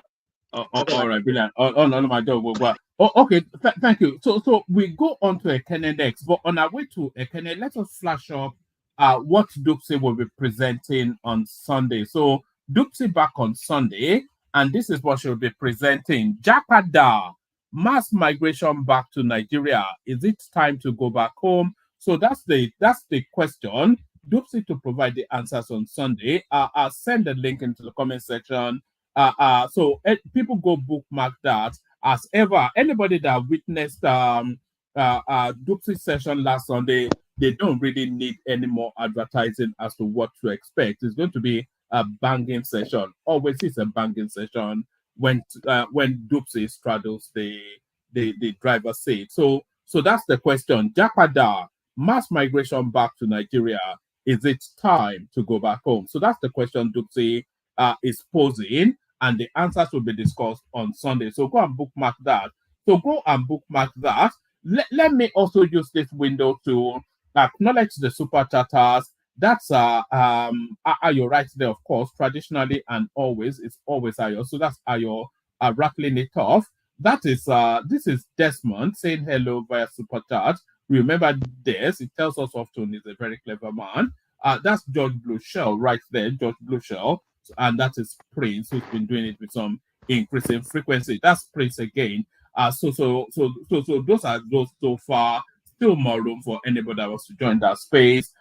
Super chat, but especially go and bookmark Dupsy's session. We want Dupsy's session to continue. I'm actually wanting to put there's a lady called Obodo Onyebo. She does this sort of streaming. So I'm actually trying to position Dupsy's streams towards that sort of demography, which is non-partisan, is human interest, and then it draws everybody in. So that's the intention with what Dupsy is doing, and she's been doing it excellently, and really we want it to grow and explode. So come join Dupsy on Sunday as she navigates now this new phenomenon that we're seeing amongst Nigerians. So join Dupsy. So join Dupsy as I also invite you to join Mike, who takes the driver's seat right now. So I'll bring you in a moment. Kolata, I'm going to shuffle myself out. So Mike takes the seat. So Mike, Ekene up next. Please, Daddy has been waiting. Patoski is One trying man, to. one man. Yeah. Let me leave it tomorrow, please. Let me leave it tomorrow. I will not be able to. Well, you can't handle. Okay. After you are leave, you can't handle Mike. Mike is too big for. Look at that. It's now gotten personal. Let him get lost now. You No, want to don't use tell him to get propaganda. lost. Don't tell him to get lost. You come with his propaganda and all that. You question his propaganda. So. Now. We love him here. Ekene, let's hear from you. Okay, well, Mike, no, say I not like you, but just that I cannot handle you. It's just that you don't. It's not that I don't like you. It's just that I don't like you. Look at this guy. Okay, Ekene Alpha, which one now? Yeah, what did they do up this time of the morning? I just I was having a very big. I slept early here, so I just woke up and decided to jump into the show. You know, these days, very busy schedule here. I even decided to stay away from all this shenanigan politics and Nigerian issue because it's a tiring one. Because the way things are going, it's better to leave the government alone and face your front, do your business, and know what you can achieve for yourself. Forget all this. That's what they want. They want to overwhelm people and get people tired, so that we know what they talk about everything again. Because when you have so many topics to talk about, now where you want to start from? You see, It's a very big one. We have a lot of issue, but people are not understanding it, especially when I listen in the show, the way we promote criminalities, bad elections, and all that. So I begin to ask myself, why invest in those elections before? In fact, after the last election, I begin to praise Buhari. After Edo election, I begin to praise Buhari. I don't know why in my heart. Because during Buhari, even though I don't know how Buhari came to power, necessarily people supported him to come into power. But at least in our election, he maintained a little bit transparent. And in your state, you can do your election. Win. If you don't win, you go. If you win, you win. Anambra election was easy. Osun states, a lot of them, very transparent in the IRF. Even the last election, you cannot just condemn him because he did his best to leave a little legacy. But at the end of the day, everything pans out to be like this. And now the way they write results in our election, just sit down, write whatever you want to write. Write it for APC, write it for PDP. If you can write, just write. Anybody that win in writing that result, then give him the winner. So, and the confidence they have these days, after Edo, they now come to tell us that we are coming for Anambra State and Ondo State, the same template they use. So it's quite unfortunate, and we just have to take it like that, the rational mind, and we keep patience and know when this is going to end. Is this going to come to an end? Is people going to elect their leaders one day? Because if you tell me that this is the leaders that people want, then you are lying to yourself. They know the truth, but they will not say it because they are party affiliated. In Anambra, is Labour Party, are they strong in Anambra? We're not talking about party being strong. We are talking about people electing their leaders. I'm asking a question. No, don't ask me. No, I don't want. No, that is not a question.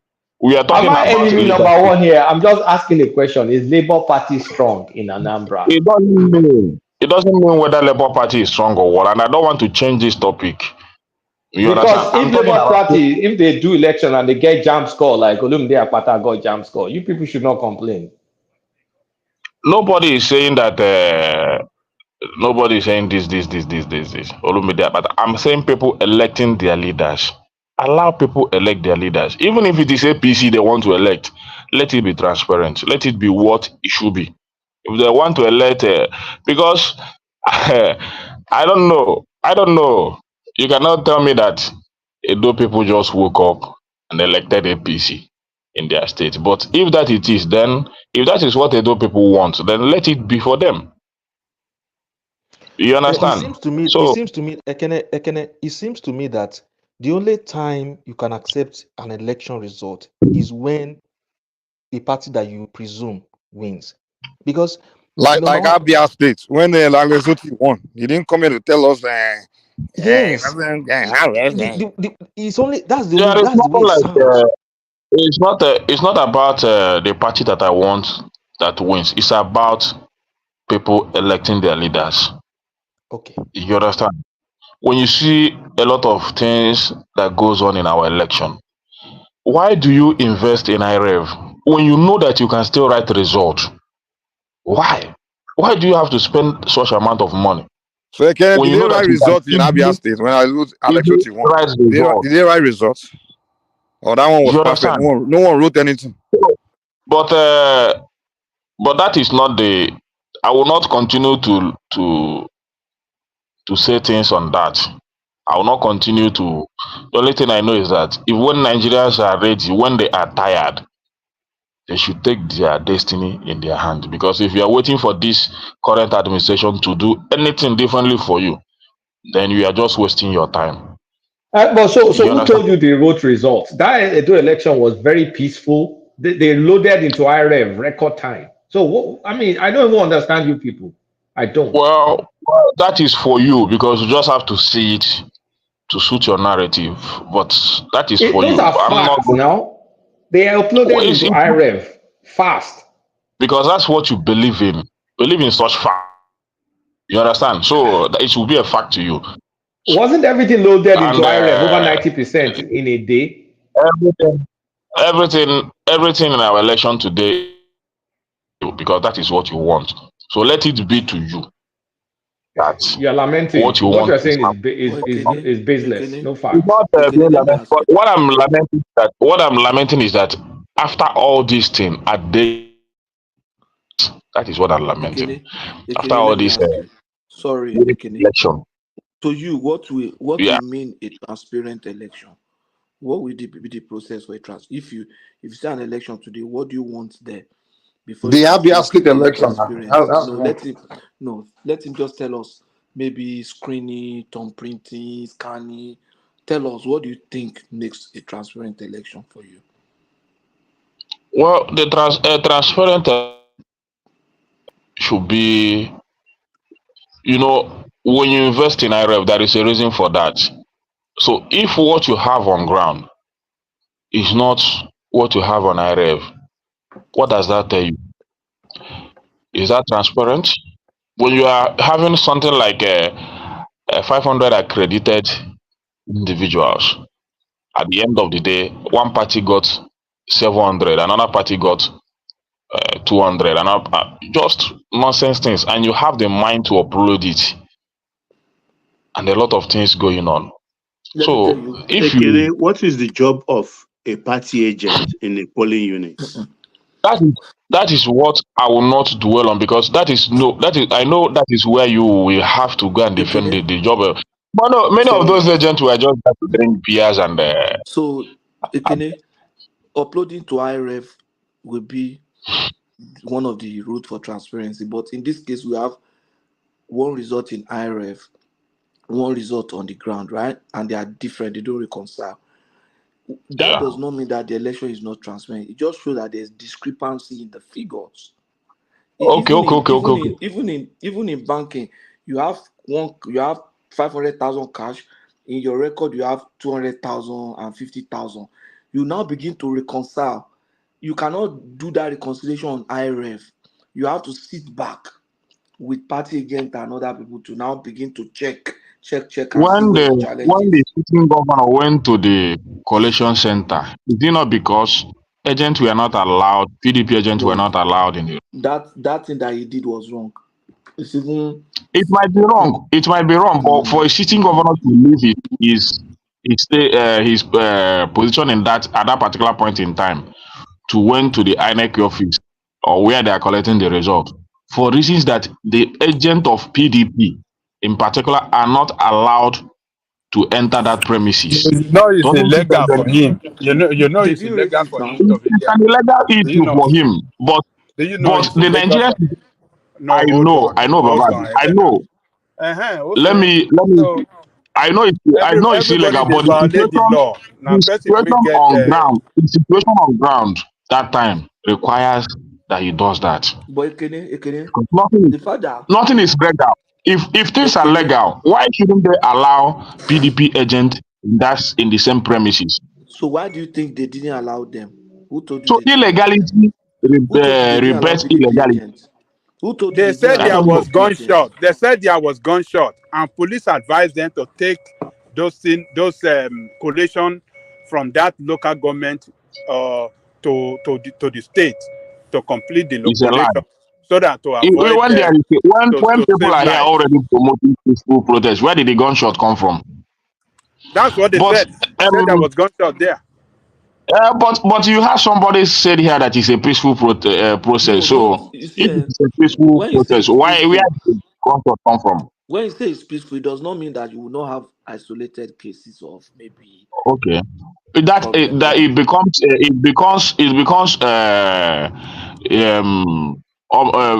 was not it was peaceful, and then you have to move collection from one place to another, and you count it peaceful.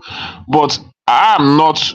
They have done what they want to do, and what I'm looking up to is governance, not necessarily who won.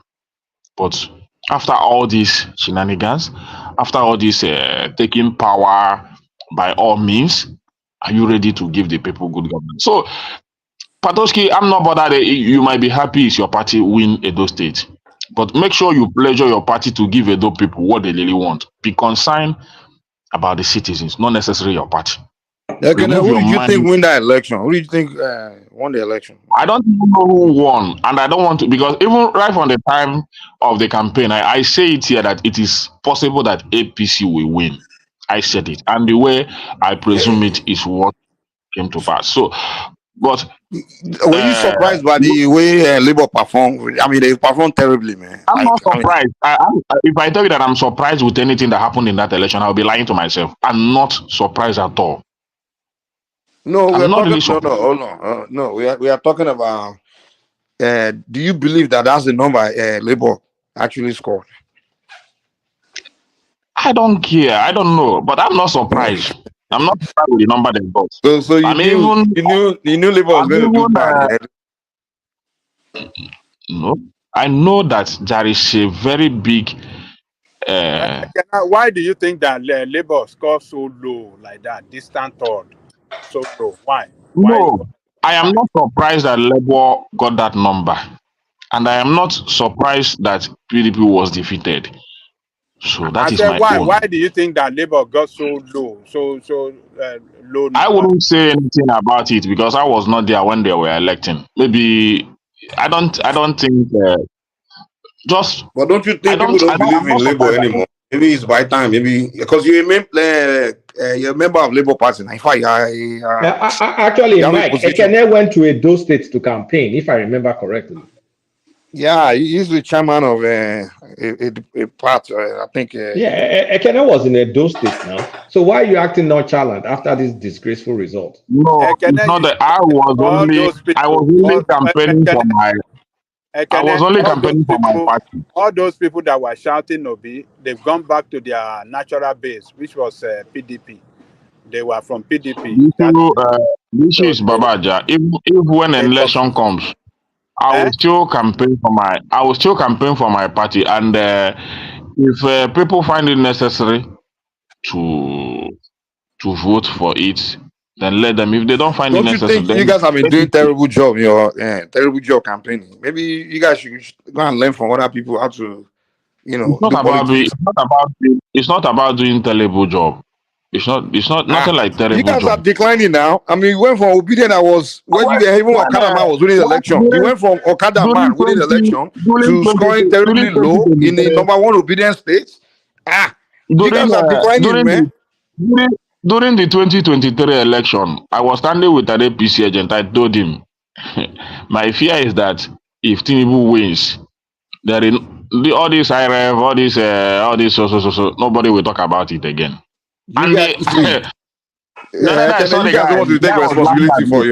The for guy your was laughing at declining, me your and said, performance. You keep blaming Tinubu. That's why you guys will not progress. You guys should learn how to go and figure, look in the mirror and find out what you are doing wrong. Your party, first of all, you guys no, right there is after nothing. the election, you guys started At this point fighting. in time, The at this party point was, in time, there is and nothing you guys are still anyone can blaming do.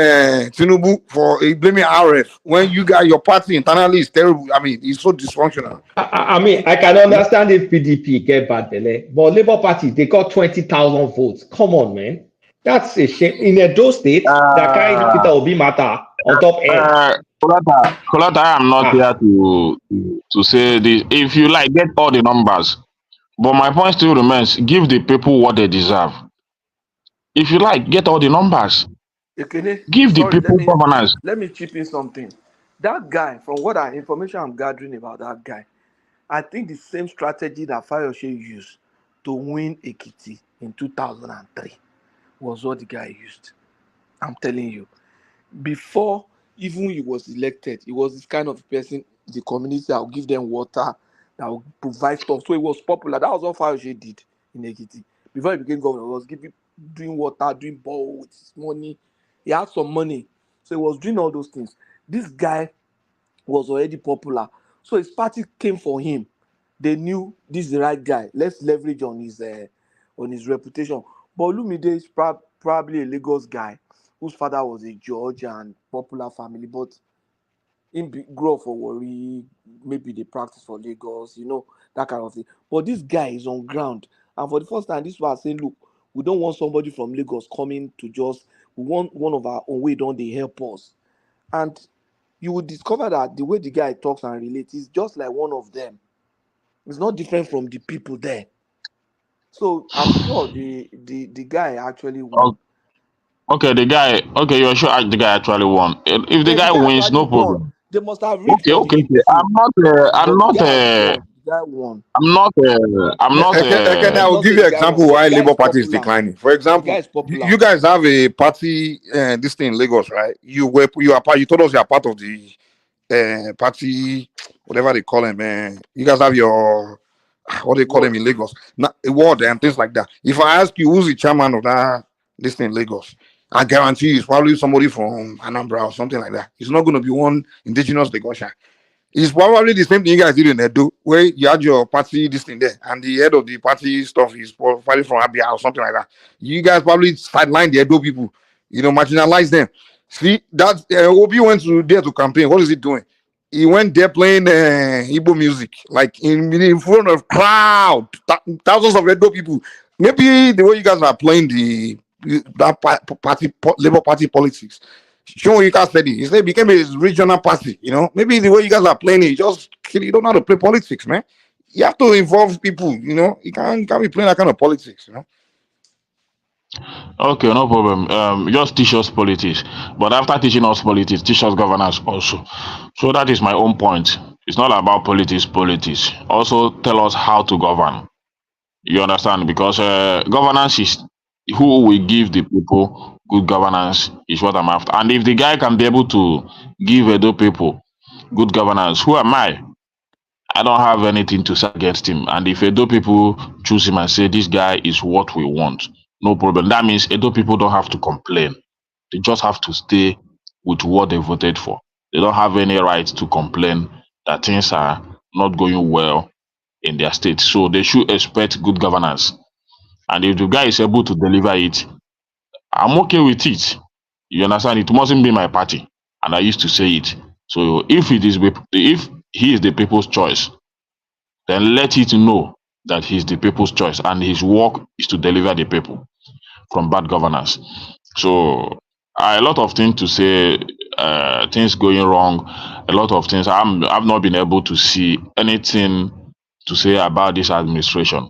But coming for the judges that you guys were discussing about, I think the judges deserve better in our country.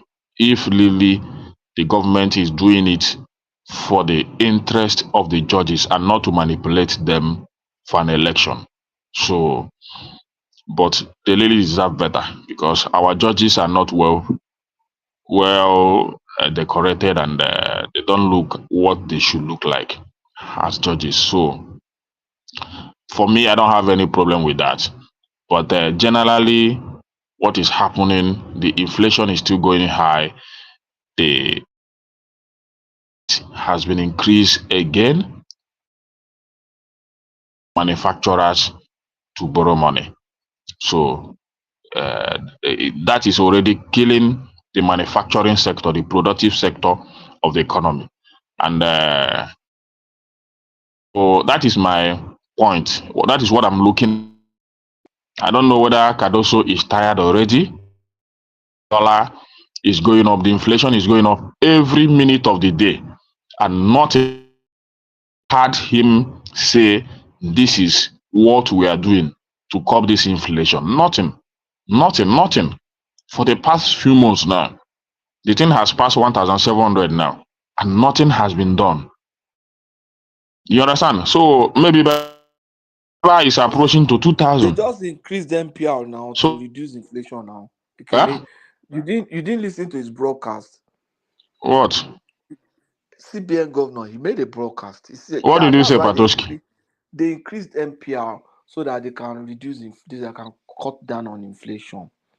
They are benchmarking inflation. That's why they increased that NPR. The monetary policy rate. Inflation I'm not. is when inflation is when you have too much money in circulation. If you listen to his broadcast, I think the Patoski, money do you know as of today we have 107 trillion in circulation, as that's what I against wanted to say. about 90 last quarter. So the About money is coming from somewhere. 300% increase from exactly from last year. So that all those money has to be mopped up, and that's you can't continue when you have like over 100 and something trillion in circulation. You can't continue to allow banks to now create more money.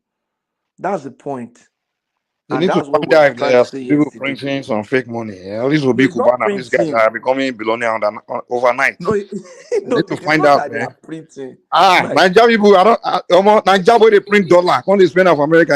US government have to change the currency. Nigeria people don't sleep on for Hey, these guys. Patoski, that's the Patoski, how are they mopping up the money you see, in the they've just economy? increased. Hold on now. You see, one of the way to really control it is to make sure that banks don't create more money. You already have enough money. You already have so much money in circulation. You have to reduce the capacity of the banks to now create credit, because by creating credit, they are creating more money too. You understand? And more money chasing few goods. So if you are able to benchmark it, no matter how you raise um, NPR, as long as that your NPR is benchmarking inflation, is okay. It's behind your inflation rate. But It's none of this benchmarking stuff inflation. is working for how many years now? You are this is just jargons they're saying. Is there any change on ground? Are the businesses increasing? The You don't Yeah, care statistics about the this stuff, man. Patoski, you talking textbook economics no, that works in the Tell me West. the problem. I no, just no, no, no. speaking It's not English. textbook. Hold on, hold on. Mm. I don't think they're gonna have a solution to this. Um, excess liquidity in the system, because the more we have our our currency I didn't hear that. all over the world, Nigerians in diaspora will continue. They send money home every day, and uh, the more they send money, the more they send money Good in, point. Yeah, more money, the more money in circulation will increase. But So how are they going to? that's a good point. you see. Let me tell you why we have concern. You see, Nigerian problem are deep Yeah. seated. They are deep rooted more than we are seeing it. One, this effort that they are making, the difference between they have to use monetary instruments, because that's the real immediate tool that they can use. You see, it takes time for the real sector and every other thing to pick up. You understand? That takes some time before you start production, before you start seeing the effect. But the one that you can quickly see All the this is effect Wait now, let me All this is finish now. you. But okay, allow us to talk. Say, I think we Let had me this finish conversation first before. now. Let me Okay, go ahead. finish. I refused to speak yesterday because of the way it was so rowdy and everything. You see, the one monetary policies is one that can have a faster effect than this other. For example, I want to control food inflation by making sure there is increase in food supply, all those things. That takes time. But I can No, increase my monetary rate. I no, it can. does not. It takes That's wrong. time before you No, it start does seeing not. the effect. No, it doesn't. Okay, You just okay. send That's the okay. you Wait, send that's the. what you believe, right? Let me give you an example now. You just send the military and the security to key areas and have them ensure that they, protect those big swaths of land for food production, the major ones. Food will Mm-hmm. naturally deflate And they over will grow. And they will immediately, the grow same food. day. They will grow food in the same day, and it will You put produce the you same put them day. there 24/7 now. Is that the base? That not simple. Mm-mm. That's what Why I'm aren't they telling doing you. it? They will They're not grow the doing it. food. Chairman, wait now. I just told you that it takes some time. You are saying no, it doesn't take time. You will send security there. Security will guard farmer. Farmer will plant the water, and the food will come up the same day, and they will harvest the same day, Okay, and they will channel don't distribution the digress, same day, Patoski. and Hold then they on, will don't put it. digress, No, Patoski. let me finish with him. Let me finish with Yes. him, and they will send it to market the same day. What Yeah. kind of Are logic they is not? that? Are they not guarding What kind of all these logic is that now? What for kind of these logic is that? Yahoo boys 24/7? You're telling me they No, can't look at their no. See, file you're 24/7? already going off again. What's Yahoo and No, They that's not can his do question. it. You Stop do making remove the excuse for nothing. what's Yahoo and what we are talking about now? I'm saying that But let us hear from Patoski now. Let him land. He's trying to explain something. Let production him land. is possible. I'm saying we can produce food. Let me tell you, Baba Yaga, you remember, I've been the one on this platform since last year. I said, look, they need to start making effort in agriculture now, because by the following year, we'll start seeing the effect. If they don't, then it will be tough. Everybody was saying, give them time, give them time. Even Emeka that I was talking yesterday was one that said, it's too early. Fine. I'm saying that for immediate measure, the quickest is monetary policy, because you can say, okay, you are reducing mortgage rate because you want to improve the real estate market in your economy. That can happen within short time. But if you are going to start looking at food production, you are going to start looking at maybe some other real sector of the economy, you start making those efforts, but it takes some time. Food, for example, it takes time for food to grow. It takes time for all those things. But you The want food immediate that's measure. already. So Can I take they that? Can you have. let I him agree with land? you. They have to Let him take all just measures. flesh out his They thoughts, have to please. use everything. Use monetary policy. Use fiscal policy. Use other instruments, and then try and look at the real sector and begin to take measure. But what I'm saying is that for immediate this thing, you first, when you take a patient to the hospital, for example, maybe there's an emergency, somebody is in an emergency, you have to start taking some things now. You have to stop bleeding. You have to stop. That's what they have done with floating of naira, removal of subsidy. Now what All they need to failed. start doing is security and other stuff too.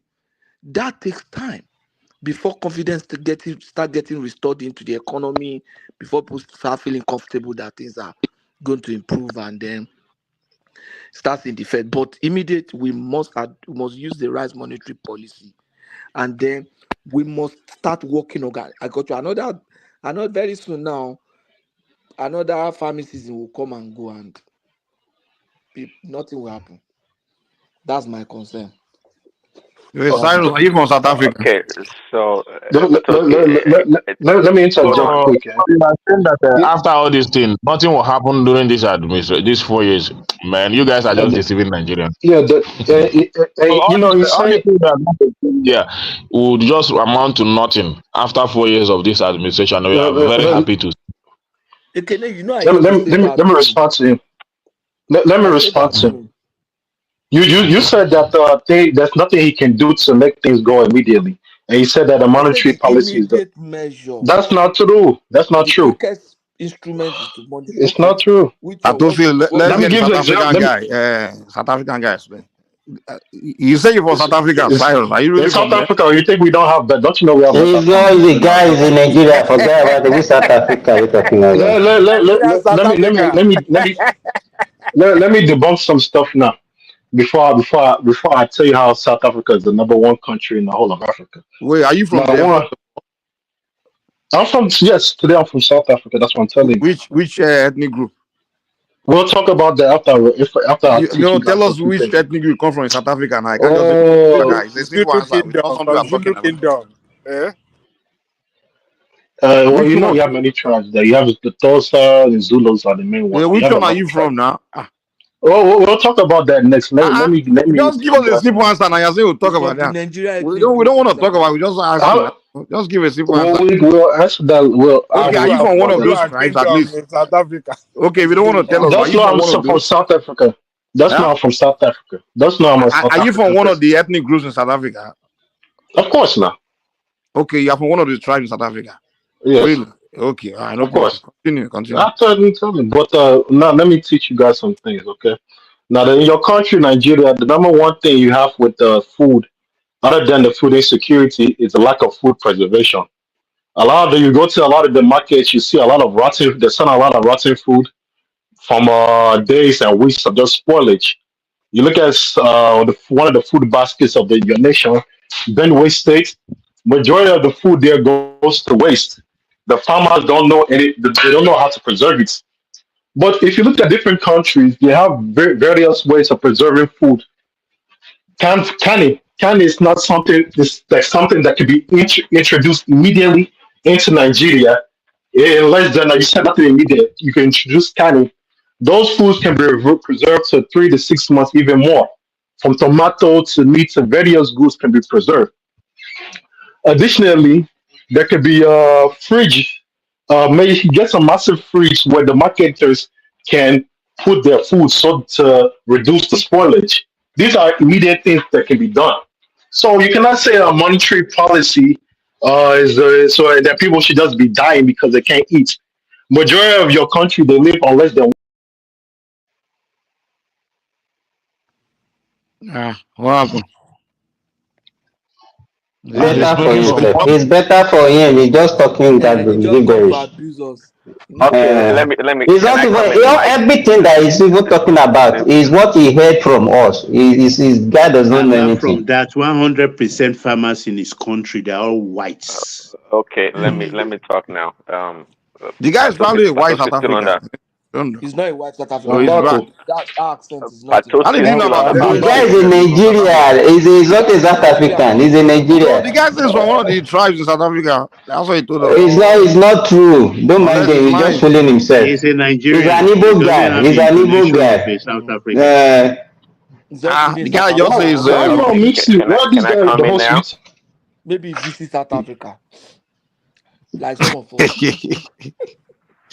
Nigeria will visit the place. Okay, Nigeria, man. Just like hey, Willie, That one Mike, you Willie, asked him the right the guy question, came here to tell us Michael. that he's a black American. You're asking him the right question. He said, "Leave that one till later." So nobody's saying that they cannot produce because you know that since for some time Patoski, I've hold had on. Mike, is Mike moderating or what? Okay, can I talk now? I mean, Okay, everybody's go been ahead, talking. Prince. Can I Go talk? ahead, go ahead. So sorry, Terry Prince Daddy. Well, you're still on the hot seat, Patoski, about the muffling of the currency in the country, right? So, if they try to muffle the currency, the naira in the market, uh, we can assume that a lot of naira is chasing um a few goods or whatever in the market. So, I'm trying to see where I mean, where is the money? Where is the money in Nigeria that they try to mop up? Can you tell us exactly where the money is and who has the money? Unlike during the COVID, right, in America and the West, they pump a bunch of money. They give us free money, pretty much a lot of money. So money became plenty in the market. But in Nigeria, the common people, I mean, where did they get the money from? I mean, are they getting free money that there's so much money in the country that they have to increase the interest rate to mop up the funds out there. Permit me, if you guys will let me answer this question, because I've been Okay, waiting answer. to. Here's the Answer problem we there, have in Jonathan. Nigeria. There's excess liquidity, but there's also low liquidity. If you're in Nigeria, because I was in Nigeria a few weeks ago, it's hard to get cash. It's extremely difficult to get cash. It means that the liquidity is amongst few people. At this point in time, no matter what monetary tools, it's not going to be able to control that excess liquidity because it's in the hands of a few privileged people. That the problem we have, in my opinion, Exactly. is more like a law enforcement problem because the liquidity, the excess liquidity does exist, but it's not flowing all over. Exactly to the Actually, point. the See, reverse is the case when you look at the masses. Because I exactly. know how So you can't even get cash from ATM machines right now. so In uh, most Nigerian ATMs, you can't get cash from it. so so Kalata, and then your position, I accept the position because it sounds like it's more in tune to what may be going on in the country. And that's why I said Patoski No, I think you people proposal have was limited. more No, textbook. you people are looking at money as when we say there's money in too much money in circulation. You are looking at it as the cash that is in people's It's pocket. not the cash. Define the M whatever you No, want to define. no, Kulurata, wait now.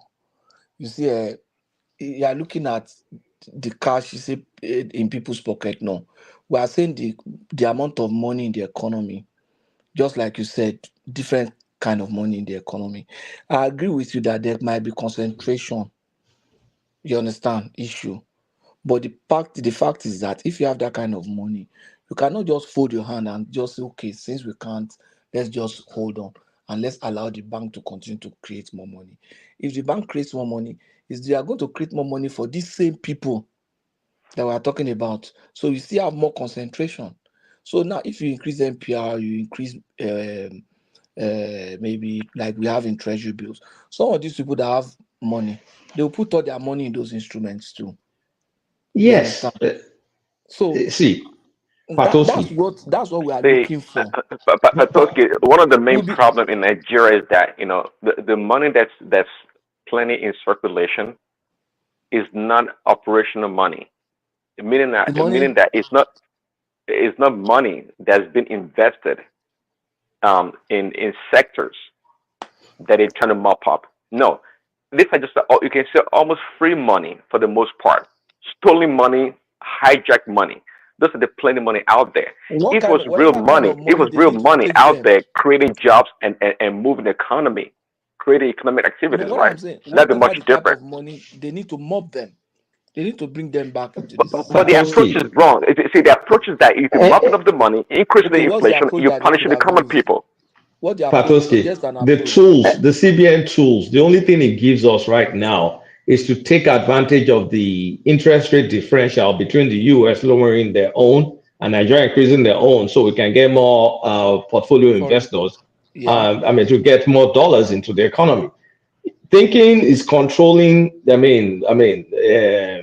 the, what's it called, money That's supply in part of the Nigeria. benefits. That's part of the benefit, That's part and of the I think, benefits for now. it's worth it. It's worth Yeah, it. Sorry, but you the thing guys, is, good morning. If you allow me, I have questions I Simba, want let to me finish ask my you. thought first So before you butt in. they're doing the policy for the elites, right? Because this is the The problem we're policy talking is about. not You talk affecting about the the people. M1 money or M0 money, but all the policy, I know again, it's ideal.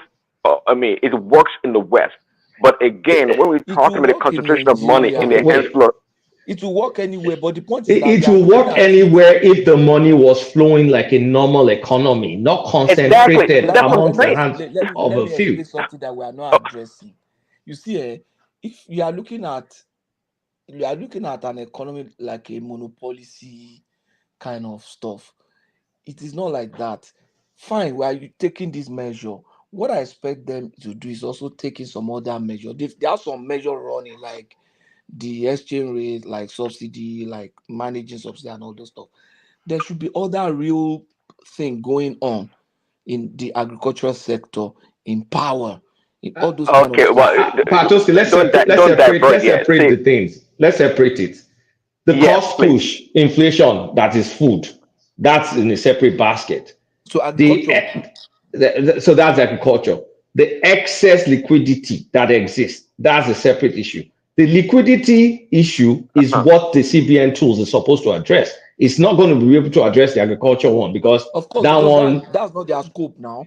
that's not their Okay, scope. but you're bringing it into the equation. No, what I'm So saying, we are looking at Nigeria economy because everything is going to have effect on the economy. We say, okay, monetary policy. If you put in this monetary policy, you are looking at something. You want to better the life of people. That's the bottom line.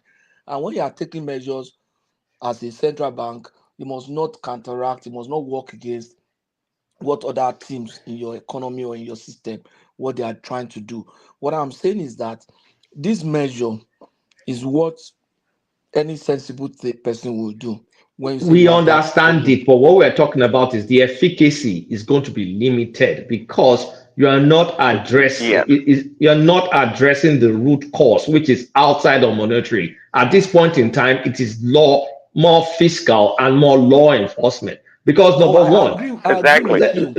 I'm let me saying the say some same things thing. quickly. Let me say some things quickly. Look, since Tinubu, Allow we've Bola to cleared talk. backlog, we've had positive balance of trade.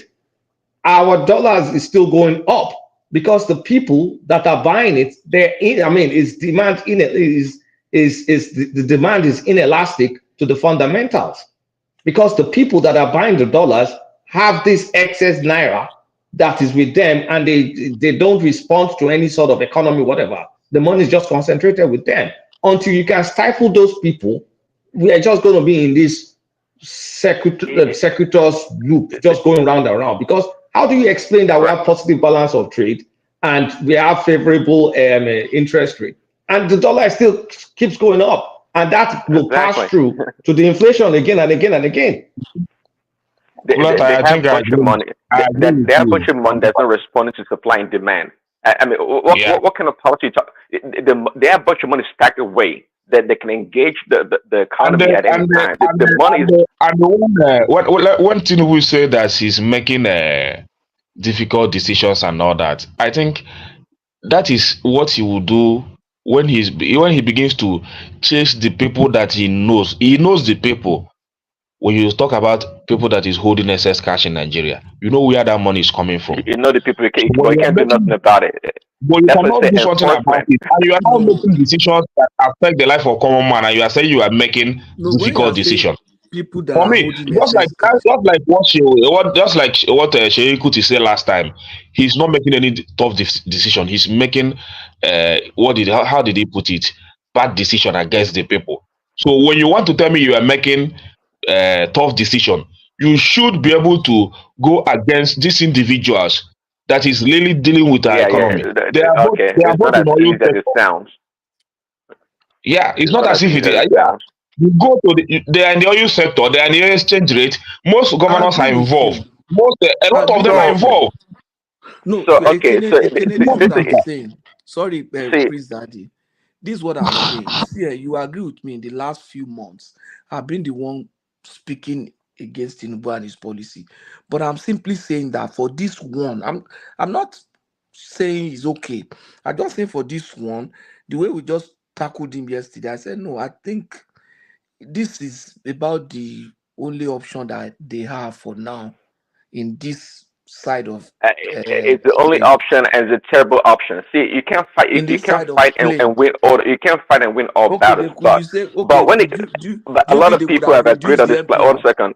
Do you think A they lot of could have people on this reduced the platform, we've MPR? agreed that agriculture, like using, using all the government resources to tackle agriculture, at the end of the day, okay, may turn things around in a different sectors in the country in the I country, agree right? with you on that. I agree Uh-huh. with you on that. Okay, so we know Tinubu can't fight these people, and no matter what monetary policy that they put forth, jacking up the interest rate and all this other gymnastics they bring up from the textbooks.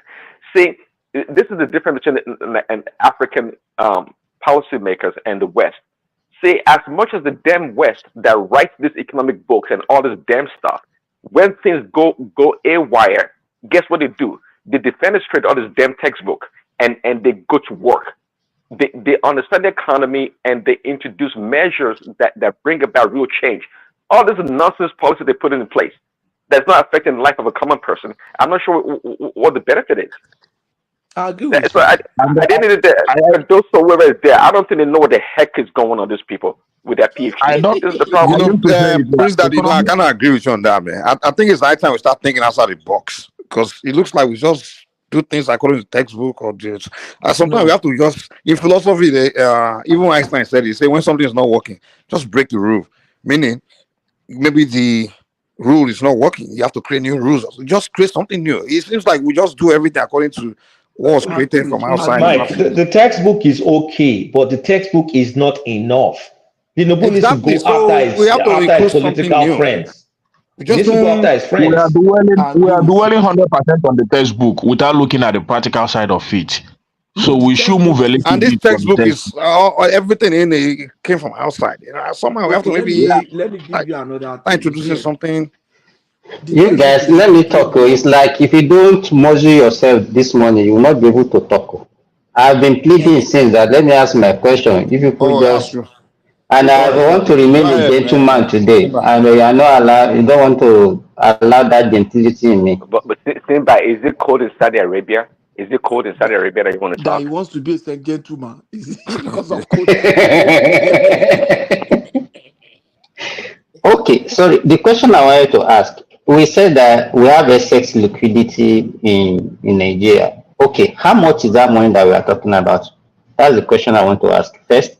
Second, I think inflation in Nigeria is actually not following the law of economy.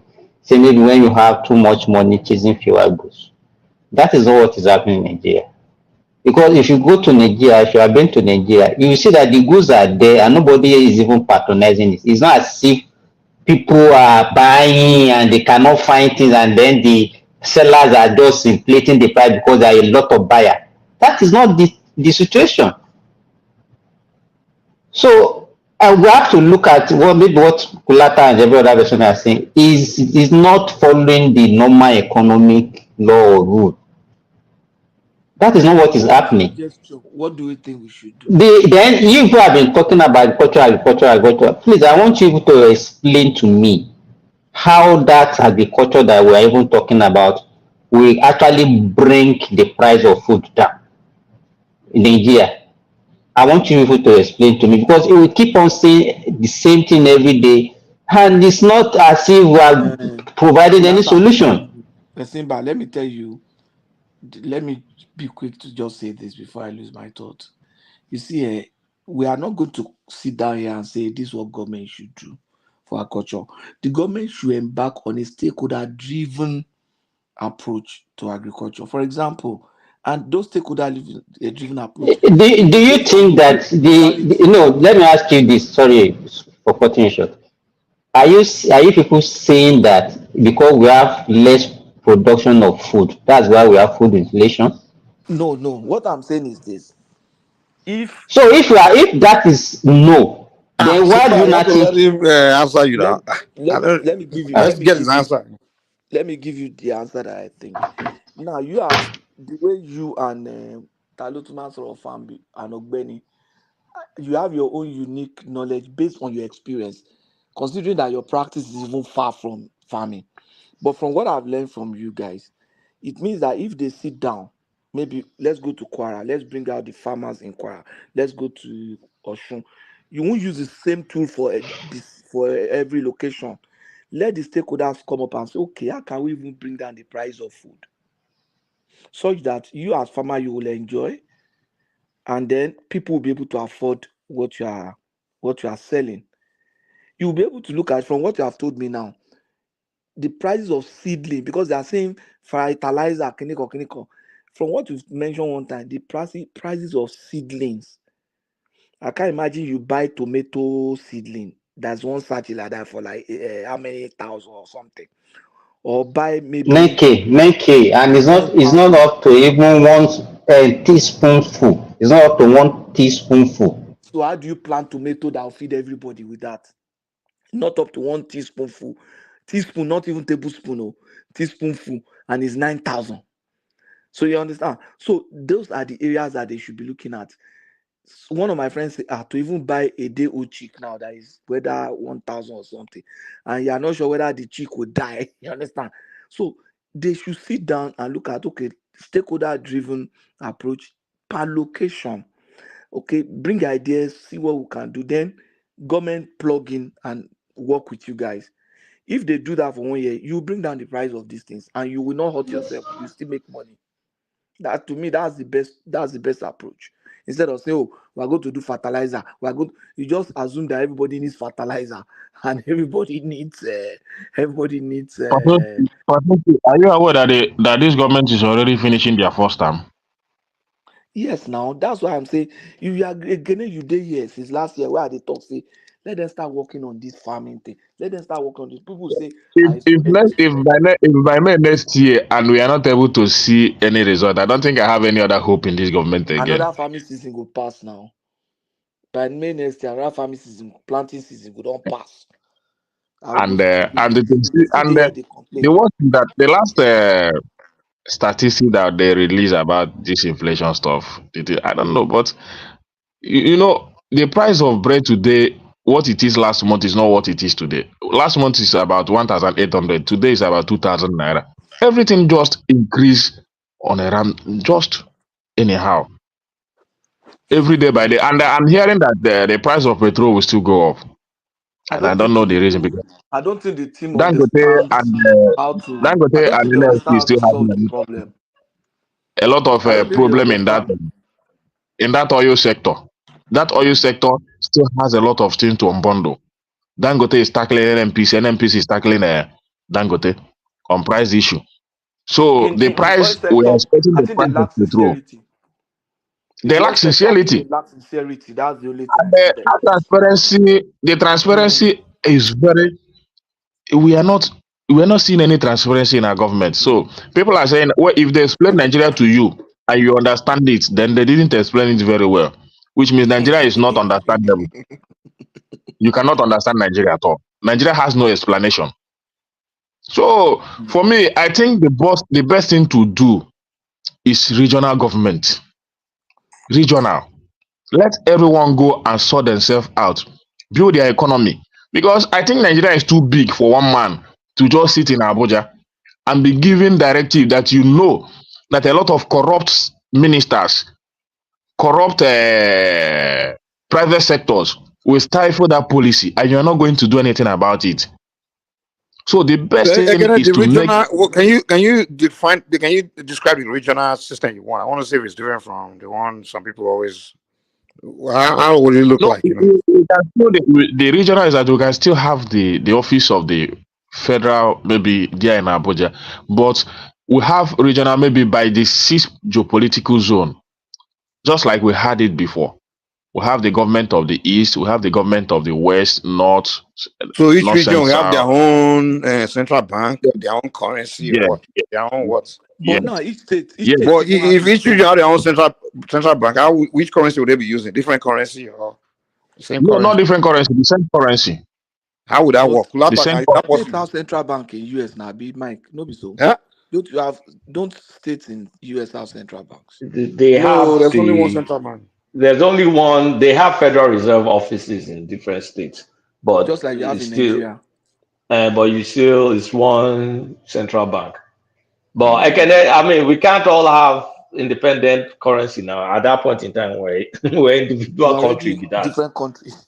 Uh, Honestly, I think that would be the solution because I think we're not understanding each other at all. Our policies are not effective. Having our let me leaders put don't it lack this way, sincerity. right? If Tinubu, I don't think Tinubu is sincere because if Tinubu is sincere, all these people creating all this distortion that is making fundamental economies turn on his head. Tinubu can arrest, can seize governors' money.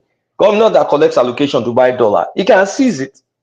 The people that got heavy money under Buhari when they printed money, because I have nothing to prove it, but I feel that when they printed other ways and means, a lot of Buhari's palace cornered a lot of cash in They naira. should have seized all that money now. Kulata, I remember during the scarcity of currency when Emefiele came, I think Yes. a lot of things happened Malami, in all of between them. that era, man. They were printing and some people were taking that new currency, they were stacking them somewhere. This is what I suspect happened during that time. Because people could not, there were banks, no money, and when they were shipping the money, some people were taking the money. So I think Emefiele, they printed a lot of money and went to stack them somewhere. Made some people very rich. We So printed every corruption 20. happened in between. We created at some 20 trillion. Just, I mean, the money was cornered. Because look, if you go to Nigeria now, Mike, one lie, to balance ATM machine, you no get any cash to collect. And then they talk about excess liquidity. Kolata, we that live in Nigeria, we no longer talk about ATM machine. You cannot go in any ATM Money machine. no the ATM now. Another thing I'm thinking We could don't be use some ATM in Nigeria. fake Don't money think being you see- printed because America almost suffered the same thing like some years ago, like 10 years ago, where some people were printing fake dollar from, I think, and they were pointing into America. So a lot of Nigerians were involved in that thing. So people were said they would, you take the real dollar and go and buy it with that fake dollar. You take like maybe $10, one guy will say $100 fake, and guys were all over the place just spending it until US government realized it. And that fake dollar, you couldn't tell the difference unless they have put it on that one machine, on that light. That light will now show that, okay, this one is real, this one is fake. Or if you go to the bank, they wait. But when they are spending it around, no one could tell, man. Consumers couldn't tell. They were just collecting it. That's when the US had to change that dollar. Remember, they changed the US dollar now. Remember, it used to look different. They had to change the dollar, print new one. So something like that may be happening in Nigeria right now. And Nigeria guys were heavily involved in that thing. So I don't know. The one Nigeria guy told me say they got it from India, but I'm like, dude, almost everywhere in Nigeria they do that. Mike, it takes a lot to print fake money now. So an ordinary man cannot just go and print fake It's not. money. I'm not saying maybe it's single ordinary man. It could be. It's a gang of people now. Gang of criminals. And the guys that were heavily into that thing were Nigerian gangs like that, man. I know about it. I know about that stuff. And when I questioned some guys that were deep into it, they say, man, he's from India, that the guy that were printing it. I'm like, dude, it could be some Nigerian guys. Maybe they don't figure out to do the same thing with the Naira now. They may be doing it. So Nigeria needs to look into it, man. It's very difficult. Now, my point is, my only problem is that this administration is almost finishing. Next year now, I don't think there is anything to hold on to again. So we are just going to remain like this till the next election. This administration has been a disappointment. There's going to be nothing. Well, they said the problem is you're going through tough reforms, right? But your reforms are being stifled by your friends. I mean, let me not say your friends, your political acolytes.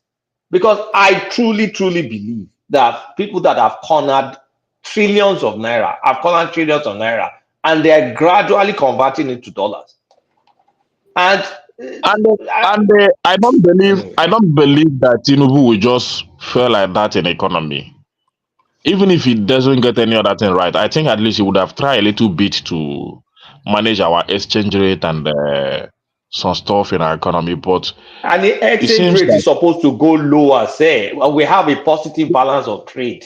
We have, our interest rate we've been increasing it. We're getting dollar supply. Coletta, how low?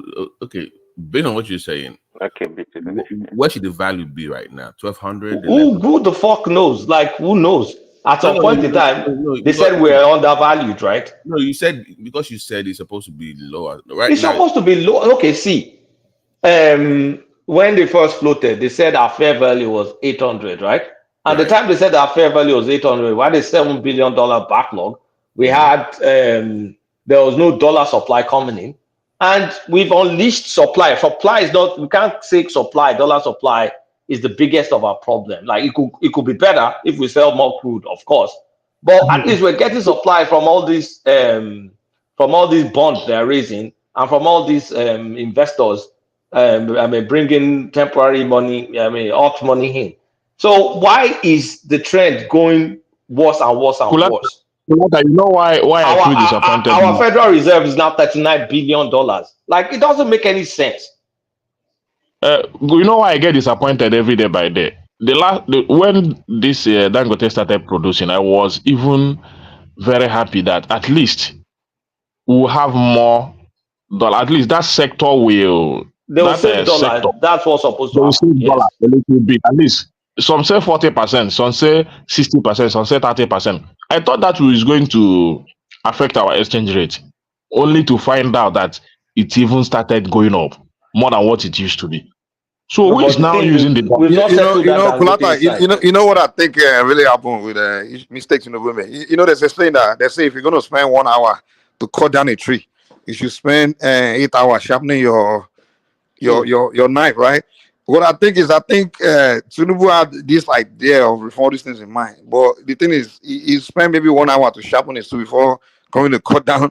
You know, he didn't like really plan or prepare this thing for a long time. Have all the plans and But Mike, you that know, depends on and who you're put plan A, hiring. plan B, plan C. Because that's you want that. We maybe want to do something. Trust me, I did something I want to do today. They've been planning for so long. Already do some access and look at, okay, if this goes wrong, what can we put right away? What can we eject? All those things. They planning for a long time. So I think what probably the mistake he made, he had the idea in mind, but he didn't take his time to sharpen The, his tools Thank you, before. thank you, Mike. That's You know, exactly the what I I argument think thought. that's where his mistake was. He didn't sharpen his tool the very well. argument the argument of Cardoso resigning a few days ago, a few weeks ago, I think there is something behind it, and the government don't want to say anything about. You know, they just try to shield it and make the guy to remain there. But I think what I feel is that Cardoso is tired and is not ready to carry on Did you hear what Cardoso said? Was it yesterday? Of course, he's tired.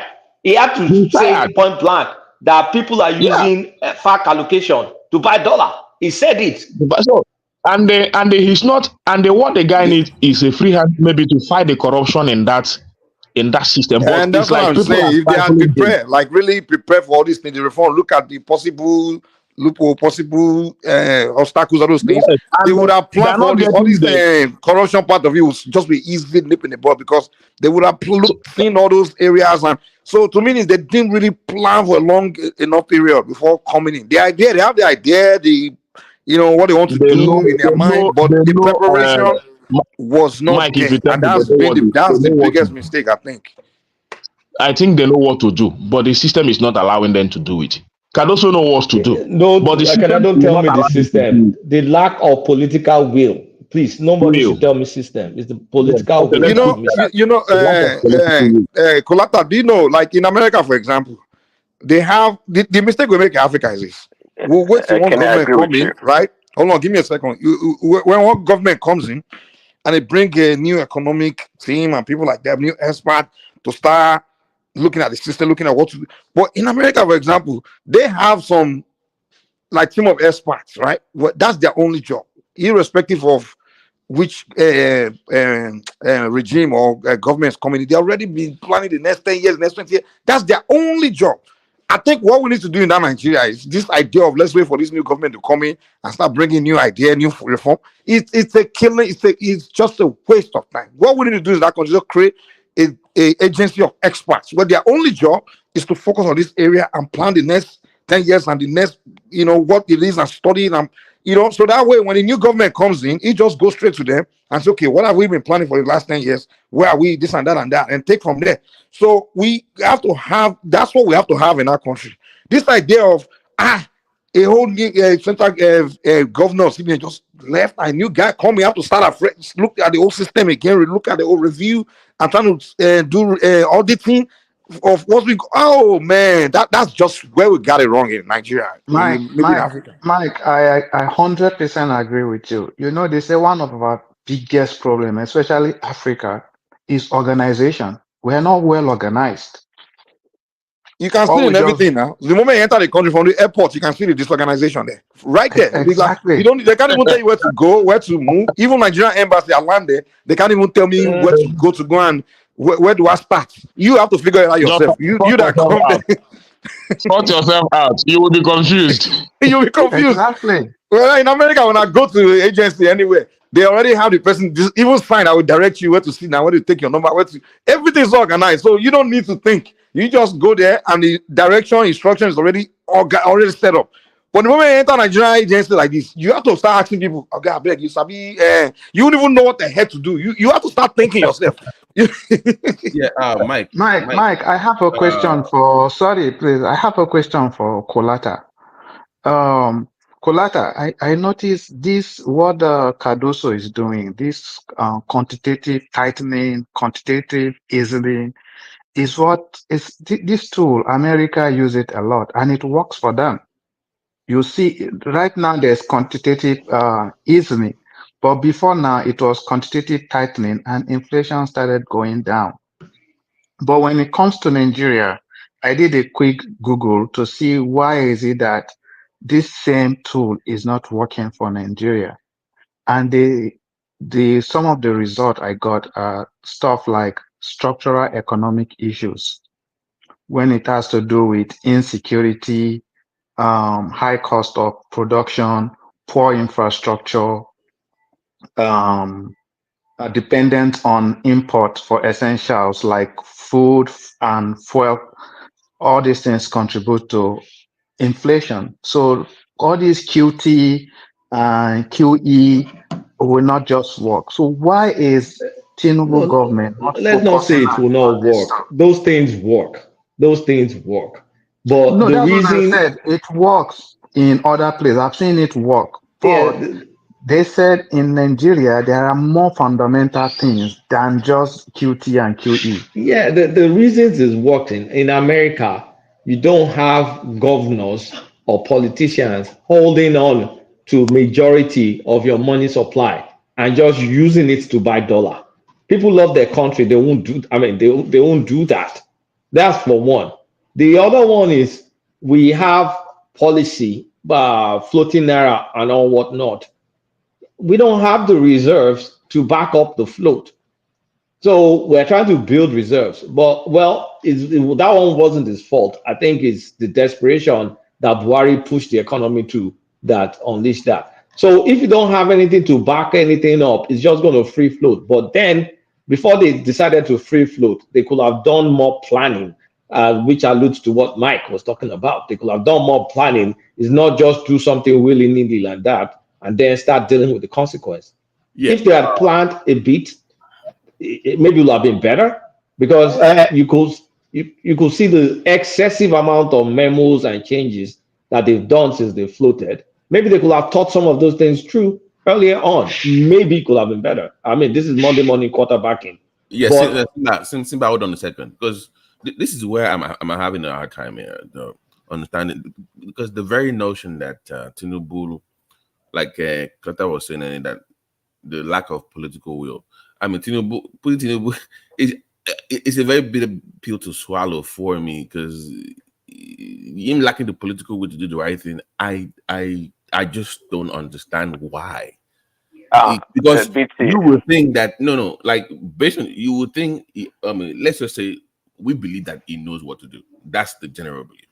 Now, lacking the political will to then do that thing, I'm having a hard time with that. I agree with you. It is not political will. It is not political will, and Kenneth said it. It's the system. Yeah, but Kate saying it's political will. So I think it's political will. No, it's not. The system is bigger than Tinubu. Let's not confuse ourselves. The system itself, the it's way not it's organized. that. Can you explain to me why EFCC cannot deal with Yahaya Bello? Good question. Is that not part of the system? Is that not part of the system we're talking about? This is not a system thing. You could go handle Yahaya Bello. It's part of the system now. Kulata, Prince Ali just said it. It's a part of the system. Tinubu cannot manage every agency. One man cannot. Tinubu cannot manage every agency. It's not. Of course not. But guys, hold on. Yeah, what I want to understand is like why? Because he said he lacks political will. You saying it's the system, but why is Tinubu as a leader? Why does he lack the political will? Because I'm trying to understand. Because Babati, let me throw this at you. Sorry, what do you want you to do? Confiscate their money or what? Exactly. I don't understand that. I think that's what they're suggesting. I don't know if that is possible. Simba, please hold on, please. Can you respond to that question? Because that. See, okay, let me give you an example. Let me give you an example. Why did Tinubu surround himself with useless ministers if it wasn't kind of like trying to accede to every political demand? why will a normal-headed Tinubu I surround beg to himself differ. with the scourge of Nigeria? I beg to differ because all this minister and the people around him, they themselves, they're handicapped. You just said it earlier that Cardoso was complaining that the governors are using the money to buy dollars. Because Cardoso is frustrated. Nobody's acting. Of course, it's frustrating. That's because the system. These guys are brilliant guys that I know Oh, that would have done something different for that's the him. problem. But these guys today lose. These guys today, because of the system, you make them look so dull. You make them look as if they don't know what they are doing. Okay, guys. Exactly. Exactly. Kulata, you say That's why I disagree that they don't know what to do. it's not the minister that make himself useless. If you are a minister running a weak system, the system is there to make you look useless. Like I gave one example before. I said, listen, if you want to build a structure, you can have the best architect, the best engineer, the best designer, everything. Once you have a weak guy that's going to lay the block, at the end of the day, when that structure collapse, they will say it's a useless engineer. Mike, if I hire you, so Mike, when you have a system, Nigerian system, most of the people, the whole system is weak because first of all, the manner and the process of which we employ people, first of all, the whole agency, most of the people that work there got there through connection. You as a minister, if everybody working within your ministry are useless, you're going to be a useless minister. Mike, if I hire you as a minister, are you just going to go there and just go resume office and not shake things up? Won't you take your own guys there? Mike. Kulata, look at the perfect on how many levels? On all levels, Mike. You have to fire. That Nigeria, you have to fire a lot of people. Is this still Let me chime in real quick. BT, to answer your question. 1 second. BT, to answer your question. Should Matala be in office by now? Should Matala? I don't think. Hold on. One voice. That brings that he came for. Let him go. Yeah, I don't think Tinubu the problem has to do with Tinubu's political will. He has the will and is willing to do what is right. To try different things to get things to work. But again, the system is so corrupt and debased and it's so powerful. And I think Tinubu knows that. And that's why things are not working.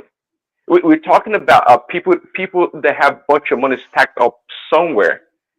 And the money is not engaged in any supply and demand in the economy. And they have the money to do transactions, to buy dollars or do whatever they do. See, it's not going to work. See, according to the definition of fascism, right? The strict regimentation of resources for war. We're not going to go back. If you want to go back to the military rule, that's one thing. But to have a civilian like Tinubu come to power and begin to give command to whom? Who is he giving commands to? Before he came, there are people that have straddled the system to the core.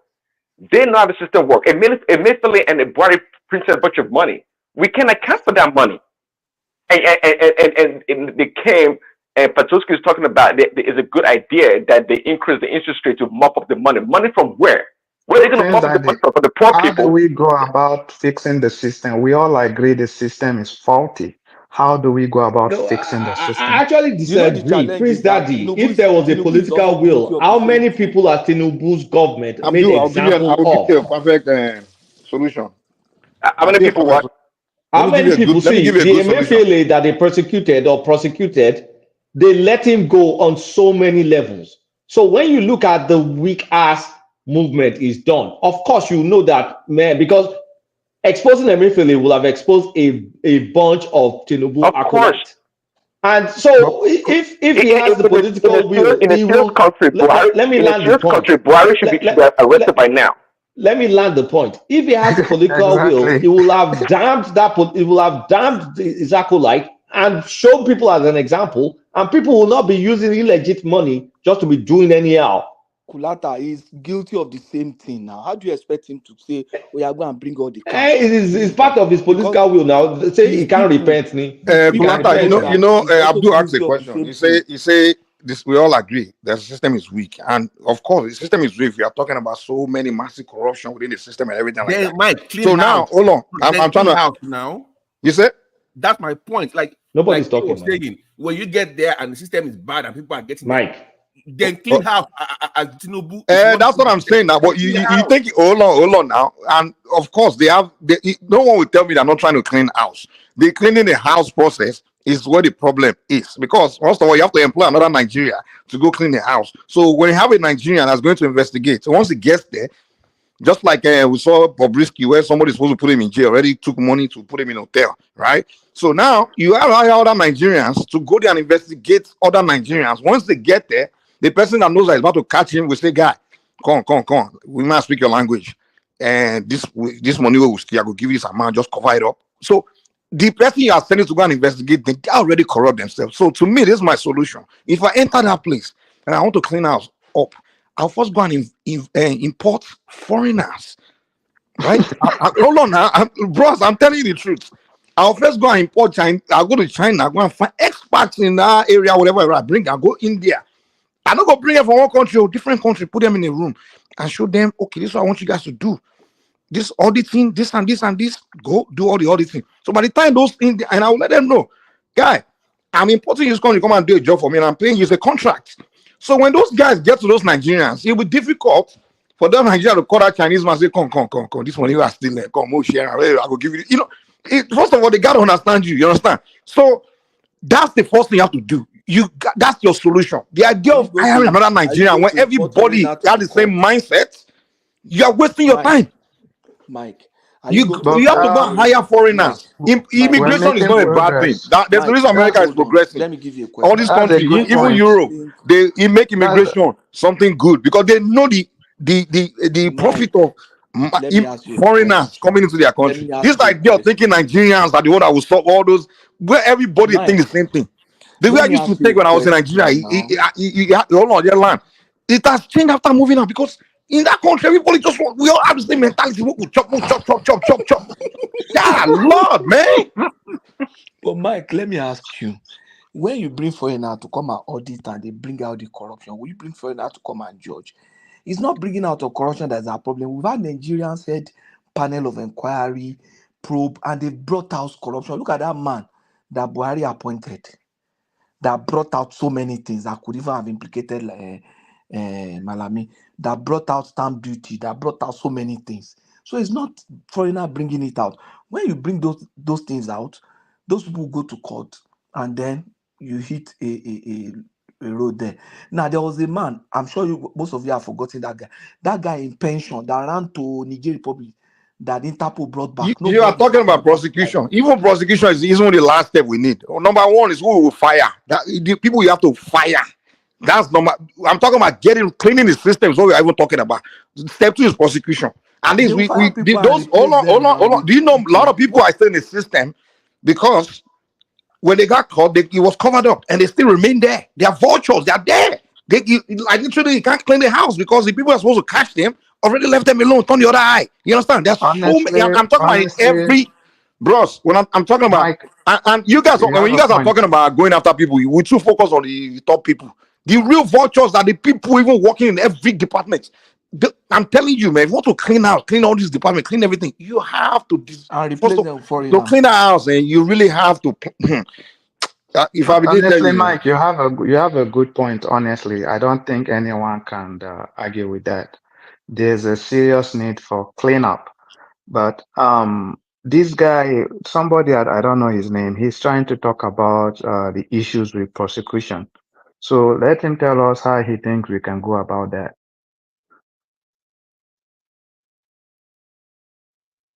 And what I'm saying is that if we have not had the problem we had is not the problem of identifying the criminals or where our problem is the willpower to put these people on trial and then prosecute them, recover our money and put them in jail.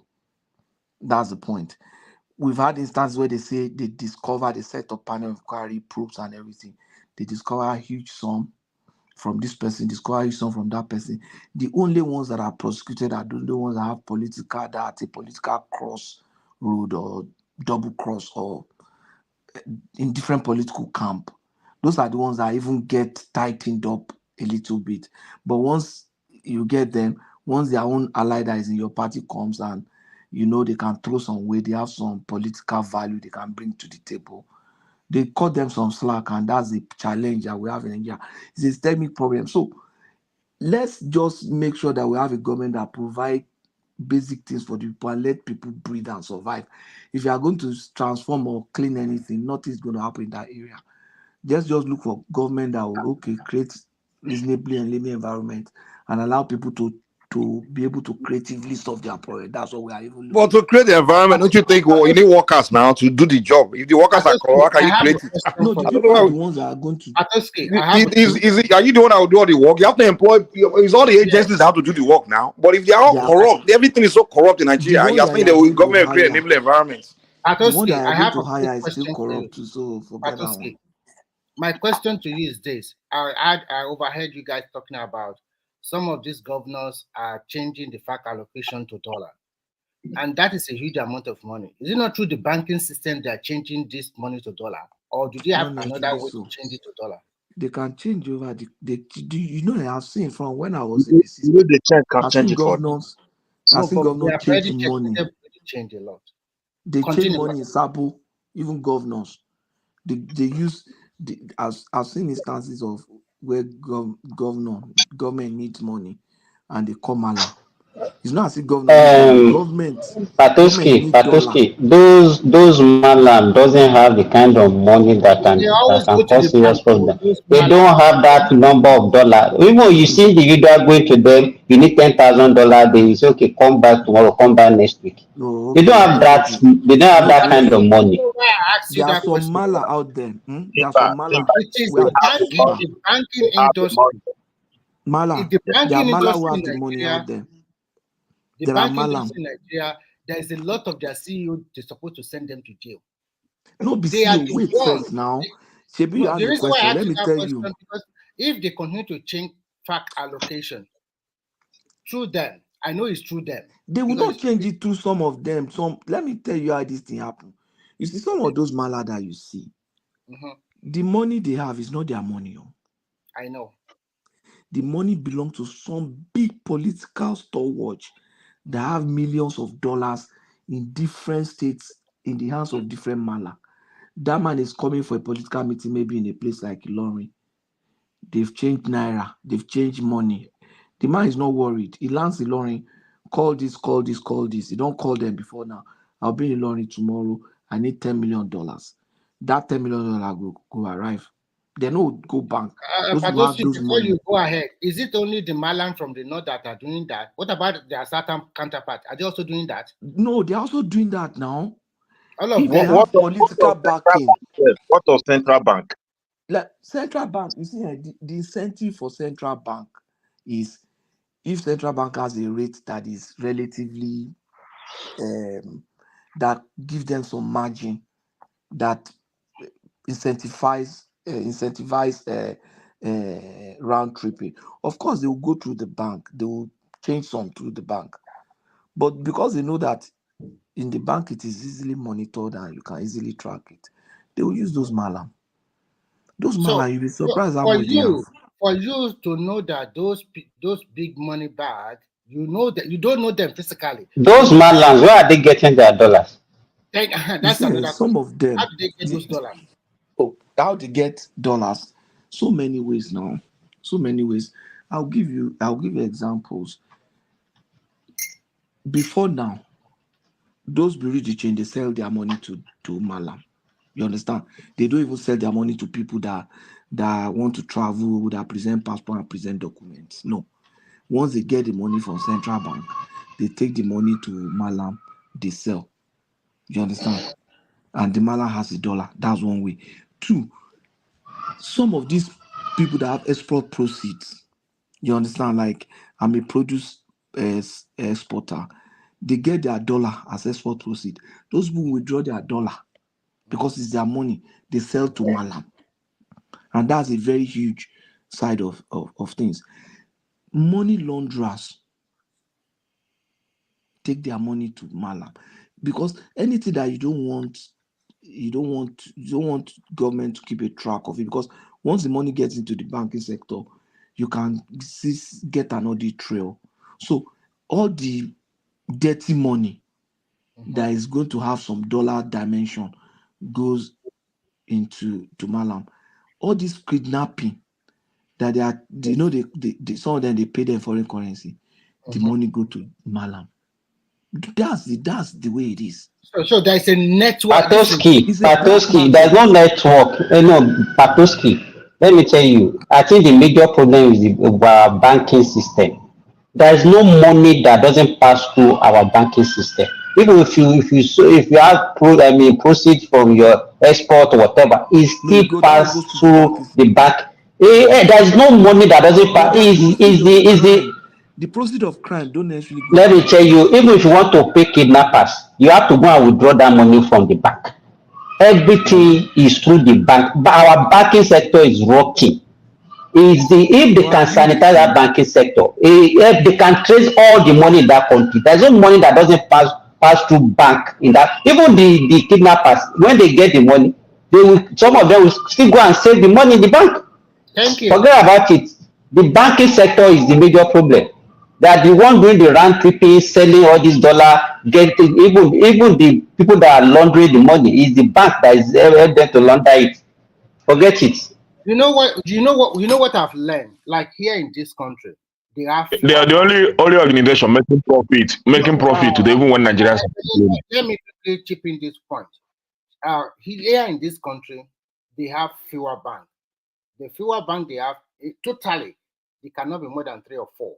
In China, population of 1.4 billion, they only have 4 major banks, and the government keep a good grip on them, a fine grip. When I was new in that country, we used to go and change renminbi to dollar, just like this Malam they are doing. But when their speculative situation is too much, immediately, one day, they just wipe all of them off. Some of them sent to jail. Any amount of money you want to change in that country, for foreigner, you cannot change more than $500 in a day. A tight grip on it. So in Nigeria, I don't know, because of our democracy and sometimes of a human right, follow the constitution, so many stuff like this, these things are not working in that country. That is why I said that country needs an iron hand, whether you like it or not. I'm not calling for military government, but if that country really wants to turn around, it's not a child play. Some people are just there in that country to mess up that country. If I'm permitted, see, the problem we have is data. When you don't have data of your citizens, need rest and data. But now we have the NIN number. It's about 115 million. I wanted to quickly round up something. See, we are aware about that data because we have about 115 people. They will not allow it to work. That we are deceiving ourselves. The truth of the matter is this. Look, when you have data, you will back it with law, how things are going to function. You just use where you are as an example. A society where everybody knows, government knows everybody income. Businesses and transactions are not in black market. They are formal. There are formality you must follow. So that enables the government to see things. Like Nigeria, your money is just your money. No government don't even have. Midwest. Let me tell you this, and that was why Patoski. Maybe because Patoski was a former banker, and that was why he was not ready to talk about this shenanigans going on in the banking sector. Let me tell you, in Nigeria, you see this. Let me tell you what another thing that they used to do. You have a company. You register your company, you open an account on the name of the company, then you have one personal account. Instead of people pay into the company account so that government can know how much your company is making so that you can pay tax, they will now be giving their personal accounts to people for their buyers to pay into their own personal account. Bank will not help government to trace that money and say, okay, the money that is getting to your personal account, where is it coming from? Your more money is getting to your corporate account. You are getting more money to your personal, and they will just shield it. They will shield it. Simba, in addition to what you just said, now, people also have company. You have a right to use your personal account, but the government have right to go through your account and see the income you are making. And then secondly, no business here, I repeat, even if you want to say Atarudu, you must register a company. As an that what see the way. Nobody can escape that tax. nobody can escape. Not that somebody that has 50 You million can, worth of and see the problem. Let me ask something to you. You know, Nigeria, we need overhaul. Some of the things we don't understand. In Nigeria, they don't know how those things function. How can somebody have a business when normal circumstance, a limited company is mandated on monthly basis to send out all the entire account movement to the Ministry of Finance? So in Nigeria, we don't know the importance of these things. Ministry of Finance work for only president and governor. The entire citizens is out of it. So in Nigeria, the taxation system is for the governor. So they give people to go and be collecting the money. So until we go back to that formality, it is against the law, asking anywhere. That And even do you know the Guys, let's not get too esoteric here. We're talking about corrupt politicians from yes, past we are talking about administration and from current administration cornering naira and using it to buy dollar, and the excess liquidity is in their hands.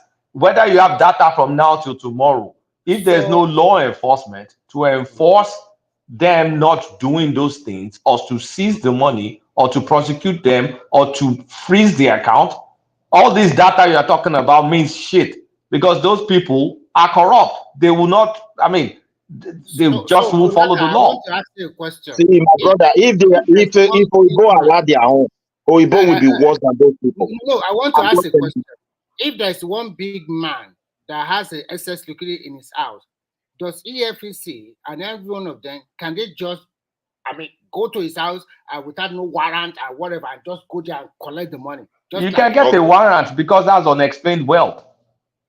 And when they get the warrant, and then they will now call people like Ozekeme, they will now start to do technicality to also give them the money back.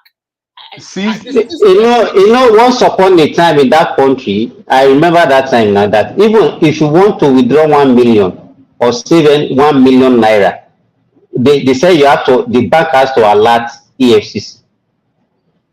There was a time like that. But now, or even this money that we are claiming that the politicians stash in their home and everything.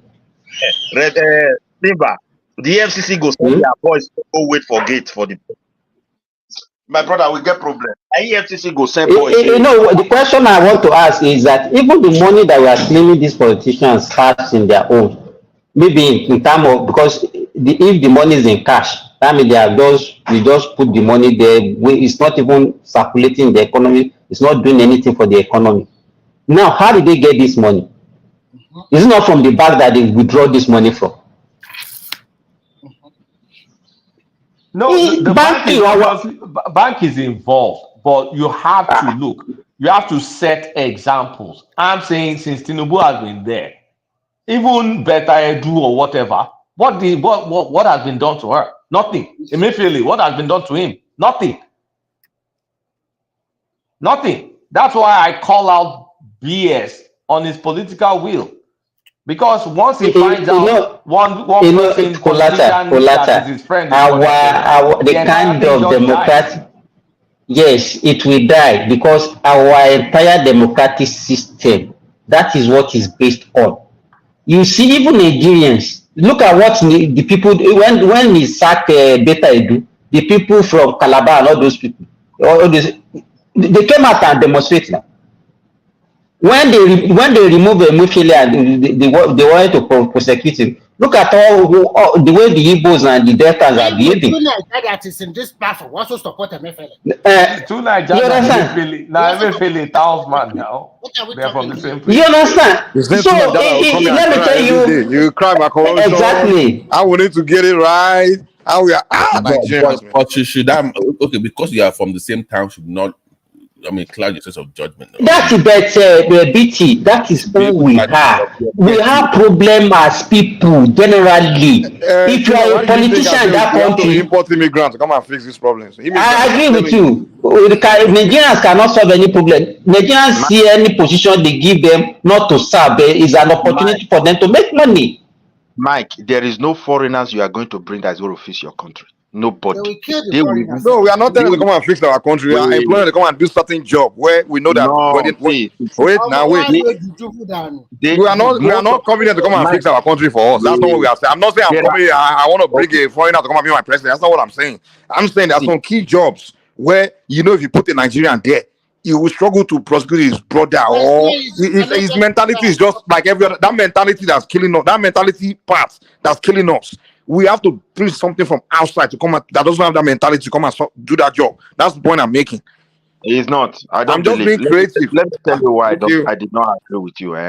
Okay. Those finance you are going to bring in as we speak today, foreign companies and powers that you are looking, they have already established their own network up top of that We are country. not inviting company. Company are there Wait, to make profit. We are employing not workers. wait now, not company. They are wait. You they talk of corruption here. If those companies are corrupt and they are bringing their money to advanced country successfully in enter, you understand that the government of that country is aware of what is going on. So please, those people you want to call in, they are not. They will always create problem for you. They will spy on you and take advantage of everything. That's the way the world is designed. See Midwest, that we are not inviting companies to come and work in. We are inviting workers. I'm inviting workers, not companies. I'm inviting someone to come and work for me, not to come and run a company to invest and run out, to come and serve his company. That's two But different things. I may Of agree course, with foreign you. companies, I may if a agree with foreign you. company goes somewhere, wants to go and rip the country off now and run away. I'm No, I talking may about, I want to agree go with and you. recruit workers. Wait, Listen to me, listen. This will make it clear to you. Calm down, calm down. If I recruit a competent Benin man to come and investigate a company, as far as me, I don't use Benin man, that's how you attack. If I am a competent Yoruba man to come and investigate a ministry, he sees fellow Yoruba man that are stolen, and the guy called and started saying, "Hi Joe," he started kneeling and begging him, say, "Okay, we'll share out, start speaking language," and he will No, figure a they way will to. send Oh no, his people, we know his how to father, talk to as ourselves. yes, now Wait they will now. send his parents to him to go and talk to your Exactly. son. He know how to use his parable to talk to him, to at the end of the day convince him that to spare him. Or if I even know find a way to talk corruption language, they know how to do that with each other. You let understand? me, He may let spare me those want- Yoruba people there, and then he may still prosecute maybe people for other things. But I'm telling you, a Chinese a Chinese man as equally competent as that Yoruba man, I bring him to go and do that. I want to come out to the start and speak Joe. He don't understand your Mike, language. I hire him to come and do a job. I didn't bring his company here. And when I go to recruit, I'm not just recruiting people I don't know. Some people I know I've met, we put into orientation where we is foreign workers, you understand? And when foreign workers come into, they just come in to do their job. And you put okay, into Mike, orientation what you are expecting, what will you happen? train them on what to do. So Mike, there's no argument there. this Well, let's not create Bobrisky, unnecessary arguments. I this wanted to ask Bobrisky you, Expo, see, let Mike. me tell you this expo that this black man, really was very dark man, exposed at Bobrisky. That was what the EFCZ guy used to do, and that's how they used to frustrate any kind of prosecution. They will withdraw all those big allegations in the case, and that's why you see them, they say at the end of the day that they have no, because they will go and present a very weak case in the court because they have collected money. That's what they do to all these politicians and other big individuals. That's what they do. Okay, Mike, what you like? I agree with Mike. Let me tell you, if you are employing people so that you know the rotten people in our system, those guys you appointed, they know them already. Now, how do you now enforce the law upon them? Because we're in democracy, so that means you will But replace at our least let's get judges. that first step right Wait, now. you will not replace our judges with Chinese judges or what? No, that's not the step I'm talking about. We have several steps. The first step is to clean the system. The second step is prosecution. That first step, we are okay. Hold on now. Mike. The first step is what we are crying about today. That second step is a whole different How you case. going to clean a system when the president hand is not clean, the deputy hand is not No, clean? But you are insisting that you're not focusing on my argument. wait, Midwest. There's nobody in a year that his hand is clean. Don't let us even focus on those big. Even though those people who are the people in our security, immigration, custom, all those our institutions. Everybody is corrupt. Everybody. The Nigerians cannot correct the wrong in Nigeria. Believe me, we are not ready. Everybody just come here and we just be making noise. All of us, we are just too bad. We are too bad. And the way we are, that's what we are getting. We can't be better than the way we have if we don't change our ways generally. Everywhere you go in Nigeria, you go to schools, you go to hospitals, You go to any institution, everybody wants something to line his pocket. I remember when my late mother was sick, we took her to the UCH. Some of those guys were asking us for bribe just to give her bed. We have to pay about 50,000 just for them to give us a bed. Every institution is corrupt. Even I went as far as to meet the overall head at UCH that time, because I have a proposal I want to introduce to him. When I lay my proposal on the table, the first thing he's talking to me is that I know where it's going. It's all about he first stole me, then later he now called his secretary to meet me. The secretary now said, how can we do this thing together? What do you mean do this together? I brought something for you that is going to benefit your hospital. And you are telling me, how are we going to do it? Do you have the money to join together? You don't have the money, but you are looking at what you are going to get from it. So let's call a spade a spade. When I said the orientation is in a total mess, you guys are talking, no. And there's one thing that people should know. Even the so-called big America and the rest of them, look at their history, generation back, 100 years. They were tough on their people. Those people at that time, they did not enjoy that country. If they have been laissez-faire like Nigerians is doing now, that America and UK or wherever we are finding ourselves, they will not be exactly where they are today. Even today, that the Gen Z, they find a way to manage them. Talk less of a country that does not plan. Talk less of a country that everybody can do whatever they want. Everybody just steal money left and right. The cookie has come to crumble, or what do you say? We have been stealing money for more than 60 years, and you expect your country to turn around just like that? No. Jezani alone stole billions. And when some people want to try, some people really have good intention for that country, but some people are already lying down, want to destabilize it at any available opportunity. I've seen a lot. When they give them contract, they will come. The one thing they were asking for is their own bribe, even they come to foreign land. And what is the bribe? It's not even 10,000. In the $1 million, a civil servant, level 14, level 12, come to Remy. That country is Remy, even America. Sorry, I don't want to go into overall corruption, but this inflation problem, this excessive cash in people is what I want to be specific about. Okay, it's not going away. It's not going to go away until we stifle these people. Yes, so. And I do. So it must. Okay, there's no way. Remy. Don't we all miss OBJ now? Because OBJ, at least, I know he kind of bypassed some laws, but at least he did something. He made. What did he do? What did he do? Don't bring that man this thing here. Don't bring OBJ here. What did he do? Tell us now. Simba, can you hold on? Can you? Simba, Majali is there. So easy on OBJ. Hold on. I'm saying in regards to what Kay was talking about, at least you are going after some people just to show that at least the system can actually fight back a little bit. Tinubu is not showing any effort at all. Hey, who did OBJ got I'm holding. Just give us examples. Don't just talk. Just like that. Maybe if you let me speak, and I can actually tell you the answer. If you let me speak for 5 seconds. Okay, thank you very much. What I'm saying is this. I know you're going to say political vendetta. He went against his political enemies. I get that. But at least he did something. Okay? This guy from Kogi, if that guy, Tinubu cannot allow that guy go. You have to do something. Show strength. You have to do something. You cannot allow him to go scot-free. If that happens, then I'm out. But Tinubu went after Emefiele now. The same thing OBJ went after his enemy too. But OBJ didn't go after his friends. So they are not different. They are not different. What Babati is trying to say is that he must ruffle some feathers, whether he like it or not. Yes, now some ball. But how can you be giving us OBJ example as a good example for God's sake? What are you to tell us now? I said you should give us example. You didn't even mention one person. Just mention example of what OBJ did. Just give us examples. At least the military Buhari would have been a good example. The military one, or not this civilian one that came. The soldier Buhari. In fact, it was the Diagmo that was really doing war against indiscipline. It wasn't Buhari. It was the Diagmo. Mike, I want to ask you this question. You know that Ibori that ran all the way to UK. Do you know that if they have sentenced that guy to like 40 years imprisonment, that data would have known peace. It's still there. Is their godfather today? You see the Godfather now. Governor.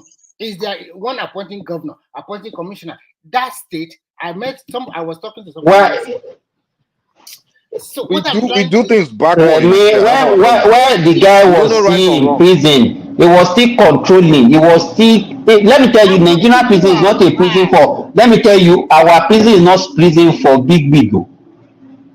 I will not see politician that won the election while still in prison in Nigeria. There is somebody won senatorial election while he was in prison in Nigeria. So what are we talking about? They still control the political apparatus even when they were in prison. Simba, we have been talking about problem. We are trying to look for solution. I'm not an economist, and it's not only about economics. This inflation is getting out of hand, and you continue to increase the interest rate, which is not good for local investors. The major thing that is causing inflation in Nigeria is the valuation of naira. That's just it. Is the continued devaluation. Simba, devaluation of naira, the excess naira that made us devalue is with people that are buying dollars. And if we can't control that, forget it. The dollar that they are buying, what are they using the dollar for? I don't even know now. There is a store of value now. When your naira is getting devalued, it's a store of value. Store of value now. People are buying. Who is selling it to themselves? Is it the bank or what? Where did they get it from? So how can it go? Okay, so how can it go after the governors that like you said, are the ones buying, because they have. It's not just governors, carry over from Buhari administration. A shitload of them is from Buhari's administration. Yeah, but I'm saying that they have apparently that means that they have access to these dollars in the CBN. Somebody in that government is giving them access to the dollars. But you just wait. Is it today that our naira has been spiraling like that? Why are we now attaching Buhari administration, or maybe the money they stole during Buhari administration? No, Simba, this is different. This is different. I don't know what he's talking about. This is different. You can draw a straight line. There are two things. First of all, let's forget the farming one. No, let's forget the food one. But the ways and means, the excessive printing of naira, 20 to the tune of 20 or 21 trillion. 23 trillion. 23 trillion. That was straight line under Buhari. First of all, using naira to keep, refusing to do the right thing, supporting dollar on reasonable rates, supporting this, supporting that. There was deficit now, and then you fund deficit from ways and means illegally because it went over the threshold of ways and means. Why would we blame Buhari's government? That was all Buhari now. That Buhari did not, the Buhari did not address any issue. He's just doing patch for that. Put bandage. Look at where he got us now. Yeah, so that is one part. So Kolata, what you are trying Remy, hold on, please. That is the governors. But what about the private sector too? Because they also get away with so what? That's where I agree with Simba. Like, go after the bankers that are enabling this thing. Right. Kolata, what about where is the will and why is he not doing anything? Is it for second term? Is it worried about second term? Honestly, it's about second term. Let me tell you. Let us see it. Hold on. It's about second term. Hold on, guys. Remy needs to do Remy needs to do. Okay, this is my thing. I'm trying to find every reason not to agree with Kate. My thing.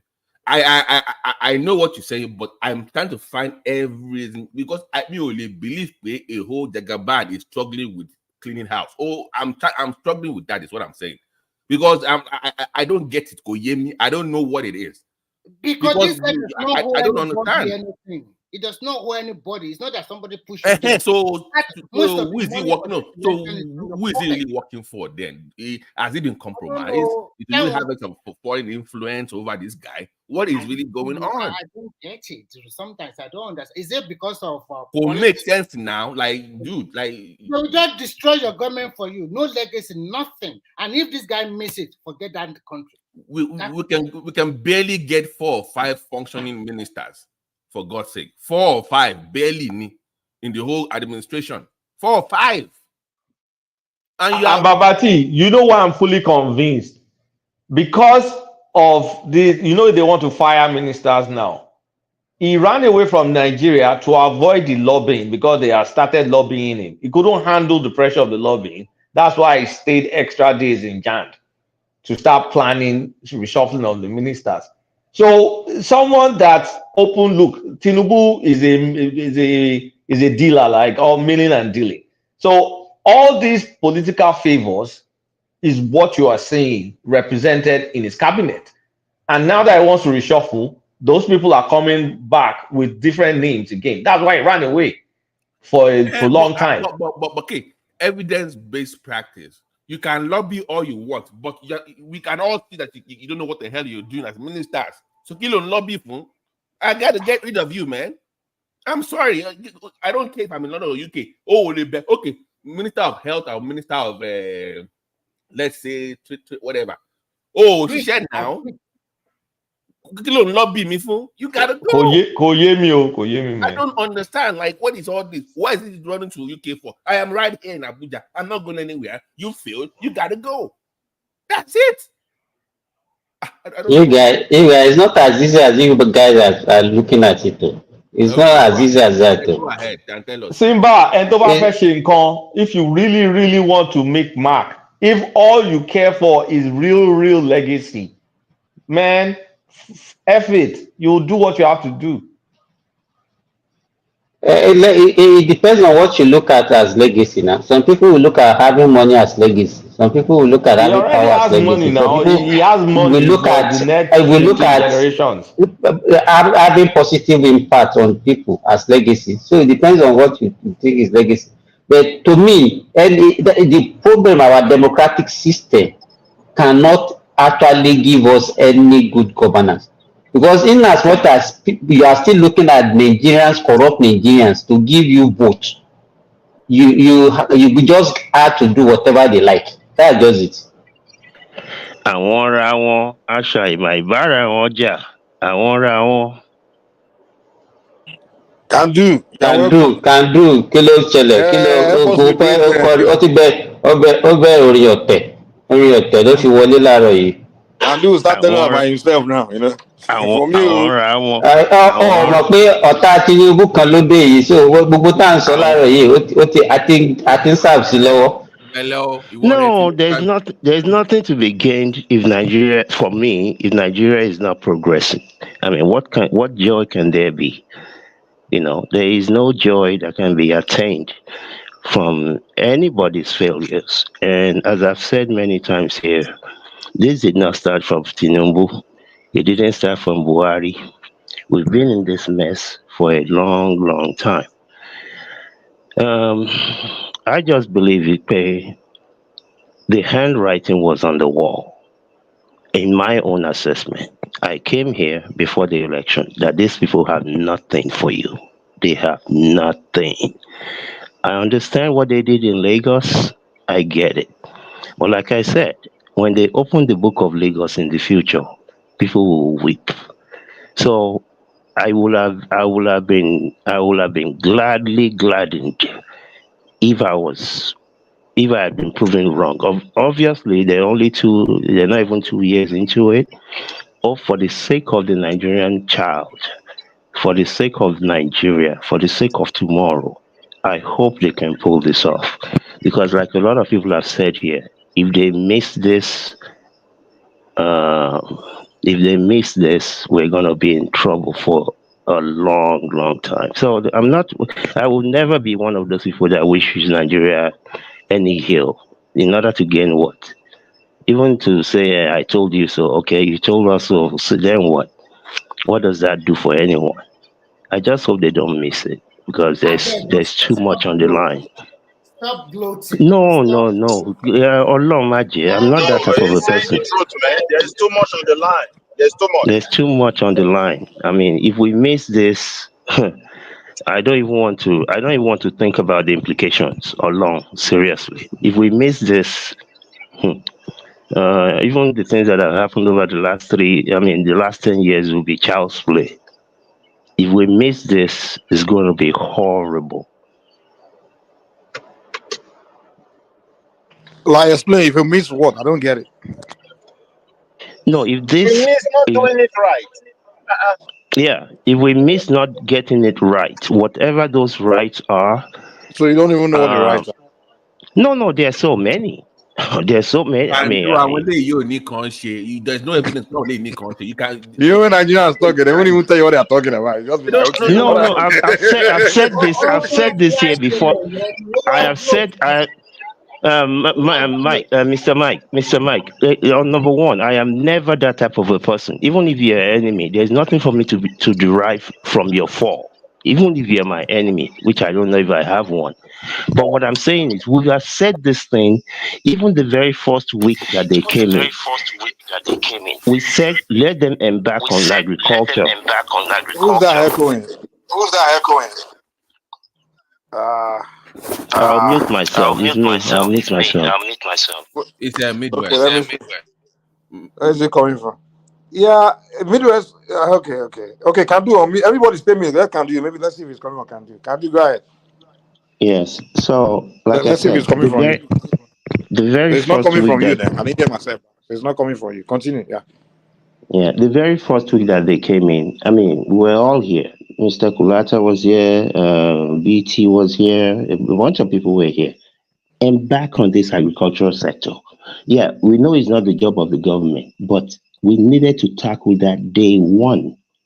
Yeah, they've done some good things at the CBN, but the way we are going, I don't see the direction. And like a lot of people have said, this man needs to grab the bull by the horn and do whatever he has to do. If there's no legacy, he had money before he became president, so there is no money legacy to be had.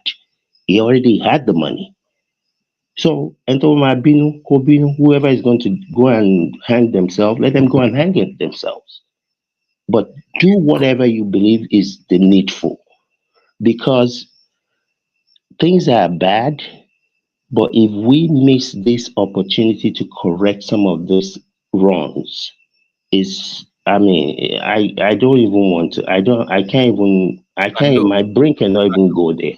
I know somebody said it because of second time. I said, you know what happened to good luck? They said, oh, let me wait a second time to fix the constitution. If you wait too long, you might not get that opportunity again. The same way So, Jonathan, did Jonathan tell you? Jonathan, it's just I don't know. Did he tell you that I'm waiting for second time? At least that was. Well, it's just an assumption. Well, I mean, Tinubu is no Jonathan. He's much more sophisticated and smarter than Jonathan. You know, but it's much more. I don't see any sign so far. Can do. It's not behaving that way. I'm talking about his ability to get the second term. Is what I'm saying. His ability, but like you rightly said, if some of these wrongs are not corrected, it's going to be to the point that even his wife would not vote for him. Not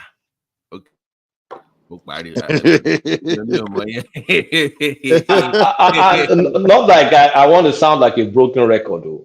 This political will. Okay, look at when Tinubu fired this DSS, the Buhari carryover, the DSS. I mean, is it the DSS guy and the other security guy? And then you see how the soldiers went to the northwest and started slaughtering the terrorists like they were Christmas goat and New Year chicken, just slaughtering. Before that, the terrorists had the upper hand. When he decided to act, he acted, and we saw result. That's why I'm insisting that this is up to this guy. He needs to grow some balls and do what he needs to do. Otherwise, those folks that are sitting on hordes of cash where the country doesn't have anything, and then you're telling me there's excess liquidity.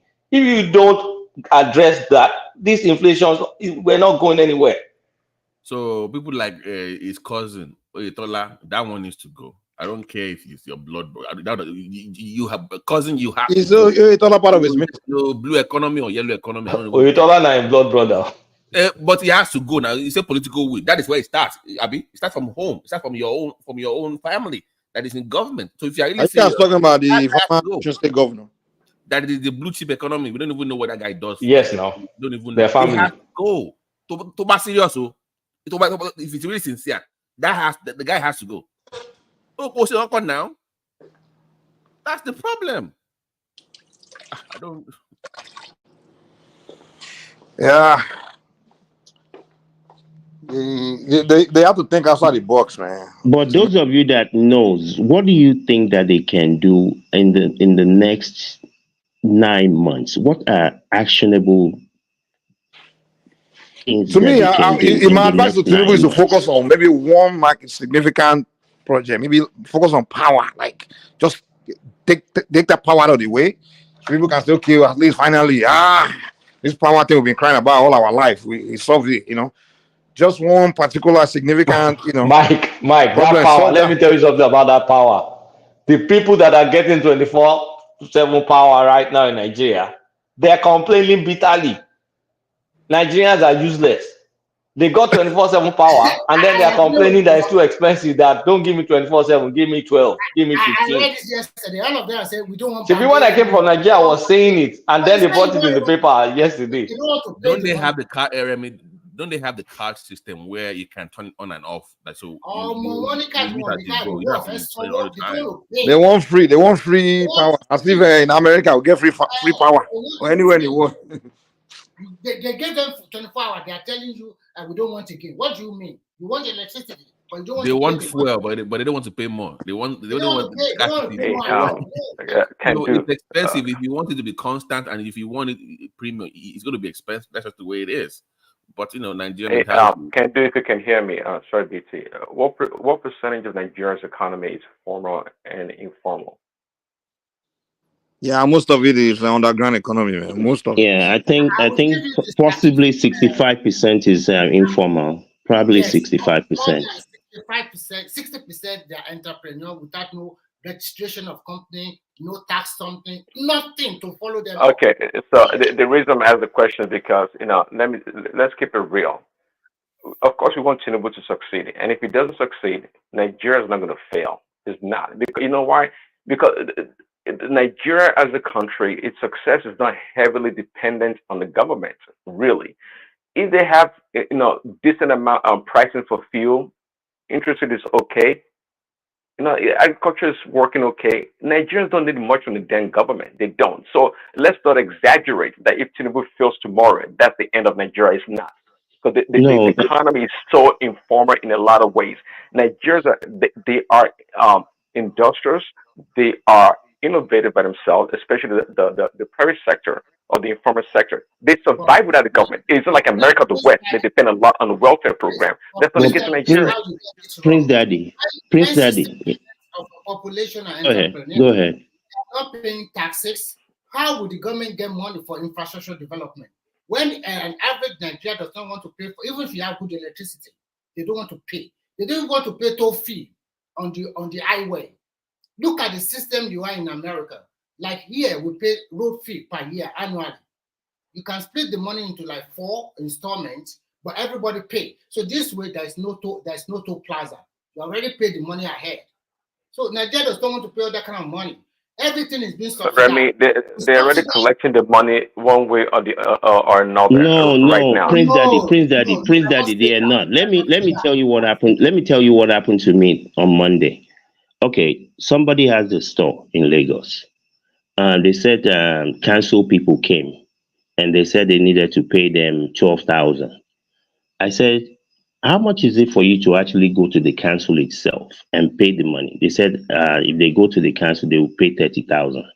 I said, I beg you in the name of God, go close down your shop for one day. Go and pay that 30,000 and collect your receipt.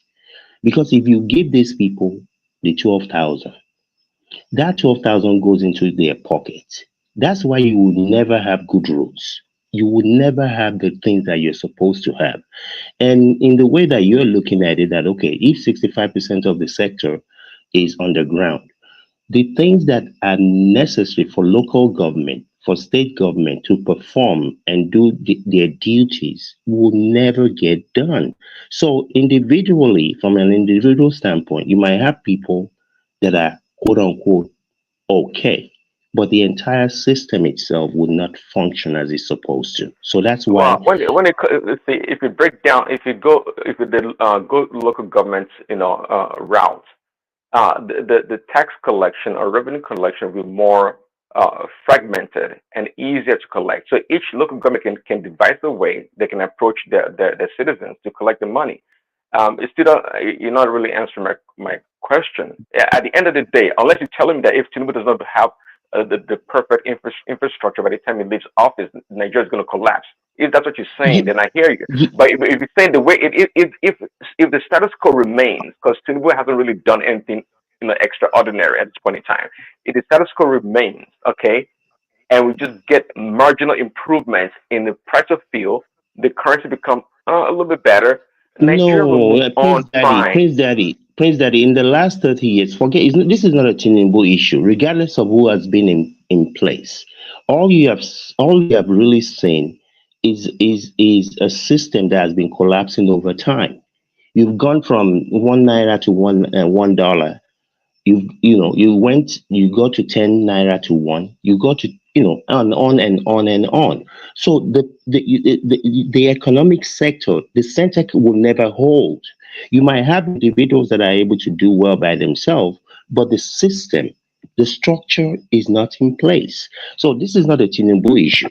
It's a question of where do we want to go? Where do you see yourself 30 years from now? Where do you see yourself 50 years from now? That has Yeah, to be the but the thought process. resilience, the resilience also has been built over 30 years, over Yeah, 30 but years ago, you're gradually. resilient. You hold on. You're resilient. You've been resiliently poorer over time.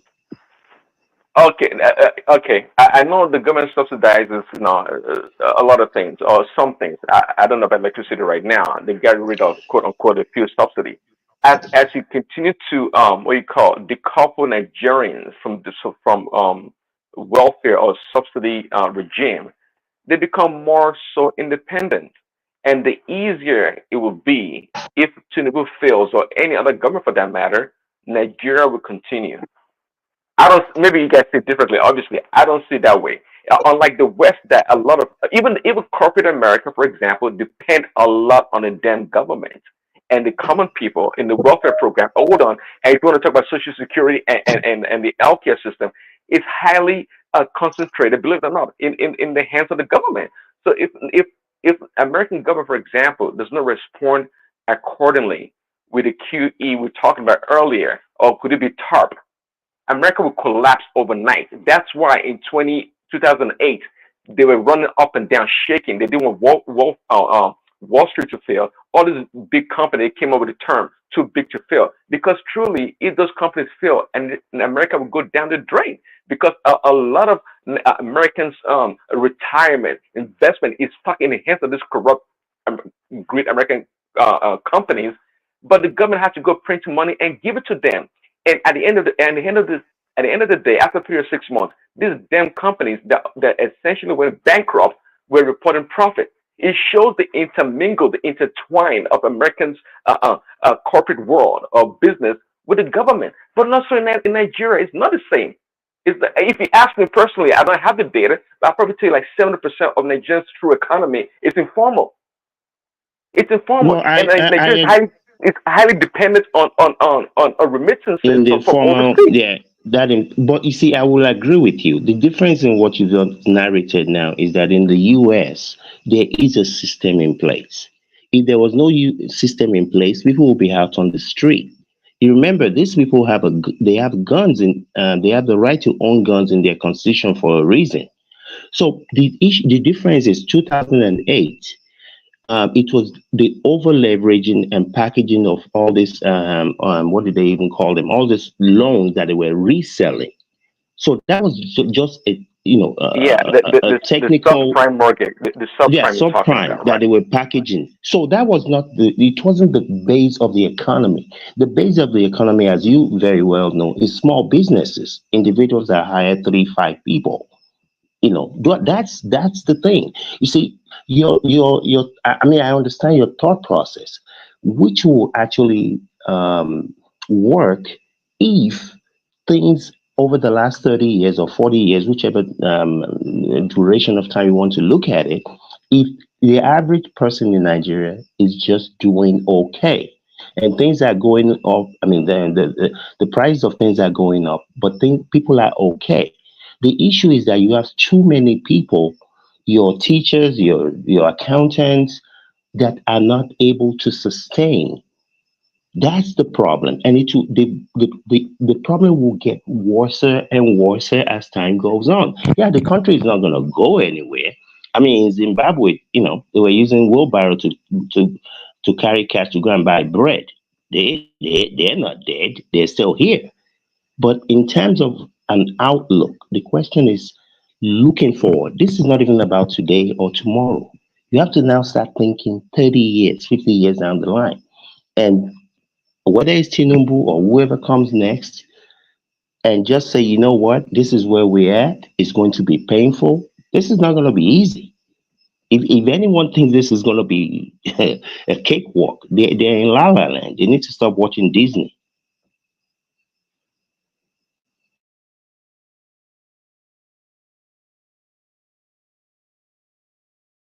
Yeah, this is going to be rough. I mean, and I mean, I thought that the CBN, they were doing some. I mean, even Mr. Kulata was here talking about some of the good things they were doing, but it cannot be just the financial sector alone.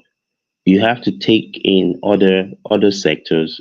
From the mining sector to the oil and gas. I mean, all hands got to be on deck. All hands got to be on deck at this point. We're Again, wasted. and that is called the strict regimentation of the economy for war. I keep saying that, but we don't have a grasp of what it is. It's like so far it looks like business as usual in Nigeria. Really, if we what Tinubu is doing, Tinubu hasn't really done anything extraordinary. I mean, we all know that for Nigeria to move on, truly move on, he has to go after some really powerful people. People need to be brought to justice. People need to be punished. All these things have to happen to free the grip, the chain on that country. Those are real stuff. All this thing that Tinubu is doing just child's play, playing economic games. Doing some interest rate up and down, trying to save the damn, to save the naira. No, we are all jubilating one man up and down. Oh, the No, naira is coming down. Look, I look at was what. I wasn't You I see, wasn't Prince Danny, jubilating if you when want me he to be did honest that. with you, When people always think the corruption in Nigeria is just one top guy, one minister guy, or one this thing. Most of the corruption is within just the parastatals. Like it is thousands of people. I'm telling you, employed. Almost everyone in that within every agency. That's where the corruption is. I'm telling you. Like the whole thing is just corrupt. So if they think solution is, of course, you have to jail people. You think jailing this one or two, the top minister, that's what they want. Do it's you gotta clean it. The system itself is what's weak. The system itself. You gotta change the system where it's has to be to just for corruption to just flourish. You gotta figure that out. That's what you gotta Mr. figure out, man. Mr. Mike, you see, I mean, I've said this here many times. You see, it's not just the politicians and the bankers. From the I lowest mean, ranking civil servants yeah, all the way to the top, all of them. that's why I said the Nigeria will be a great country. It's just going to be 50 years from now when some of these people are being gone, when they're gone, because even your average teenager in Nigeria today just wants to make money. They don't care where it comes from. Yeah, they They don't care. don't They're care if even they have, worse than the yeah, old generation, the past. I yeah. mean, when I was growing up, So we still have some values, yeah, If it's you so hide it, you remember when embedded. you're a kid now, when you hide it, you be there. This small boy, actually, you're going to be thinking like that. But Yeah, now, yeah. It's so embedded. Uh, um, uh, can do. I don't think I truly believe in the passive way to approach the matter. Of course, all this we're talking about, they've been gone, but they have descendants. They have children. If you're waiting for things to just die off, so things can improve, to me, it's not a good strategy. No, I don't think so. I'm not advocating to wait. I'm just saying from where I stand, that's what I think is going to happen. Not that I want to wait, because who are you going to bring? Like people have said here, if you bring Obi, people will say he has his own thing. If you bring Jack Onde, they will say he too was not just Babake Kere. So who is it going to? Who is it? What is it going to take? My remedy has been a Rollins route, but some people don't like that. But that's my own preference. But me, I'm No. not. That is not good for that country. That rolling something is not good. After rolling, what happened? Where is Ghana today? You can do rolling all you want. We are replacing it's the same thing. It's not the same system now. The same weak system. To me, if you ask me, I think we just need to design new system, man. We can't. Yeah, design new system, break all the central something, break it. Yeah, you just got to design new system because whatever they want, okay? Don't let them rely on all this. Go to Abuja to share the cake anymore. No more sharing of cake. But you cannot pour new wine into old vessels. Who is going to design it? Who are the people that will design this new system that you want to design? Well, whoever is interested in solving the problem, you have to sit down and get the figure new design. I mean, the first of all, the people that have to take charge are the people that really have vision. Because without a vision, you really don't have a direction. You understand? So one thing I can say, hold on. See, yeah. One thing about I think where we got it wrong was the beginning. When people that create nations or even empires, they usually have a vision, right? Like, whoa, they had a reason why they wanted to create an empire, right? They wanted to create a country, right? They will have a vision, right? And they will start thinking how to. They will be designing that empire according to the vision that they have, right? So from there, they will design it and they will know what and what can hinder, can mess up, what and what, and they put this in play, put this in play. Oh, this will work, this won't work. So they design the system based on that vision they have. But unfortunately, with us, when we were designing our country, it wasn't based on vision. It was just British designing a country for their own vision. You understand? They had a vision. They want to have a colony extension of the British Empire, all those things. So they designed that system. But for some reason, they had to leave that place and they had to put some people. So they just left that system, right? They left that all those space for some lucky people just occupy it and just running along with it and just moving with it. So we're moving with a system that we didn't even design. It wasn't like a vision that we had. We just inherit a system from the British. So that system that we now practice is not based on any vision. Okay, so what Mr. we are doing in Nigeria, our country is not based on any vision. Okay, Mr. Mike, we hear you. We hear you. But the baby is here. The baby is here. You can't kill the baby. The baby is here. I mean, you look at where China was in 1960. Look at where Nigeria was in 1960. But in the case of China, it was new guys that took over. Now it was a revolution. Those guys started set up a vision and create new system. What I'm trying to say is that even if you have people that designed a system and had vision, it's not everybody that did that. People found themselves wherever they found themselves and decided to take a direction. Can do. They want to do constitutional review in Nigeria. Instead of us protesting, why can't most Nigerians say we want a new system of government? Why we don't share national cake anymore? The cake you get in your state, go and share it among the people of your state. Enough of this, everybody go to the central. And then make the legislator part-time. No money there. We don't need so many people. What are they doing there? Some people never talk for 8 years. They just sat down sleeping. We don't need I hear you. I hear what you're saying, but do you truly believe that those things will be implemented? Well, hold on. Do you think what you're saying will be implemented? That's the issue. Let me. These are things that is one of the best solutions that country will ever have. Because I don't want to call for regional government. Because if I call for regional government, it's just a way we want the country to split.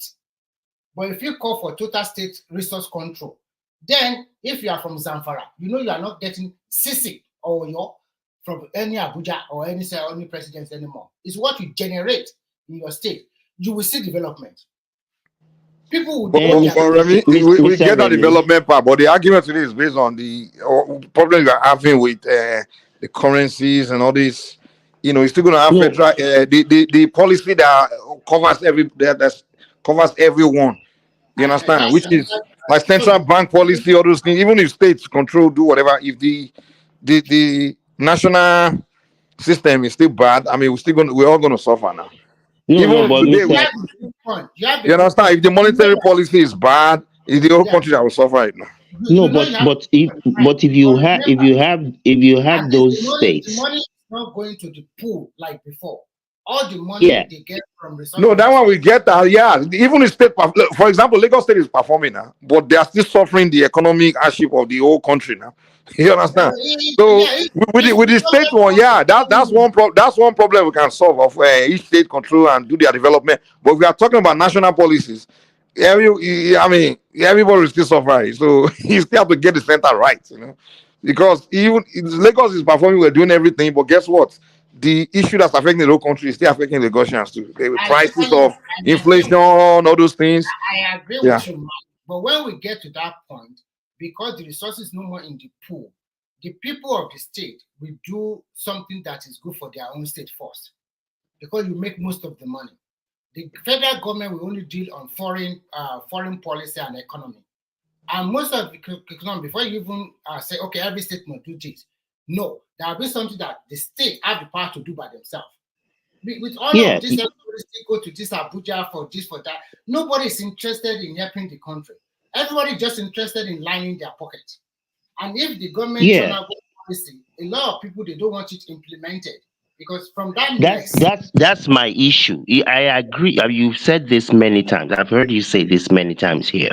My only question is, do you see a path to implementation? That's my issue. Where is the path to implementing this great thing that we can all see?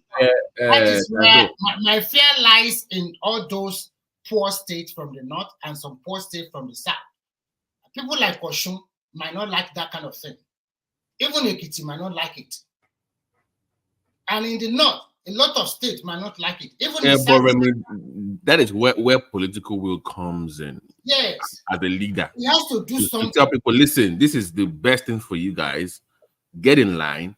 And you have, as a leader, you have to convince the other people in that space that this is what is best for Nigeria in the long term. It is your duty as Tinubu, Akpabio. I know it's useless, but that is what they should be doing. Absolutely. Galvanizing the truth. This is the agenda. Get in line. Push the bills in the House. Push the bill in the Senate. That's what they should be doing. If you want to change the system, then somebody has to spearhead that, and that has to be. Imagine now that they have everything. All the powers is in their hand. If you can't implement these things now, what if you really have a strong opposition? What if you have a strong and formidable opposition? I mean, you tell Akpabio to go and do something, you'll go and do it. You'll go and get it done. So this is what they call Ayeto Dare. Where is the opposition, sir? Opposition that already exactly. They showed their hands and they were about to clown to the Labour. Labour was supposed to be that opposition, but you know what they become, the joke. No, I'm just saying that now that the president has the Senate, he has the House, he can get them to do anything. I mean, they're pretty much a rubber stamp. Exactly. So what's the excuse? Yeah. So I don't know. I mean, I don't know. I will have to think that these people have sense. If people like you, people on here can see these things and can point them out. So, I mean, who is holding them? Do they have a picture of somebody sleeping with somebody or what? They can see it. They can see it clearly. But because of that greediness and that lining their pocket, they won't do the right thing most time. And the reason is not only them, because when they go back to their community, every weekend, a lot of people already line up with different wahala. I have my sixth child. I want to have a naming ceremony. My daughter is getting married. I don't have this for my farm. So they have to also patronize all these their local people. The local people too, they don't want to even opportunity to go and do something. They don't want to do nothing. Our people are becoming so, I don't want to, they are cherry picking. I don't want to do this hard job. And there's no more, white collar job like before. Where is the work? Even in abroad, where is that suit up and everything? Where is the work? Yeah. A lot of people are going back to basics, you know. You got to go back to basics. Yeah. So I don't know the way forward, though. I mean, I'm not saying the country is going to fall over You the know that cliff. And economic meltdown affected developed nation. Even developed country are crying. This is an economic absolutely, land. Everything is absolutely. structured, and they're still crying. Even here, that they increased our VAT from 24% to about 25.5% already. Everything is being jacked up. Although it might be maybe €1, €2, €3, €4 to increase, but do you think their people are happy? They're also pushing their people out to go and find work. People that depend on benefit, they are pushing them out to go and find work. They are throwing a lot of work to them. If you say you don't want this, they'll find another one for you. Because the benefit they're paying is overstretching them too, and they are reducing it. So talk less of it. That is economic that is well planned. Talk less of the one that is in a mess for how many years. So, but Tinubu, too, like Babati said, he had just to have that political will to do a lot of stuff. If he wants his name to be written in gold, one way or the other. No matter what happened, whether 27 come, you are going to do whatever you are going to do. Whether to rig or not, you are still going to rig it. So why not that book where you want to my better?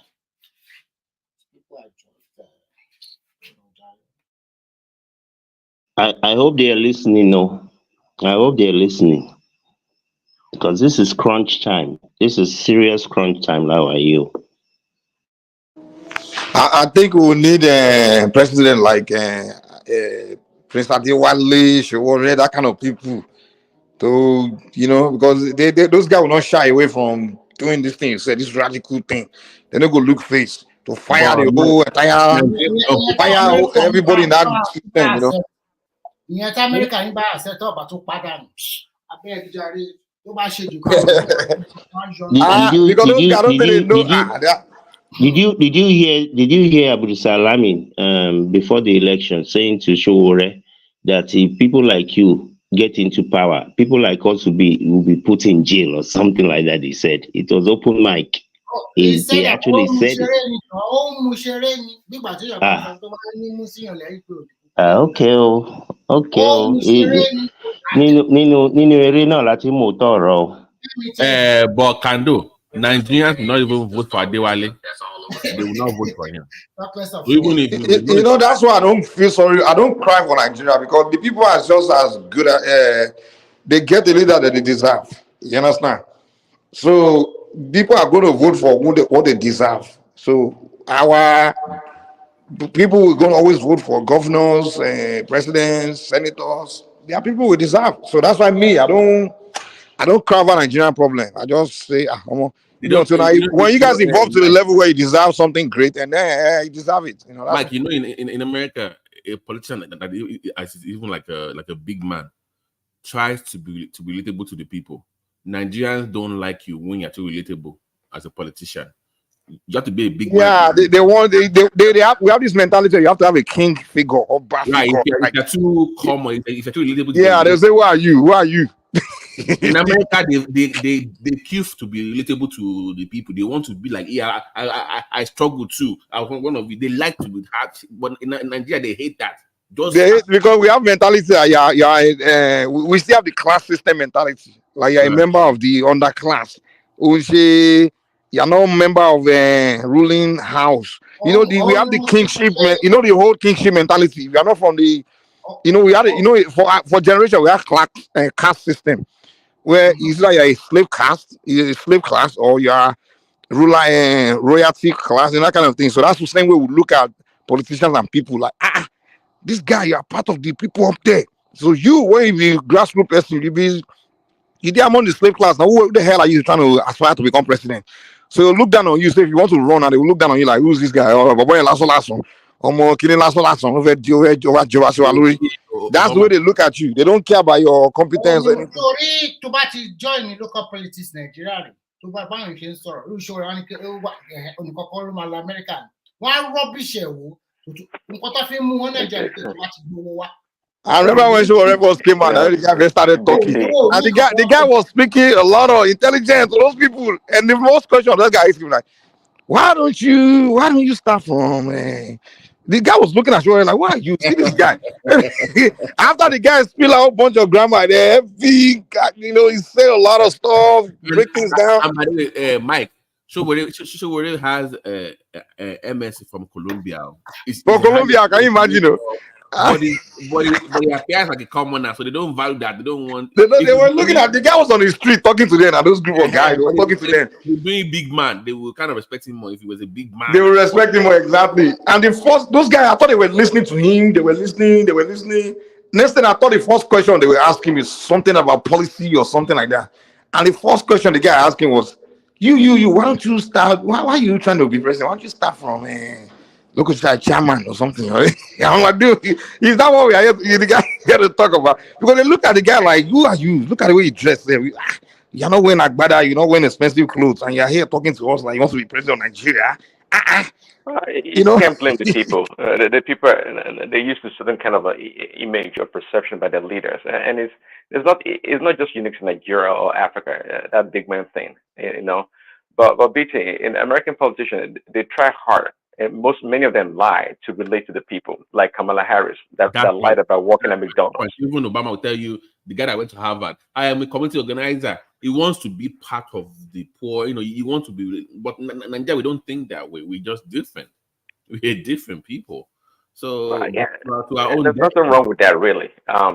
We I don't think worship anything wrong with levels is what we worship in Nigeria. Levels. Like even when I go to Nigeria, some people trying to worship me, and that thing annoys me. Like, come, dude, don't try to worship me, man. Because I come from America or something. You don't even know if I'm a good person, if I'm intelligent or anything. You're already trying to do stuff. You don't know me. Like, don't put me above what you don't know me. Get to know me before you start treating me as something I may not be. Like Fiele.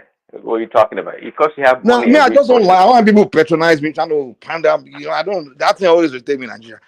And sometimes If when you I be don't have talking the to money and the resources, forget you. Nigeria.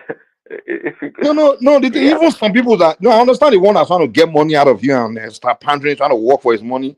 You understand? Trying to pander you to shake money out of you. I get that. But I'm talking about some people where it's not even that.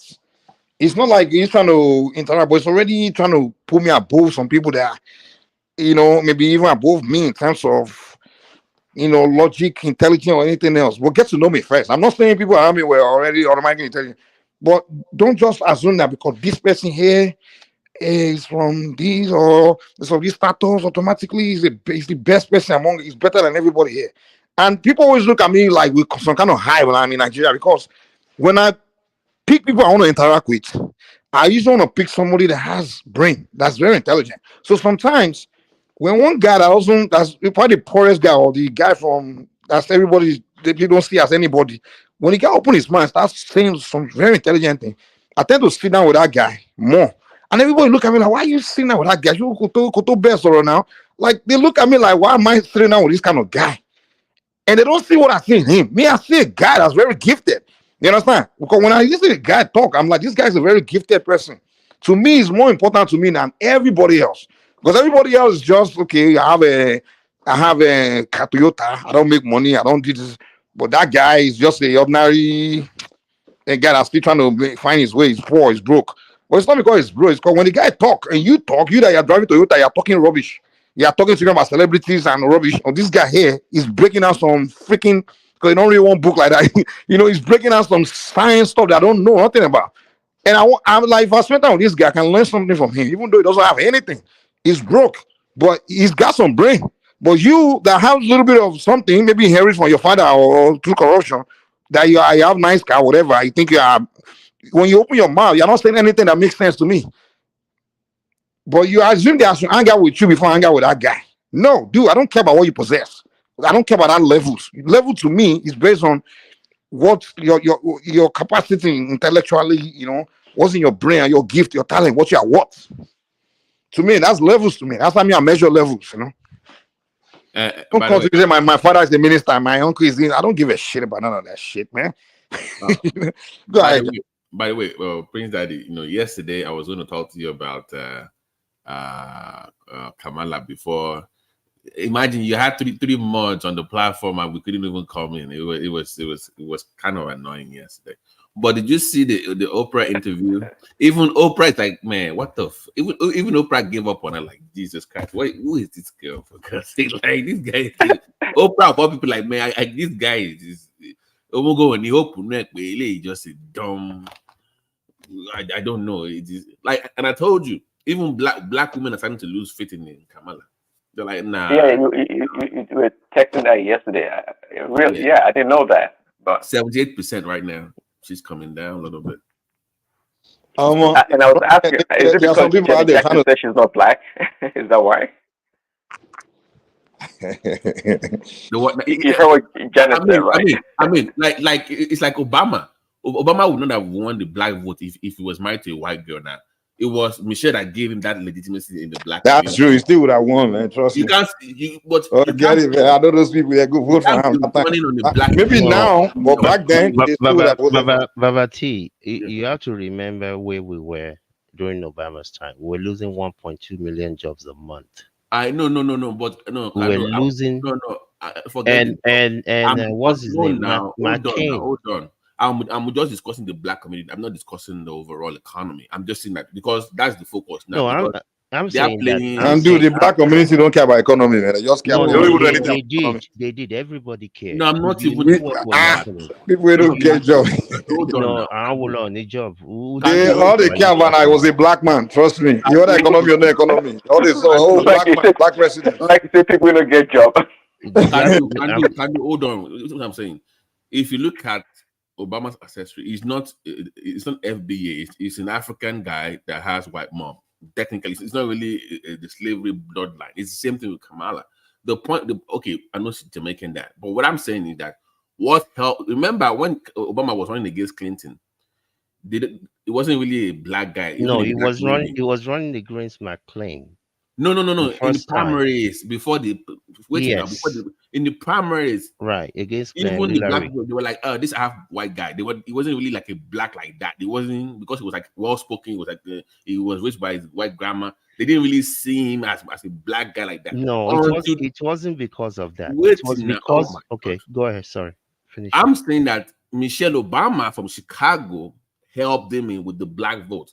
The issue Kamala is having with that black thing is because the husband is white. So you can't be saying you're pro-black, you're blackity black, and a black woman, then your husband is white. You're like, what the hell? The angle she's playing is not working because the person she's married to is not helping. So you can't go with that route. You can't be saying you're a black woman running for president when you're married to a white guy. It just doesn't make any sense. Okay, let me tell you, whether it's Nigeria, whether it's America, if you're voting for somebody because they're your same race, same color, you're a useless human being. If you're not going to vote for Kamala because she's not black, you deserve whatever comes to you. But that is the way they vote in the black community. Then I don't care. Whatever community, go to hell. No. It's not. You're not paying attention to his arguments. No, I got the argument. You did not. Got your argument. Hold on now. Identity politics is what Kamala is playing with the black community. I'm saying that it is more effective. It would be more effective if she was married to a black person. You can't be playing identity politics and you're married to a white guy. Because that's the politics. Basically, what he's saying, that's the politics. Black Americans always say their number one political view is that. I understood what he said. Yeah, that's why. All I'm saying is, whoever you are on whatever planet, if you're going to vote for somebody, if you vote for a Yoruba man because it's a Yoruba man, or you vote for an Hausa person, then you get whatever happens to you. I don't care. It's like Kando. It's like, do you know Don Lemon, the guy that used to be? Yes. You know the guy who say why the most dangerous people on earth are white men. Then the guy gets married to a white guy. You see, any human being that opens their mouth and says such nonsense, is a useless person to me. Whether you marry a white person or you marry from Kenya, who says such a thing? What type of a human being are you? I mean, I don't. Can do normal people say such things? I mean, why are you pretending like Well, if you don't no, no, blink no, and then no. they You're getting me wrong. I don't do normal. You I always do, I pretend as do. No, I don't. like What am I? Wait, wait. normal people. Normal people. What am I going to gain by pretending? Am I getting paid by you? What do I want to gain? I don't do foolish stuff. I don't follow the crowd. And you can't say because you don't do foolish stuff means other people don't do foolish stuff. And I said whatever they get from doing their foolish stuff, congratulations to them. Yeah, That's all I said. That's all I said. If you for somebody because they're Yoruba, congratulations to you. That's why I mean, we've been talking about who is the best person that can come and change the system, whether it's Tinubu or whoever else. I but don't the care. reality of the fact is most people are not educated. So that's gonna happen. It's always gonna happen. People are gonna vote. And that's why It's gonna happen. So there's no I don't see where we're going. I congratulate them. Okay, fine. Whatever you gain from whatever you do, be ready to live with the result and the consequence of your actions. So, Yeah. so can do when the other time you are leaning towards Obi, but from that election, the 5 Southeast states they voted for their tribesman. So what are you talking here? What are you No, saying? Are you saying those people didn't vote for him wait, because it was wait, Igbo? hold on. I don't know what they're doing. Look, I don't care. Are you saying that those people only voted for him because he's a tribe man? Yes, most Yeah, of them. you don't think so? No, that's your belief. So your own belief too now is your belief that If I was from the east, I would have voted for Obi. really? So Why? Based on what? No, I wasn't in Nigeria to vote, but if I was in Nigeria, there is no way I'm going to vote for anybody of the people on the ticket. I mean, Showore was not going to win, so that would be a wasted vote. If Showore was, if he had a chance, then I would have voted for Showore. But outside of that, there is no. I will never vote for Tinubu, knowing the things that I knew then, not now. Then. So you would have voted for Obi even though you know Showore was better.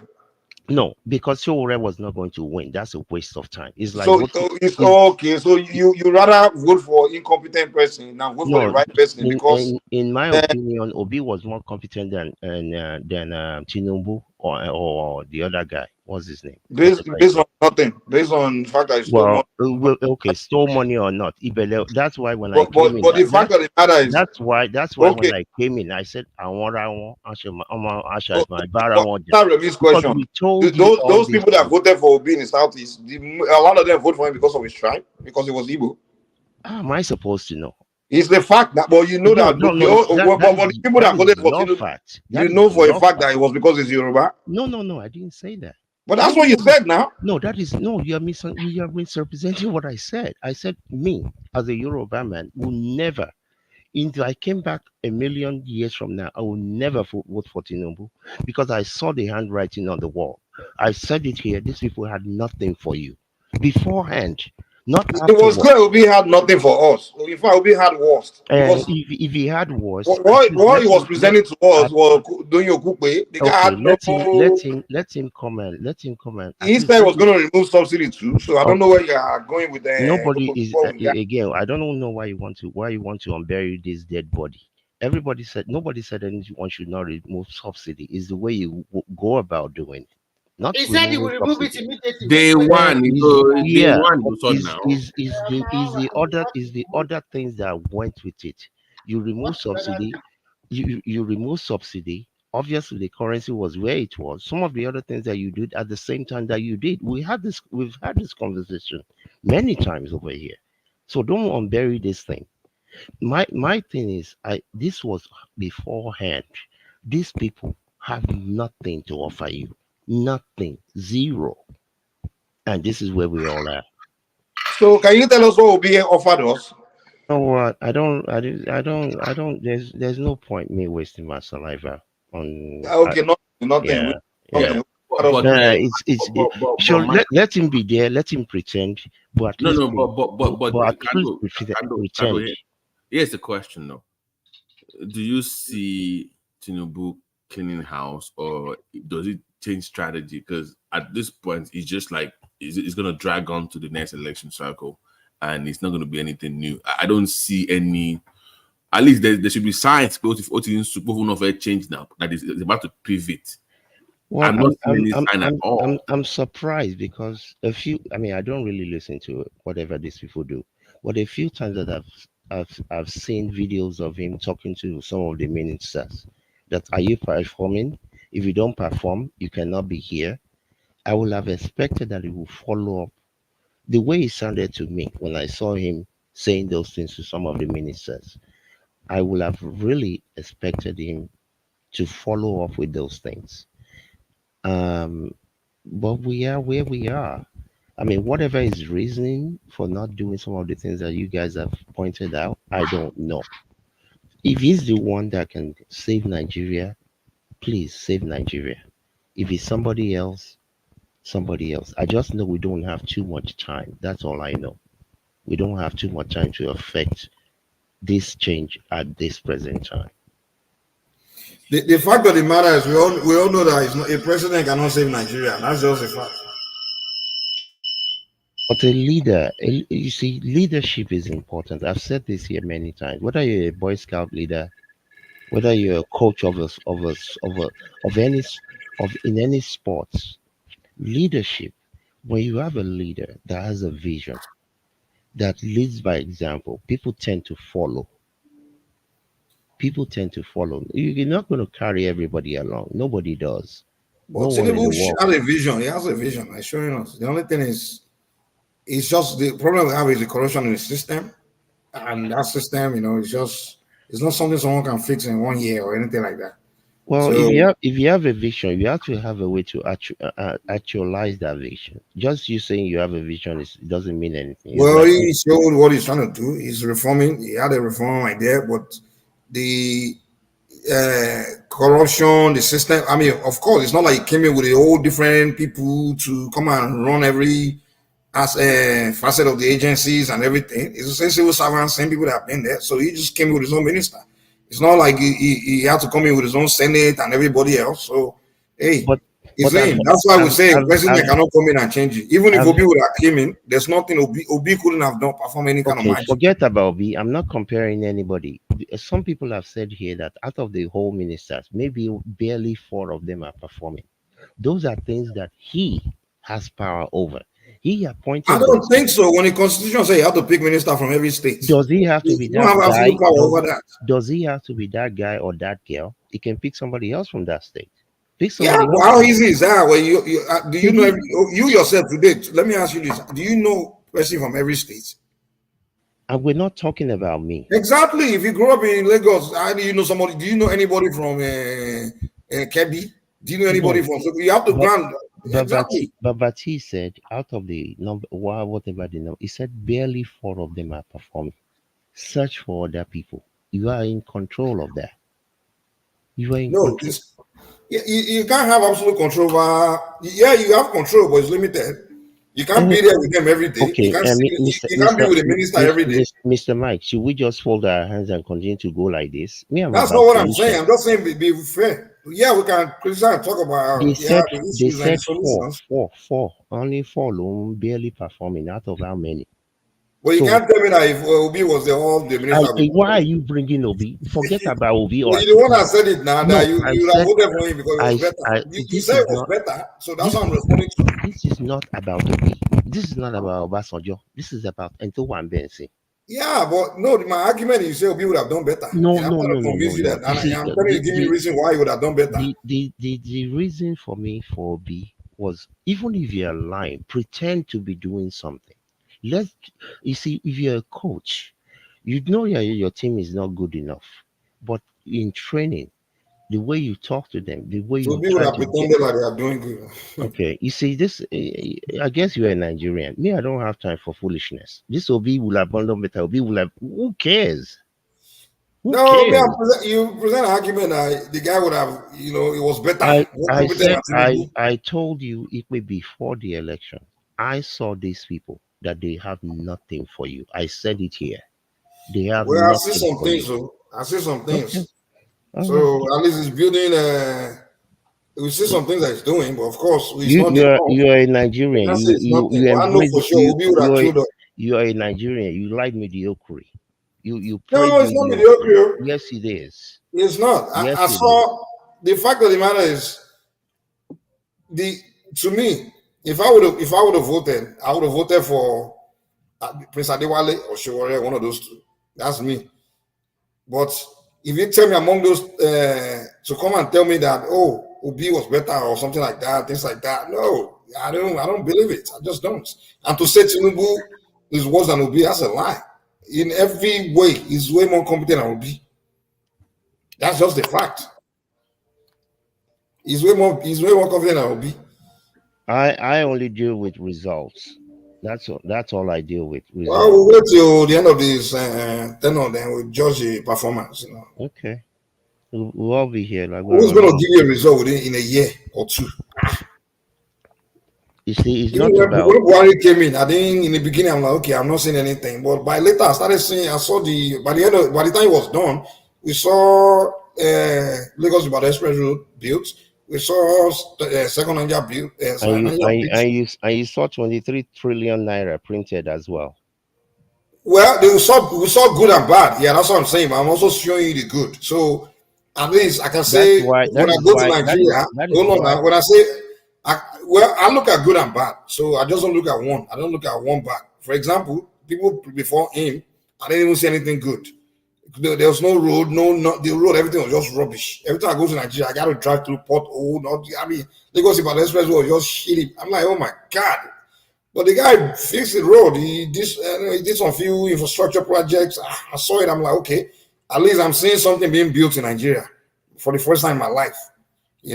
That is why I said you are a Nigerian. You as an average Nigerian, you praise But mediocrity. Obi and PDP, they You rule okay for again? You 16 years now. hold We didn't see on. anything Okay, built. you see, Obasanjo didn't even build I don't go through life like that. Who didn't do whatever? I talk about who is doing something. You talked about yeah, Buhari did this.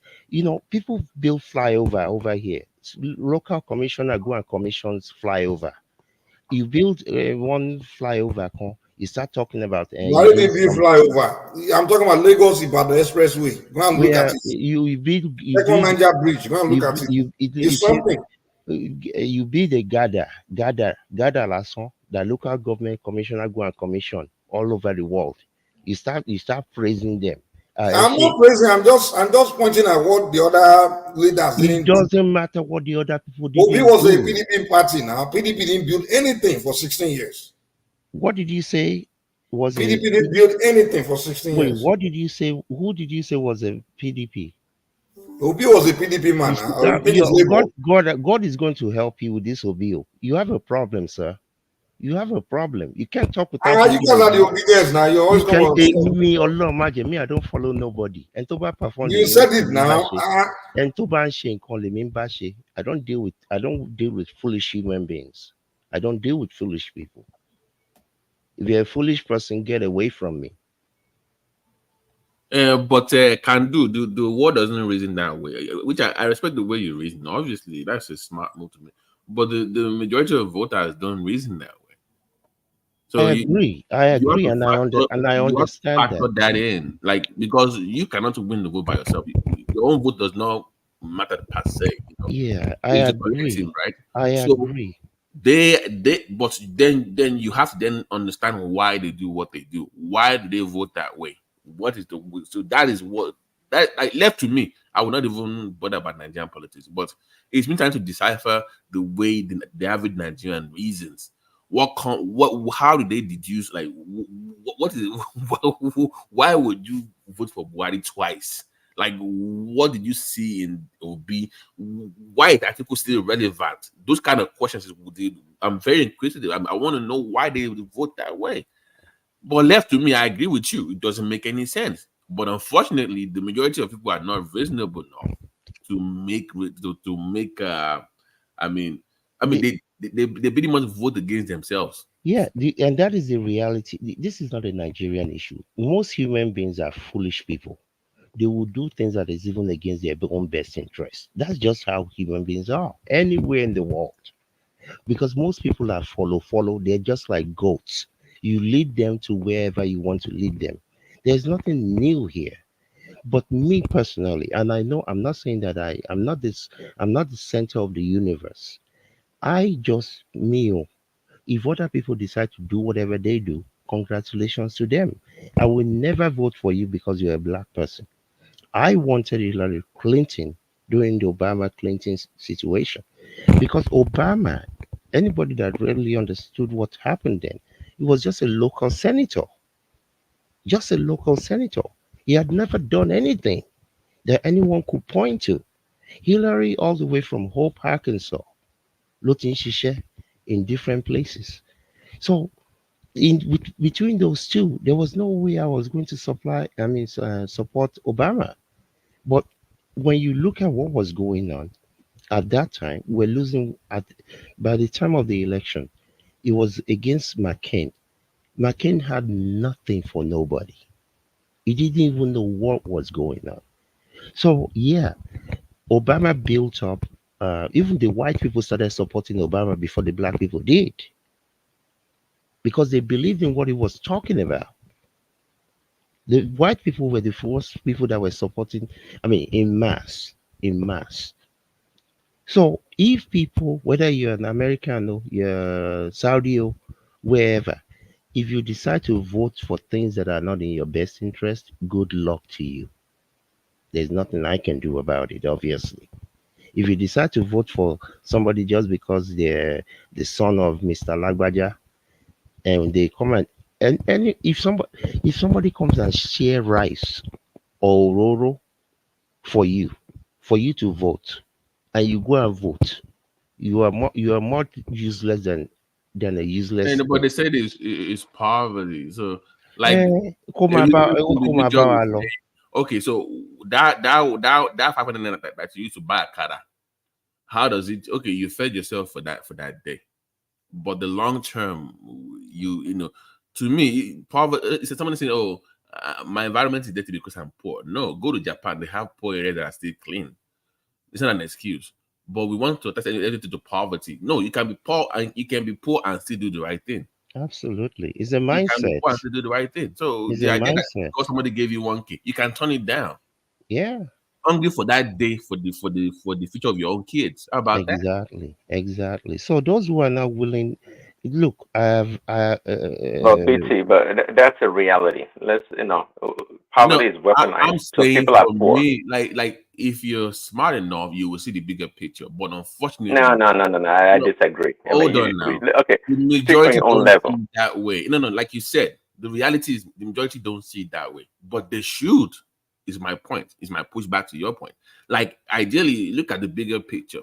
That 1,000 does not serve the future of your future, or the future of your You kids. see, one thing, But one majority thing I of people don't see discovered it that that way. like Huh? sometimes we naturally ascribe certain abilities and skills onto certain people.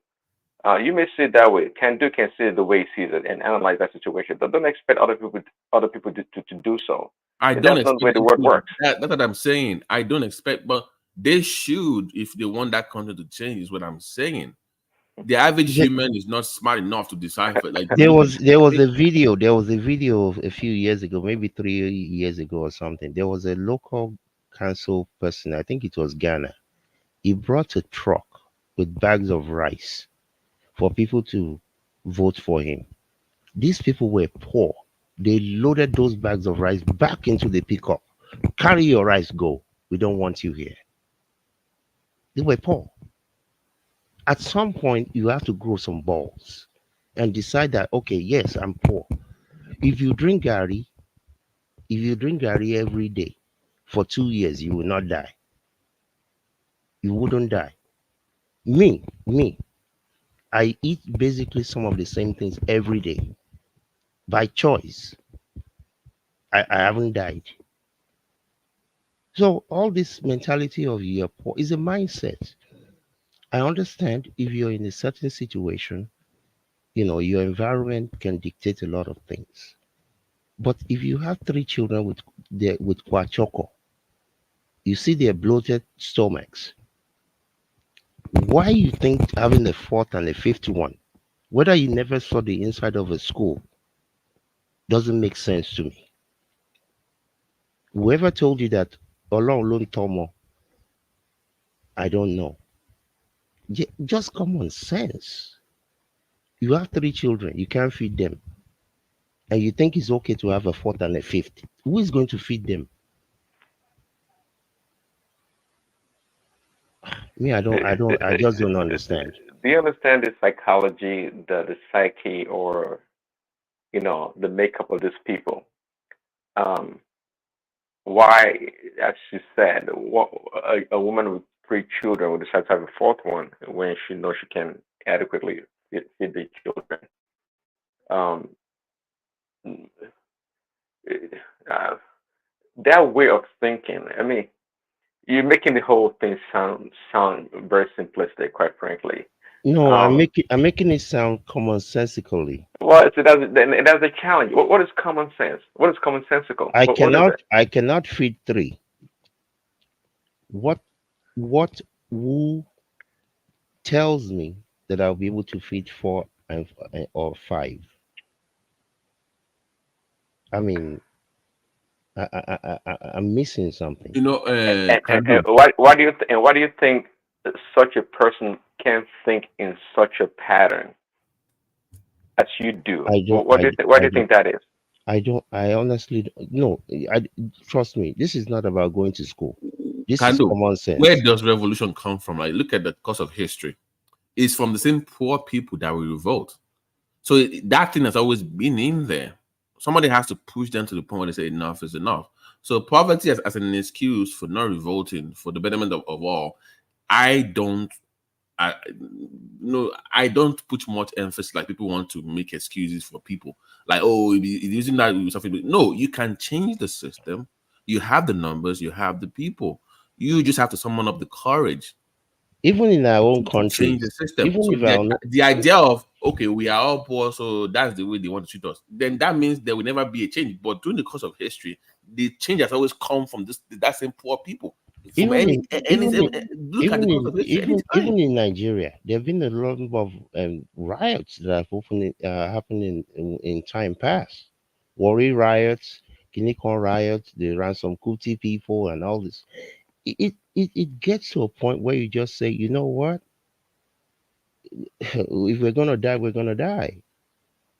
And if you have to wait until that time comes, then maybe that's just what it's going to take. That is what I don't know anymore. Because I keep asking. It's been 3 years on this program. I keep asking the question: when is the rock bottom for Nigerians? Because there's like an alcoholic, right? There's always a rock bottom that you have to hit, right, to say enough is enough. But Babati, you acting as if Nigerians believe that changing a president, or maybe the solution to all their poverty and problem is a president. You understand? It's changing a president. You understand what I'm saying? Like, as if they're convinced that, or they know, or they know for a fact that, if we go out there and we chase this president out of office, all our problems will solved. That's not where they are now. So when they get to that point, they will do it. The thing is, everybody, we've changed president over and over and over. None of them have changed their life. So what makes you think they will now know that, they will now be convinced that, okay, if we're going to change this guy away and we put this guy there, we'll solve all the problems. No, it's not even that. I'm not even discussing that. What I'm saying is that, America, like, so that's not rock bottom now. Rock bottom, the bit of democracy here is that politics, just voting and going home is not enough in America. People hold you accountable. The people hold you accountable for the most part. They follow up. They ask questions. They vote. Nigeria, we think, I will just vote and that's it, and that person has to do the right thing. No, it does not end at the polling booth. Is what I'm saying. Wait, are you saying average Americans really know what politicians are doing and they ask questions? No. Most of them don't even know who their senators are. There are enough of them. Forget the majority. I'm saying the only people that ask are the opposition ones. There are enough of those people. Average Americans don't know what the heck. But I'm saying as the collective, as a people. Yeah, there are enough of those people. Don't think about the whole number. The politician is scared enough to know that. You remember when this guy from mainland about 10 years ago said there was a bill, I've forgotten the bill, about they were trying to cut Medicaid, Medicare. He said, I can't go home to my concert this December. He said, I can't go home. Because what am I going to tell them? Because they had a town hall waiting for him. It's like, I'm not supporting this bill. Oh. Let everybody know because I can't go home and they know that I support. It's like, it was making it open. Nigeria, nobody does that. And well, Prince Daddy Well, will tell Nigerians you. complain all the time now. All these things we do online every day. Is that not what we are doing? Your own constituency, what I'm saying about your own Prince Daddy will tell you it's because of their poor mentality, so you don't understand them. It's not a poverty. It's not a poverty. No, it's about the system itself is beyond just voting. That's what people they not evolve to that point to understand how it works. And it's not about the president. It's from your local chairman, local. Well, I tell you guys, just like Mike is saying, I think an average American is no better than an average Nigerian in terms of the political awareness. No, I tell you that. I disagree. No, trust me. No, most of them cannot even name their senator. Let me tell you why. No, hold on. Yeah. Hold on. Do you know the bit of this account? Most Americans care more about their local politics than the national. That's the difference. They care more about the school board elections. Well, okay, hold on. If Nigerians get the same level of benefit from the local government or state, and they intertwine in a lot of ways, they will care too. They will know all they need to know. But we don't have that relationship. It's non-existent for the most part. So why the heck should they care? And even the Americans that are more connected to the senators and the local government, they don't know who the damn chairman or the councilmen are. They don't know. I'm telling you. And the average American is not that. Do you know who forced? Hold on. Do you know who forced the so-called local elected officials to go and be doing town hall? The oppositions. The opposition, because the opposition are constantly trying to demonize it and things like that. But in Nigeria, which opposition do you have? The opposition so it's the opposition that forced them to do those things. If opposition is not there doing it, because hold on. In America, first of all, you have the Democrat and Republican, they're always on each other's neck.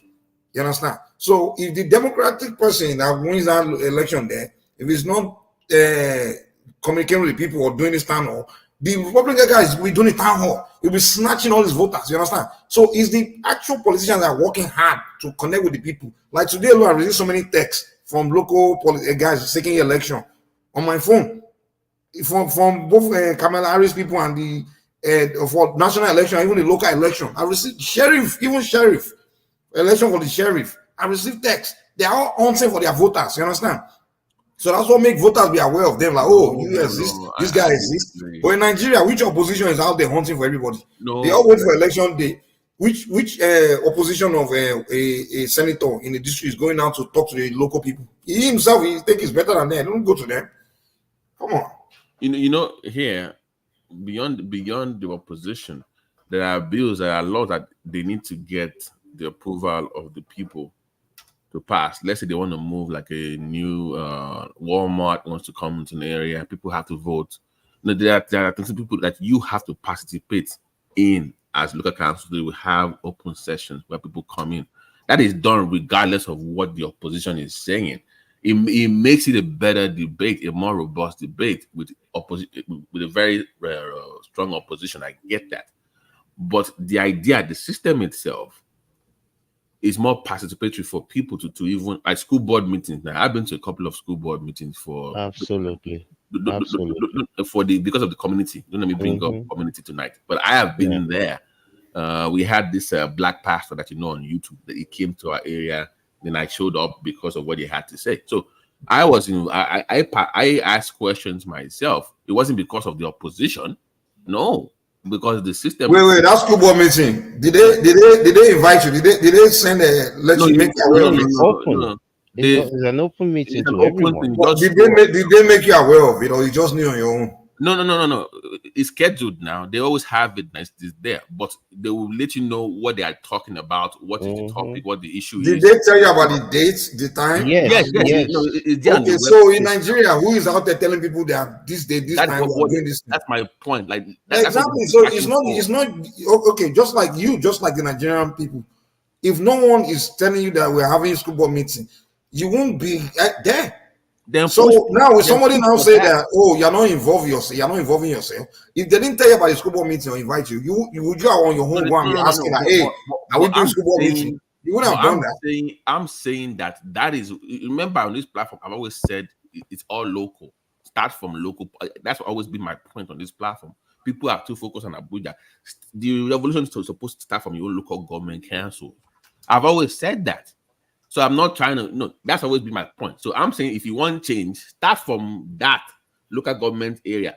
Let's sit down with let's be having meetings with you. Let's talk about this. Let's schedule it. That's where the fight should start from. It's always been that in share of poverty now. Forget money sharing. That is your legitimate right as a member of that community to hold people accountable, and they have to show up. That's always been my point. In share of poverty delay now. Show up and let's talk to you. Yeah. To me, again, I think it's the opposition that should be. No, it's making not that happen. Mr. Mike, it's not the opposition. It's just, unfortunately, to read the way our system is set up from inception, even the person running has to go and pay somebody. Somebody is always paying somebody. So the people that you have to go and pay money to, or to go and develop or whatever, how are they going to hold you accountable? I think that's part of the problem, because of all the money involvement, and this belief that some people are better than other people. You go and, maybe part of it is the poverty as well. You have to go and if the local elected official show up in community in Nigeria, they will start doubling to him. Exactly. They will start they will start worshiping him. So exactly. So it's the mentality of our society too. So that's what people are not educated about. The thing is, we practice monarch system for hundreds of thousands of years.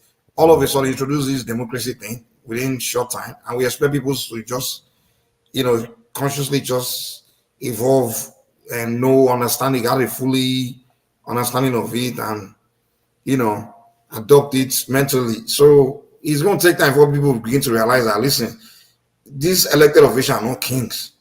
They are servants. And that's why we fight over this which tribe the president will come from. Because people see it as, oh, the next president, the next king of the country is from my tribe.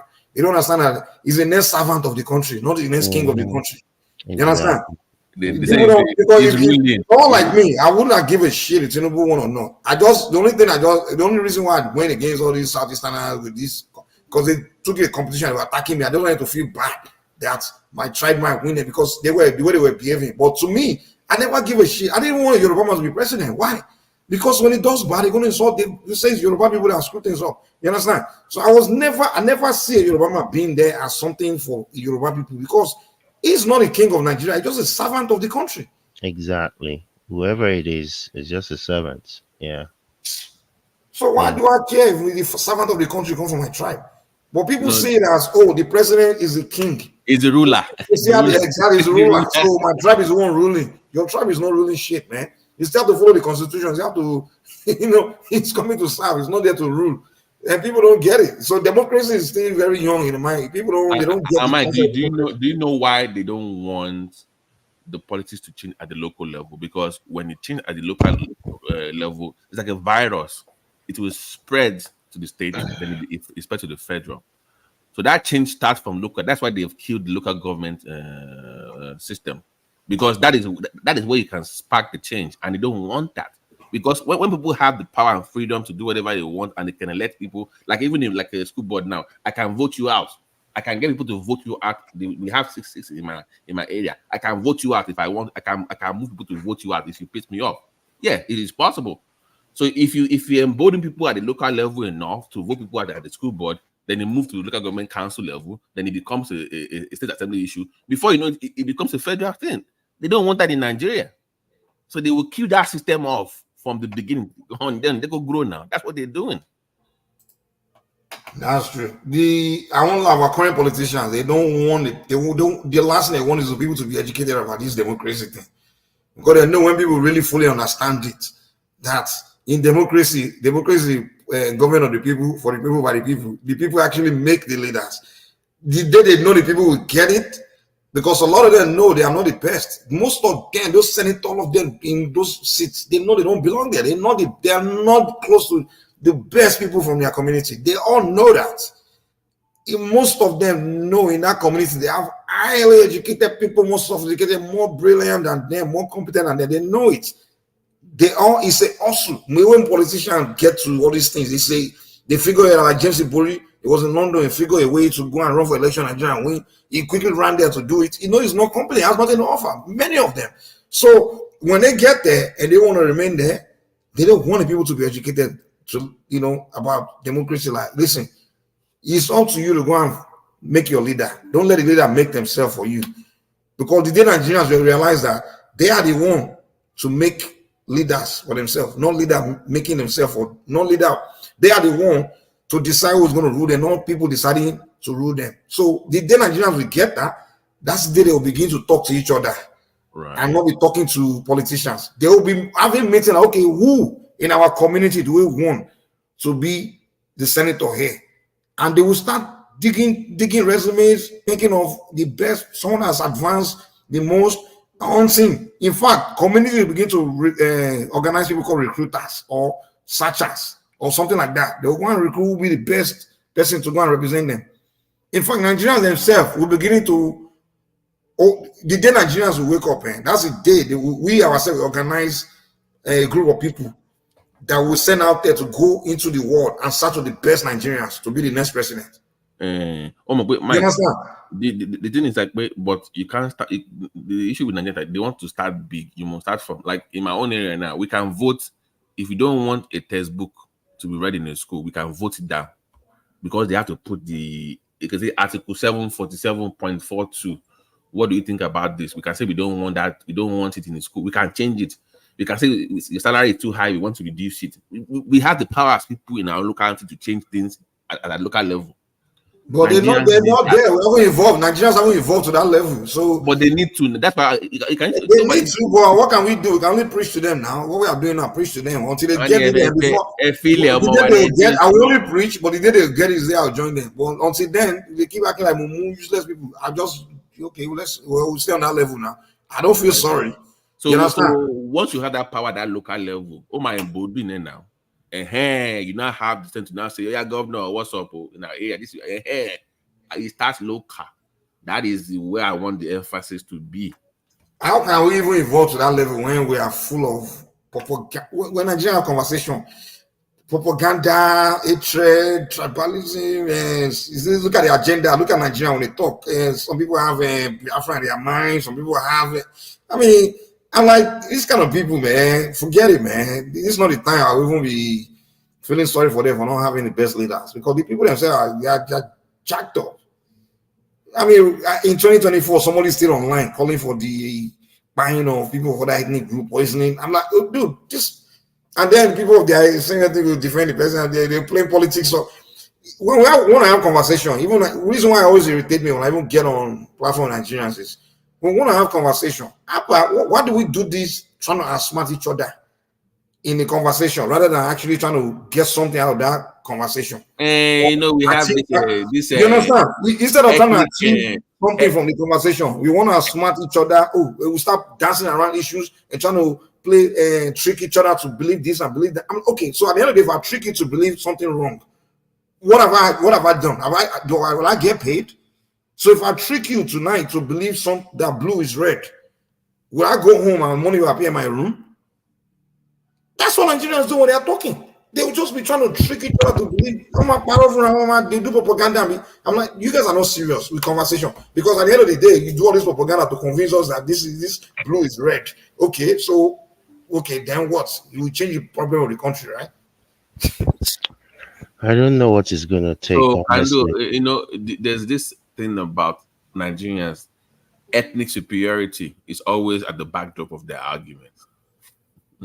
A, B, C, E, D. I see at the end of the night, if you convince me that your tribe is better, that will change the problem. That will solve your life problem. It's like, without me, you can't survive. I am the moon sun star of the thing. I am without that kind of rhetoric. Now somebody will come and say, well, let's pay for, don't put his name out there, you know his name. It's like, oh, let's speak Nigeria. We are all one Nigeria. By the way, we're supposed to control the whole country, and he's yet telling you he's pushing about one I Nigeria. am He I wants to be am one I am entire. so happy, thankful, and blessed that the people that raised me did not raise me with such But Nigeria, anything remotely but close to Nigeria, that. unfortunately, they're that way. It's ethnic Yeah, superiority. That's what they want. That's the whole point. yeah. Like they know what to do. Like they'll say, we want change.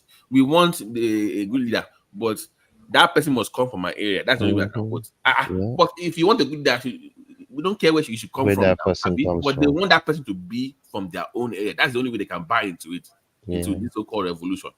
So it's about it has to be from my own side of the country for me to buy into it, even though I agree with what you're saying. That's the problem. So do you just leave them to their own? I mean, I, I'm Babati, if you ask me, like most regions in Nigeria don't really think like that anymore. Like if I say like typical South person or even typical Southwest person really don't think like that anymore. It's typically maybe a Southeasterner and some oh my Northerner that God, really now. reason like that. I'm sorry. What they do now? No, No, I'm sorry. I'm sorry. Like average Yoruba person are evolved past that shit, man. Even to the point where you are very, they are all supporting Obi over Tinubu. You understand? Where will you find one lazy try anything like that? These people that even when Obi was running as a vice president with Atiku, Ohaneze was saying because of our son, we'll vote for Atiku. And what kind of statement is that? No, you know, like. I mean, literally, I didn't give a shit about Tinubu like that. These people, literally, the way they were playing that politics of, they just turned this whole thing to my people, my region. Like, dude, what do? At this thing, we should move beyond this now. You know, even the Northerners are moving on from that. They are the one that were known for that behavior too before. Like, oh, it must be a Northerner that will rule, that will be president. Average Yoruba person don't really give a shit about whether the president is a Yoruba man. You understand? They really the Tinubu support. It was out of the way they were abusing the man. People like kind of just sympathize with him. Like, come on, because when the whole campaign started, if the Southeastern didn't play that tribal shit, most Yoruba that went behind Tinubu would not have done it. You understand? They would not, especially not me. Well, the Yoruba people that I knew never supported Tinubu, not because they're not Yoruba. They just looked at what was on the ground. The Yoruba people that I know, I'm sure there are untold tens of millions of Yoruba people that supported him, and I guess all the people that voted for him in total 8 point something million or whatever. But I will never support anybody because you're my brother, you're my tribe, you're my sister. If you're in the wrong, you're in the wrong. And those people that don't think like that, I can't change anybody. All I can do is do me. I mean, what am I going to do? Try and convince you to do the right thing? If you don't want to do the right thing, like like somebody that I know always says, there are 10 commandments, and then there are two additional ones. Do whatever you like. That's number 11. Number 12, be willing to live with the consequences of whatever you do. So as long as you're willing to live with whatever the outcome of whatever you do is, hey, go right ahead. You know, I mean, nobody can, for the most part, discern pata pata. Even the man or the woman you marry, you're looking at certain factors, you're judging certain things. There are no guarantees that that person is going to be the same person 5 years from now or even a year from now. So you make the best judgment based on what you see, what you can perceive, and you move ahead. That's just how life is. But me, I would never lie vote for you because you're from wherever you come from. I don't care. So I know that's not the way most people reason, and I'm not fighting with them. Do whatever pleases you. Just be willing but to they live with the complaining consequence. about the choices that they made is what is funny now. It will look well to be complain. It will look to do votes for. So you want complain. The government is back. What did you do about it? You want to run for office. Why is it now?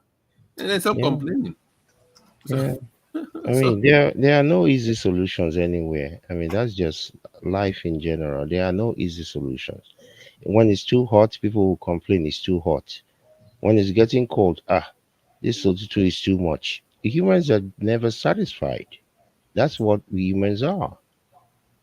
You know, there's n- enough is never enough with most people. Just being thankful that you're not sitting down somewhere with six tubes running through you. Just being grateful, gratitude, and having a spirit of of just being grateful. Yeah, it's good to be a billionaire and a trillionaire and all that, but just thank God. Thank God for life. Thank God that you can eat what you want when you want, for the most part. Just having that center of gravity of just being grateful. Like me, I tell people every day, "Omolokwe ni mi."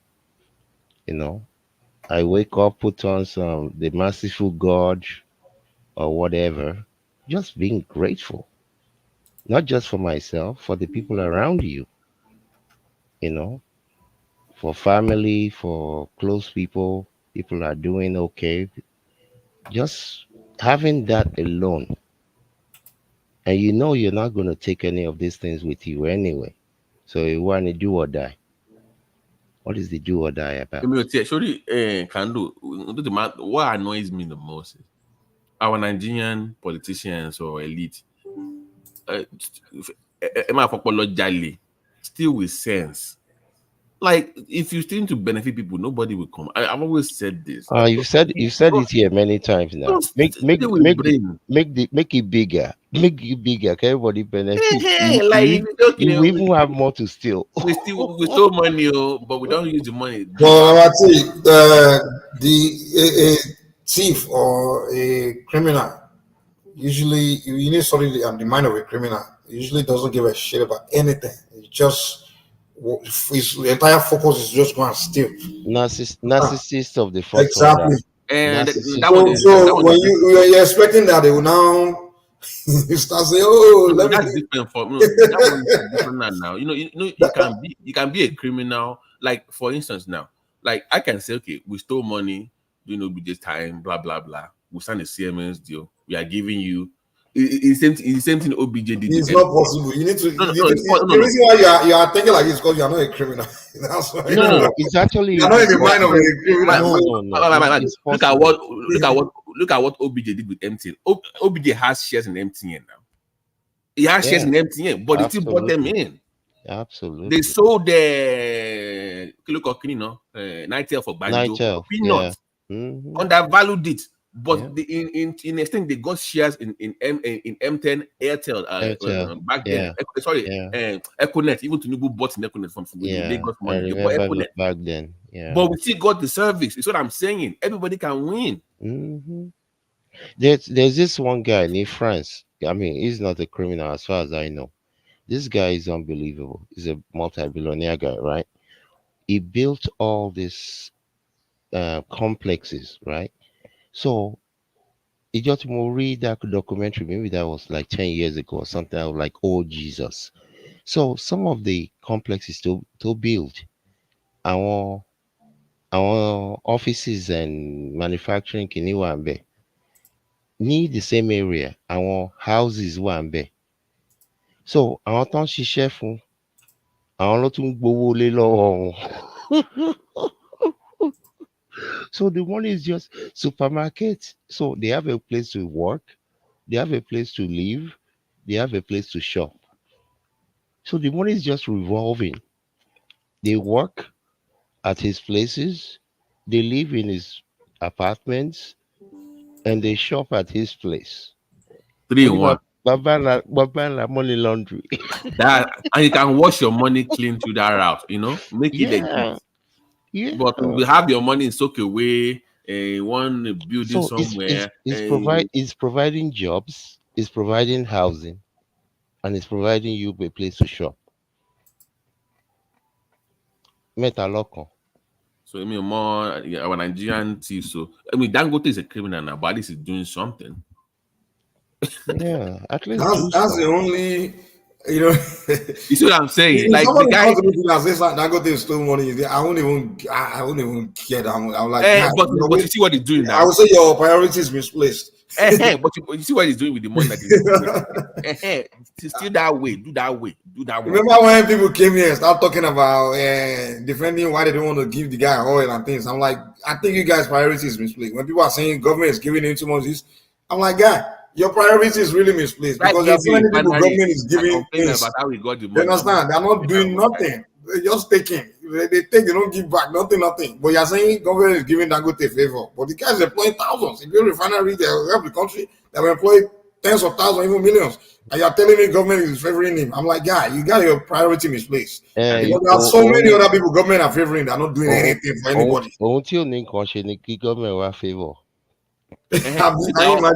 You remember all these guys that they will get loan from government at zero interest, but he will not do anything. Yeah. But at least he's doing something. Yeah. The guy said, I see Dangote, I say, this guy is doing something. This guy will create this. Do you know if at least a few years ago, I don't know what the interest rate is. If you deposit a certain amount of money, First Bank will give you 11%. They had a high yield. Very. I think it was the best in the world at the time. Yeah. So if you can borrow money, then you can borrow any over at 0%. And do you know what Apple can do? Do you know what Apple can do? The guy now said, "Okay, multi-party refinery, I now have interest in the steel industry." If you see the amount of foreign interest waiting for him to even dabble into, because they've seen what he's done with the refinery. Okay, this guy is actually serious. You know, some Nigerians want that guy to fail. Don't give him the steel company. Give it to him. I want on the vision. I like Nirono, Aragalatia anymore. They can't think and to fetch on my way that impede. And when they said they should give some people will say, I want to see Ibeto cement. Ibeto cement. I'm not going to Ibeto cement. God punish your Ibeto cement. Those people, man, you see the way rubbish Dangote. I'm like, you waiting because it's not from your tribe. Now Nigerians, man. God, do you know what they say? Government they should hand over the steel plant in Kogi to Kogi State. I said with that Yaya Bello and friend, that's the one you want to hand over steel companies. Yeah, they're not serious. I said give it to Dangote for free. It doesn't matter. It will make money for me. Then they will benefit the country. Just give it to him. Just do whatever you want with Tijari. That's it. Where you should go. Yeah. All this. Babati, if you go and assist Dangote's top staffs, they are not Nigerians, man. They can't employ a lot of foreigners. Okay, Mike.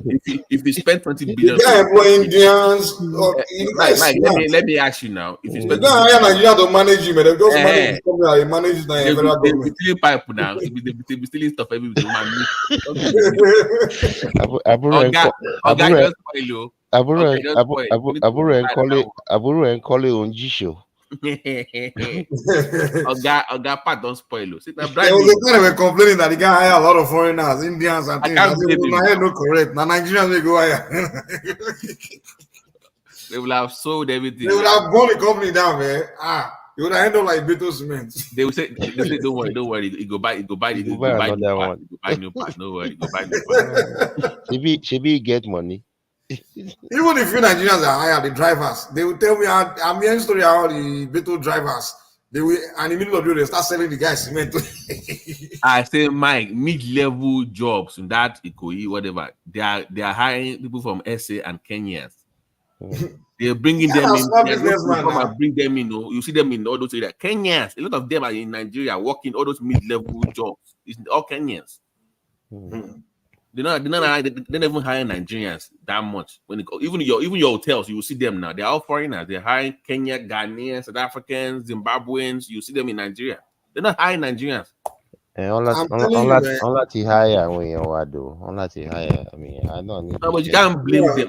I'm not blaming them. I'm not blaming them. Even America, people understand. Immigrants.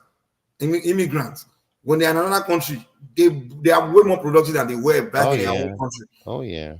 That's natural. Yeah. It's They are natural. they're way more productive because they have to prove themselves. They know they are not in a comfort zone. They can't just misbehave. They want to package themselves well. They want to, Yeah. So that's why America tend to succeed a lot. Overtime to Bawa. So they hire Nigerians for like the low service, but when it comes to the mid-level, upper level, you will see it's not for all, or the one that I have dealt with that I've kind of I'm like, wait a minute, is this Lagos or is this Mombasa? Say, you've been there for 3 years, and they recruit them. They will recruit them from the country. Well, basically, this is when the government comes in and put a demand on the employers on how to hire. They did actually during Buhari towards the end of, China does that. China does that towards the end of Buhari's. If you remember, towards the end of Buhari's government, they were like, we need to change the visa laws, but that thing kind of fell through. They never really followed up on because they were in Lagos in particular. They're like, oh, we are losing our jobs to foreigners, blah blah blah. We're going to create laws to make it difficult. They were like, oh, in other countries, yeah, but now they're like, man, just now, just make it do like you care about doing something and just forget about it. They never really followed up about that. But they were making a move during the Buhari government to change the laws, but I didn't hear it hasn't changed yet though. But all those service jobs, Kenyans, Zimbabweans, South Africans, some Ghanaians, they would do a better job, trust me. They would, if you want something to be, if you want your company to, or a system or whatever to sustain, to be alive, to flourish, it's best to hire immigrant, man. And then the other areas, maybe low, you don't really need. And I just won't be. And then you can hire your people. I'm telling you, man. We use the cash register. No, like that you have to report. No, I know. Just more like operations, like. And that's what the federal government have to do too. I said it earlier. People look at me like I'm talking rubbish. I'm like the areas in your ministries. Go and import workers there. The key areas that will make a ministry function. Go and import workers. Don't let these local Nigerians. They are lazy. Simba working in the 07. He will tell you now.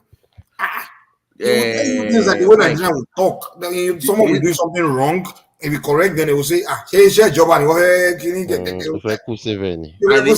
don't care, Mike. This one in particular, their procurement department is headed by somebody from South Africa in that Lagos because they supplied them some paint and wood finishing and stuff.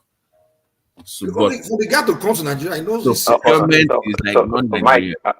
Mike's proposal or suggestion. Which other country do you think does or would do what you suggested, Mike? The United States of America. I'm telling you, they know. That's why they import immigrants. I'm telling you, you just don't know these things. I'm telling you. What about and that's why they progress a lot. But one of the ways that China became what they are was implementing policies that if you want to come here, you have to hire some of our own people. You have to even partner with them. You must be established first now to do that. Mike, America is not a good example, but it's not linear the way you make it sound anyway. America's not a good example. Apart from America, tell me another country that Middle East. Go to UAE, go to Middle East. Even most, I'm telling you, man, most advanced countries, trust me, they do import. Even a European country, they will import their. I mean, America is a good example. Every country that's wanting to do it. I'm telling you, American imports skilled laborers, but they are not. Yeah, that's what we're saying now. Running the organization. They're not the one running the organization in charge. Okay. And so are other nations also. Yeah, there's a need for skilled laborers, or workers. So they get them. But normally countries don't. How many damn Western the Chinese model is great. Okay, you bring in the experts, the skilled laborers, partner them with your own workers so they can learn. And so doing. That's what we're saying, though. But that's what I'm saying, though. You're No, saying no. you, Do we have I that didn't say proof that that you for the come and rule your capacity to country. do That's so? not what I said. Maybe if you think that's what I said. I didn't say you import them to come and Okay. rule your country or Yeah. control everything. No, Your no, no, no, Bible. no. You don't do that. You are the one in control. But the key, like, position in those jobs where they will keep the company alive, or where you need, where you the area where you don't need corruption at all, you know everything will collapse. Those kind Prince, of areas, can you I need say to this keep with us Prince? keep your foreigner. You know, Nigerians have this mentality of, they call it in Yoruba, Ogata Ogata. That is the Nigerian mentality. So you need someone that will come in that doesn't have that mentality of. He doesn't have I that don't mentality, you know. He's not going to do the fraternizing, discussing politics, all those kind of things. It's just he just came in to do his job. That's The it. only business he has in your country is to come and work. He doesn't have an affiliation with political, clinical, or tribal, or being fraternizing on the job. Start talking, this area here, our tribe brother, our brother. You know, they don't know. They're not there. They know why they came to the country. They only came here to work, and that's what they will do. They will if you put them in like a top position, they would, if they want to hire, they will not say because somebody is your bar. Exactly. They know why they are in that country, what brought them there. And for them to be willing to come there, to come all the way from their country to be there, then that means they are serious about what they're there to do. yeah. And that's why a lot of us, but please, Daddy, when we were in Nigeria, when we come to America, we tend to be more serious when we got here. But back in Nigeria, we're focusing on political, you know. We're not there because you're in a comfort zone. You're in your country. You grow up there. You don't know the value of what the hell you're doing. You know what I'm saying? Not only that, I see what you're saying, but if the environment that you come to also changes how you exactly, that's the point. Exactly, because now you learn their own new system, and then first of all, you're not going to bring the bad habit from your place. You're trying to put it here because you know they won't tolerate it. First of all, you know, in the middle of winter, if you don't have a job, there's no cousin come that's going to put you in their house for free. So you gotta go do whatever you have to do. There's somebody got fired. Mike's proposal is not going to work in Nigeria. It's not so much the workers' perspective. Prince, hold on. There was this hostelist in where I used to work in down south. He got written up for. He's a Nigerian guy that finished in Nigeria. He moved to Nigeria. He's a doctor, right? He got written up for coming late, and he was pissed off. I said, "I got to be Nigerian." I don't hear you. What did you say? The guy came late. It's a doctor now, but you know, it's because it's not like a consultant. It's like a hostelist now, 7 to 7 doctor for night shift, and it was always coming late. A guy they wrote him up. Oh, he came to America. He was coming late to work. What is the big deal? I'm a doctor now. Maybe I'm here. Maybe I showed up. Let me tell you one story that somebody told me today. So this is a skit, I guess. So they said this little boy, the mother was complaining that he's getting too old to be, to be feeding on the mother's breast. So the child responded to the mom that, what about daddy? Daddy is very old and he's still feeding on your breast. And when he does it, he say I love you. Well, yeah, well. Like, my people will say, Mom is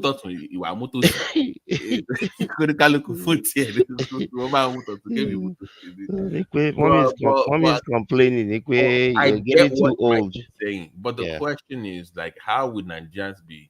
Because I've always said that Lagos, to me, in the next 10 to 15 years will look different, because you will see a lot of foreign faces in that country. Oh, we don't want this one. I'm telling you. Babati, when I go to Lagos, right, when I'm trying to find restaurants where the customer service is good, trust me, the only place you find restaurants is like in those island. They are not owned by Nigerians, man. When you want to experience a customer, when I say customer service, the customer service you receive in restaurant in America, in those, like, they were not Nigerian owned restaurants. That's how the importance of the world will change, because by the time these foreigners, they understand the concept of the people that come to a country where customer service is a big deal. By the time they come there and start doing it, it's a matter of time before Nigerians they are doing the same way. We understand that. Come, the way they do this guy, they do things there is different too, and they're succeeding. That You will learn. You will learn from them. You will learn. Or that disrespecting consumer, but go down. This customer is king now. But Nigerian restaurant where in our culture they don't customer service. It doesn't exist. You see now you can't buy. You don't want to buy. They go. They don't get that. But foreigners when they come in, they know they bring it out to the environment. And it's a matter of time before Nigerians do is see it and learn from them and say, come on, you have to be nice to customer because that business there. That will go my business or that front. We don't have like nice. Or it's a matter of time before customers will begin to tell you that look, when we go to that business there, they are nice to us, but in your own place, you guys are just mean. They have Google now. They have Google if they have Yelp where you can rate. People are now reading reviews now online in Nigeria now for businesses. Oh yeah. So now they know if you misbehave, somebody will go online and say, "I went there. What happened?" In fairness, so when I was in Nigeria, there's this little joint called Okay. It seems like a lot of the people that worked there were, they were very, very, they acted very well. Hey, good afternoon, sir. Good afternoon, man. And then I remember when I went to go and look for some AC systems. I went to some they're almost like department stores. They were all Nigerians there. All the ladies were just very pleasant, at least that was my experience. I'm just telling you. Then I went to this place to buy panels, solar panels, wherever that was. Yeah, they were very, very pleasant. So I don't know. I'm just telling you my little niche experience that I had. Even but customer service is more than that. Like you do that. Follow up. Thank you for coming to our store. Here's my card. Like the AC place, they gave me the business card. We can come and install it on this day, or you want. They just seem very pleasant and very polished. And they were just. I'm not saying that that's how it is all over the place. So I'm just saying those places. By the way, kind of just to digress. I heard that they've the FBI, they have the federal whatever, they've got Mayor Eric Adams in Wala with the I was passing the living room and I saw that thing goes deeper. So they have this guy on video too. All these New York politicians to doing freak offs and stuff. New York has always been a cesspool of corruption and backdoor dealings. I think maybe when Bloomberg was there, even Jenkins or Jennings or whatever back in the day, even Mayor Koch, New York is a big town. You guys remember this mayor? I think it was DC mayor, one of the mayor now. Mayor Atomo crack. Yeah, smoking crack. That one shocked me. Hey, Kitty lórúkọ ẹ̀ ń sìn yàn, ó ti sápá mi lórí. Mayor wa nìyẹn. That was our mayor Tomo crack on video. I was shocked, man. I heard that story. No.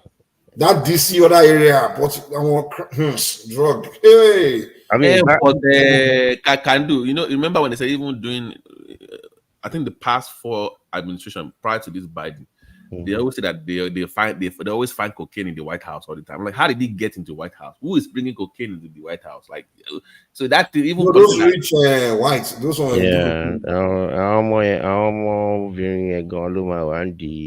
are bringing even by Wall Street. They use cocaine. Oh yeah. It was very common thing, very, very common. Yeah. It's a stress level. Our brother. Boy, only we are feed the Bamaki.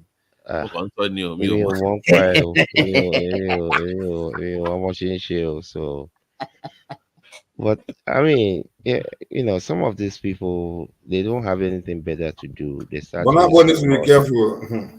The guy now, once he made it, he started wearing high heels, wearing women. I'm like, hey, they do too much. Because they go hang out with Akata, they always get to. I'm like, God, they go put you on. They go. Those ones even say, man, the way They're always around drugs and those things. You That's saw what happened that. to poverty. You know, that's what happened to Majek Fashek. Ah man, that was sad. That's what happened to him that now. was He too come to America. You hang with the New York.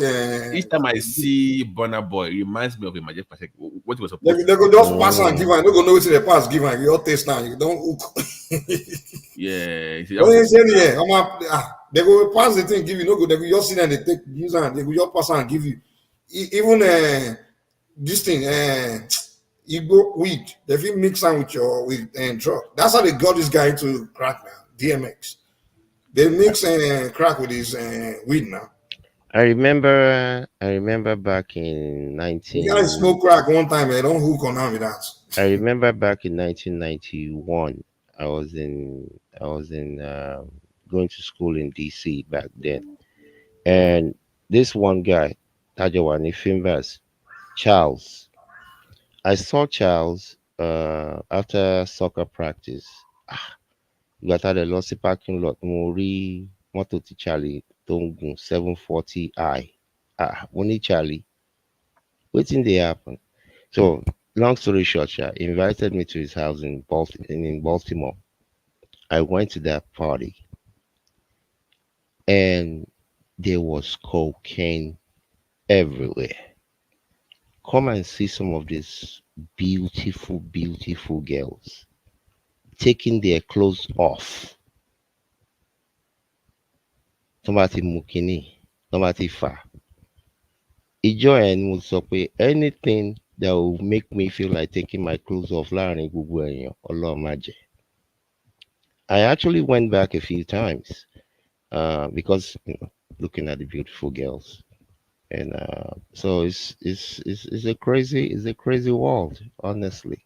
But the one that I'm looking forward to is our Bishop. Bishop swallowed up. Wait. I mean, you see my radar for looking at people, my antenna tó máa ń lọ sókè gan. Àtijọ́ tí mo ti kọ́ gbọ́ anything from that man's mouth, something just was not right. You know, he about has that guy. his favorite person that he comes to every time, House of the Rock. So you know that one needs to be on watch too. So only Yeah, God there knows. was just something about that guy. Yeah, the guy is off there. He kind of off putting in a way. I don't know. Yeah, It's I kind mean, of very weird. very first time I heard him, I'm like, is even like wait, what's this other white one? Kite lorúkọ ẹ̀ náà, òun náà ní big church kan ní Atlanta or something like that. It's young looking. What's his name? Oh, he's a white guy. Short You like this. Or short okuru. It's a big church. Always lifting weights at night. No, eléyìí ò lè lift weight. I forgot his name now. The first time I saw that guy, I said this guy is boy, no. This guy is a snake oil salesman. Kí lorúkọ ẹ̀ o? But anyway, dùn gan. Oh my God. It's just like Gandhi. The first time tí mo lọ sí DC, tí mo rí Gandhi tó ń preach, mo ní wow, this guy can sell water to a fish. You know, go there and brag pé òun tó ń bá lọ Nigeria first class ticket lòun máa ń rà. Táwọn náà bá believe in God like him, àwọn náà I'm a live like him. I was so offended by it because mo mọ̀ pé owó church ló fi ń ra first class ticket, not your own personal money. I was so ìjọ ẹ̀ mo sọ pé Ọlọ́run má jẹ́ n lọ sí anywhere tí ní bá ti ń sọ̀rọ̀. I mean, and if you see that church, nígbà yẹn, I'm talking 30 years ago or something like that. I don't know, 28, whatever the years was. If you see the number of Nigerians, well-doing Nigerians, I'm talking about back then, people that were making over 100,000 that were in that church, it was ridiculous. Two services, no manche. That church was, I think it's still in Silver Spring, Maryland up till today. Only wow. Boy, anyway, boy, don't you, Gandhi. But gbogbo wọn lọ involve nínú kìnìún yẹn pastor, politicians, church, Yeah. all this. Yeah, but Babati, it's not easy. Can we? I mean, if you see, I'm talking about people that I know with PhDs. Daddy Ekason to Gandhi. And obìnrin náà, mommy. It's like, what's wrong with these people? Why are you gonna be calling your pastor daddy? Odindi Balele? Oh, no, like they used to tell us back in the day. They said if your wife respects your pastor more than you, you're in trouble. Yes, so But if he's calling her in daddy, Once you get to the point where you have to call a man daddy, the man has taken control over you. Now you can take over. You literally can control your pocket. Oh, no, and let me tell you how they were doing it. When you become a member, you have to fill out form, how much you make, and you're expected to pay. No, I'm serious. I'm I dead want serious. can you have tax service? No, this is the membership. I'm talking 28 years ago or 20 whatever years ago this was, and you're expected to pay your 10% of your income. I mean, they're not going to put a gun to your head, but you fill out the form stating how much you make. So people in LT make it serious. And they can find a place in the scripture to show you God said it. Like One more, that Christian is a con man religion. I'm telling you. I've seen this pastor one time will tell you need to, and he will find something in scripture. He will quote it and he will convince you. They can use that scripture. They will contradict another point in the scripture. Oh yeah. Man. Hey. That's a capitalist religion, man. The people that created that religion were con artists, man. To man feel bad for I want to see our man law because I'm telling you, let me be blunt. Wow. And they will use the scripture to show you why you have to forgive. Your wife will be the one doing I want really leave stress the pastor. And they justify. I'm telling you, they will justify it. Or they will find somewhere in the scripture to just read it to you. People need help. You remember that guy? You accept it and move on. He's a very, very popular preacher. I remember his name, Ayonide. He's a very popular televangelist in Nigeria back in the days. One woman I exposed him like how he was doing and using people for rituals and blah blah blah blah blah. And he was sleeping with women. She's like blah blah blah blah. He even slept with me, and I even did like 4 abortions for him.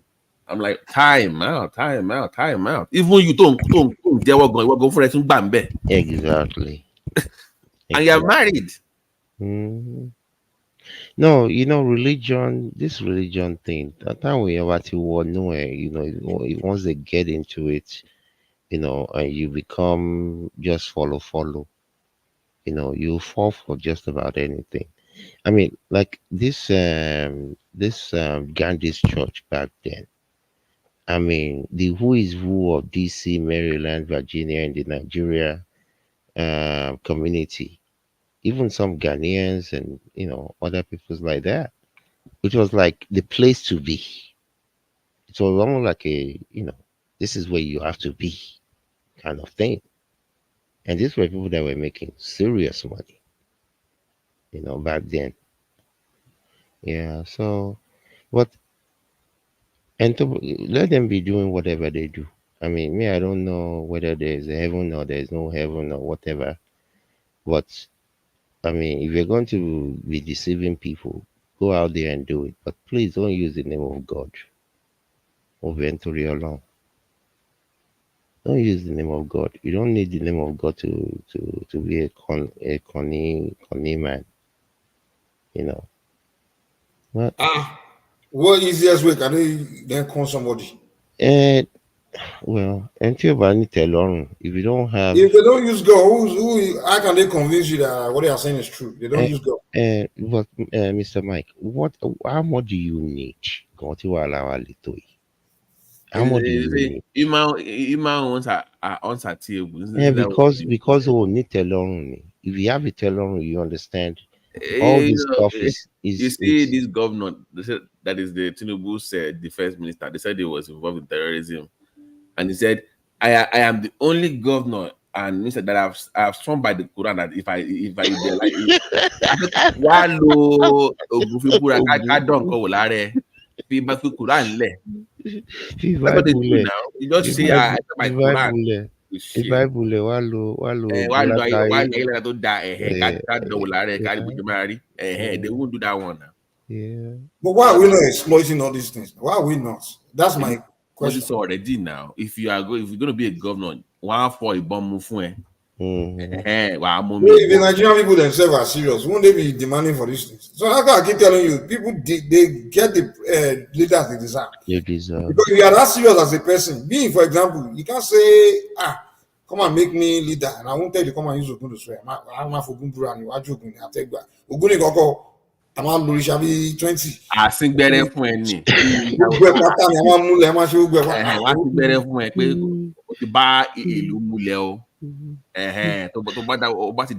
Ẹ̀dùn tó bá yẹ pé nídìílé wa a máa ń kiri tá a fi yé òní ńkọ́. You want to be in charge of billions of naira money? Àwa máa ń kiri tá a fi yé òní Christian làwa lọ́dọ̀ wa a máa ń kiri yé òní. Put your hand on the Bible and swear. And swear.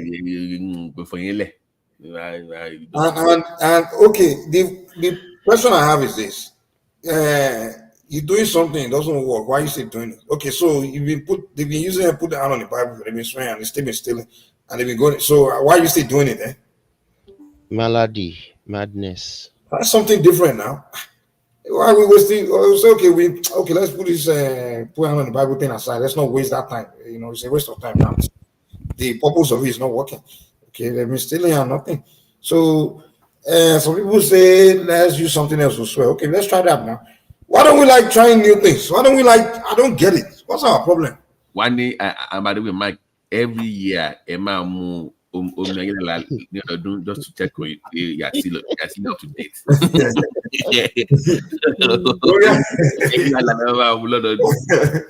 It's true now.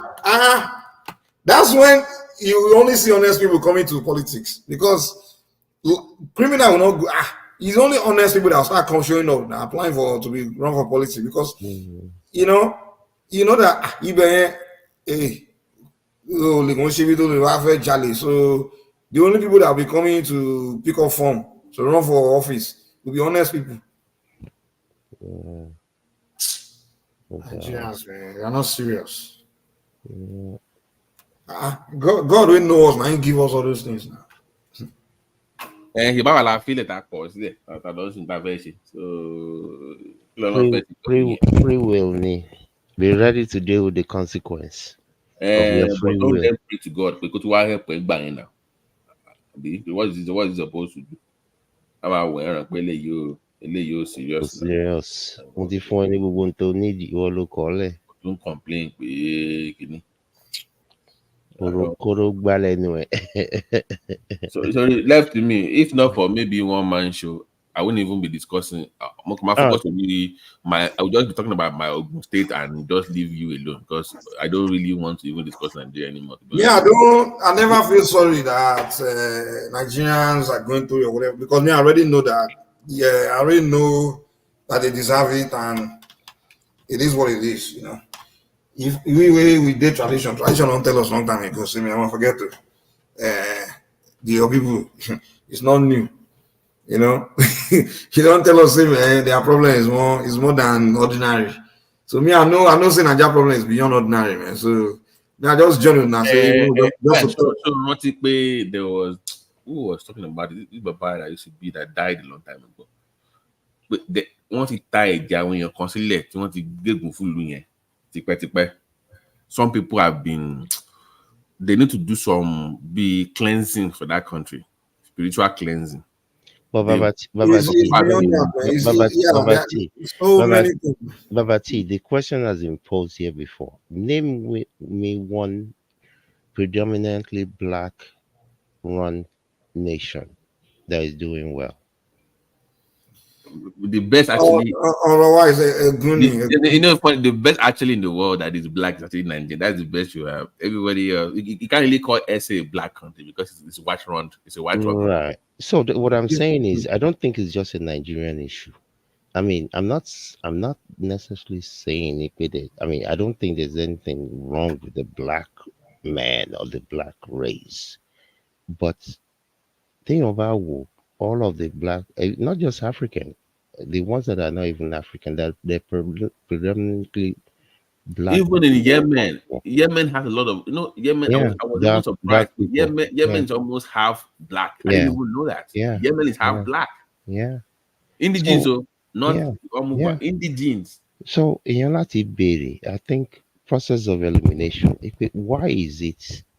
I mean, yeah, so people go around to others or non shadada.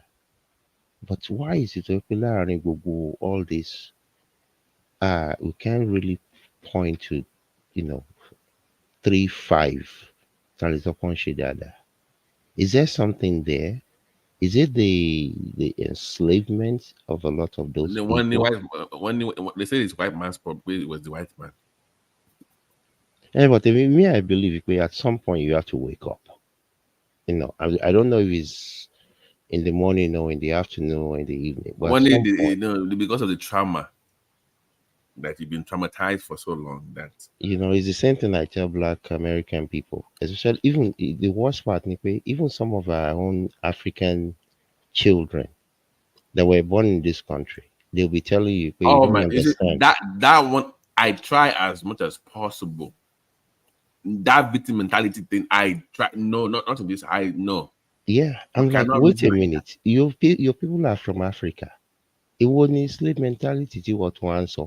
You went to some of the best schools the money can buy. You're You have not some, quoting my yeah, comments. exactly. Yeah, but I think Exactly. go there. My comments. I'm like, what are you talking about? What are you talking about? What does that have to do with you? You know, you're making some of the best money can anybody can make. And Yeah, you now, so that victim mentality, like, if anything happens to a black person, it's because of some white people that traumatized yeah, 400 years ago. I'm like, I don't yeah. understand. I mean, Don't mind them now. Maybe go back to Africa now. Oh Lord, we got and cool. now we are Indians, we are Native American.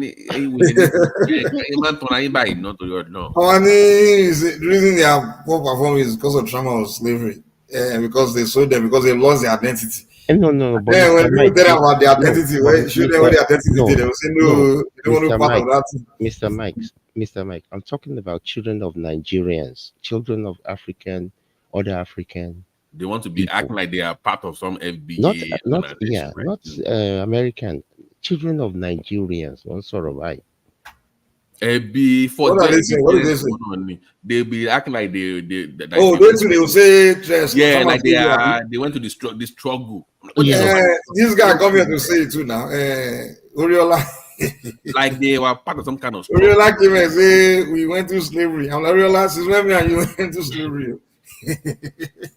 Look well,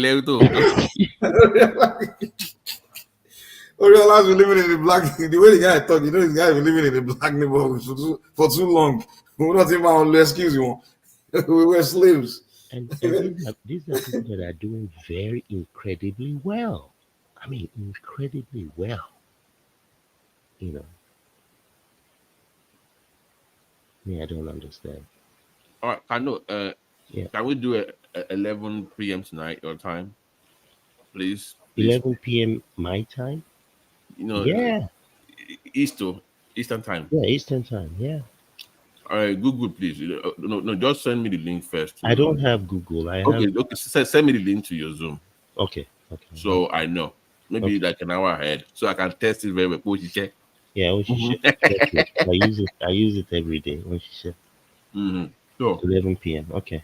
So you can look at the forecast for towards the end of the year, because yeah, conspire and other things, and yeah.